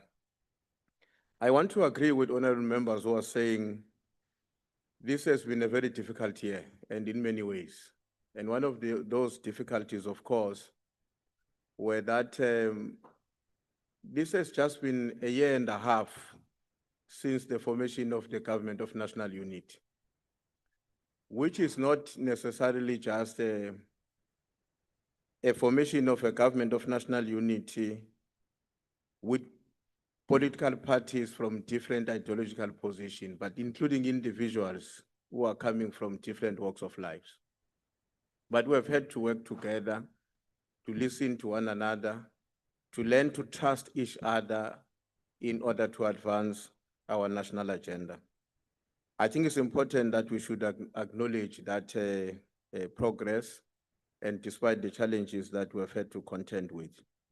One of those, of course, as other colleagues have mentioned, and I want to say that this year might arguably go down as one of the difficult years of the National Assembly, given the challenges that, as I said, emerged immediately after the formation of the Government of National Unity. The budget difficulty for 2025 and 2026, I think we all have acquired a number of lessons, and I do believe that we will take those lessons into heart as we advance into the future as well as the new year. The establishment of the ad hoc committee and the Madlanga Commission of Inquiry in response to the allegations arising from the press conference done by the KZN Provincial Commissioner, Lieutenant General Mkwanas, is one of the major developments in our country this year. And naturally, the nation is eagerly awaiting for the findings and the recommendations which will be tabled to the National Assembly. But not only that, but what the National Assembly is going to do about those.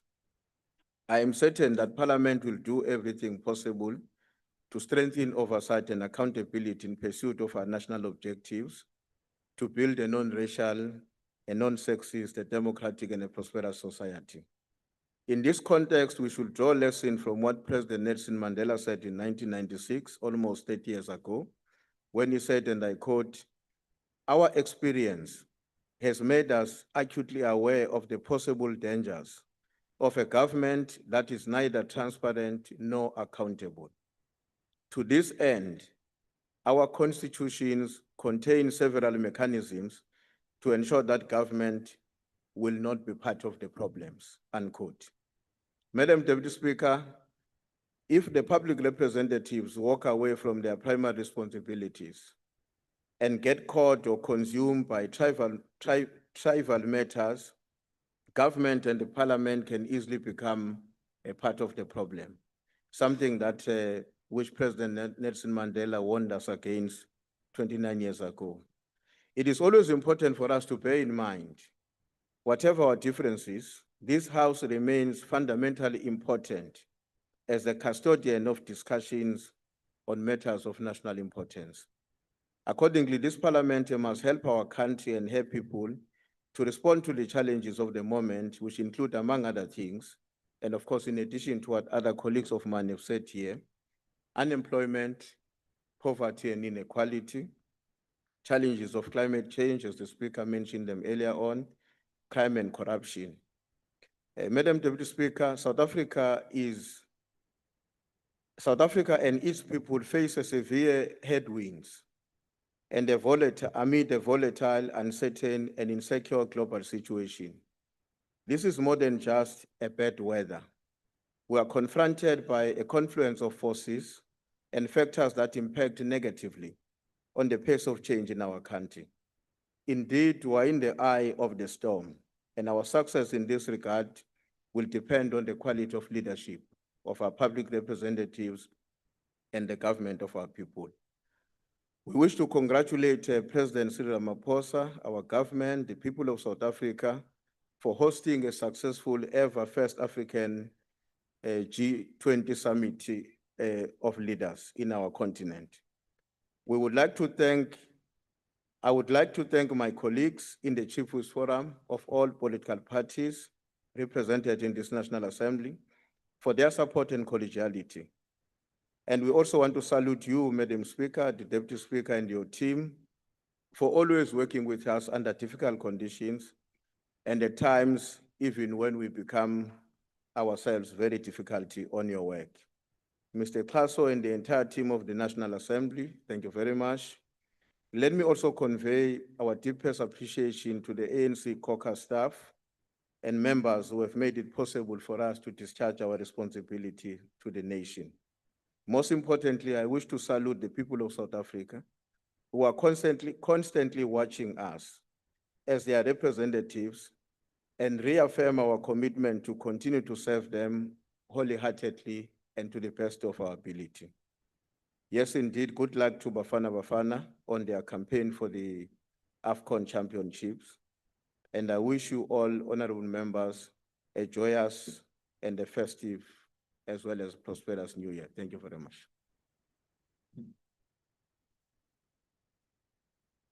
Honourable members, before we conclude, from my side, I would also want to thank everyone. It is a privilege and honour to serve in this House.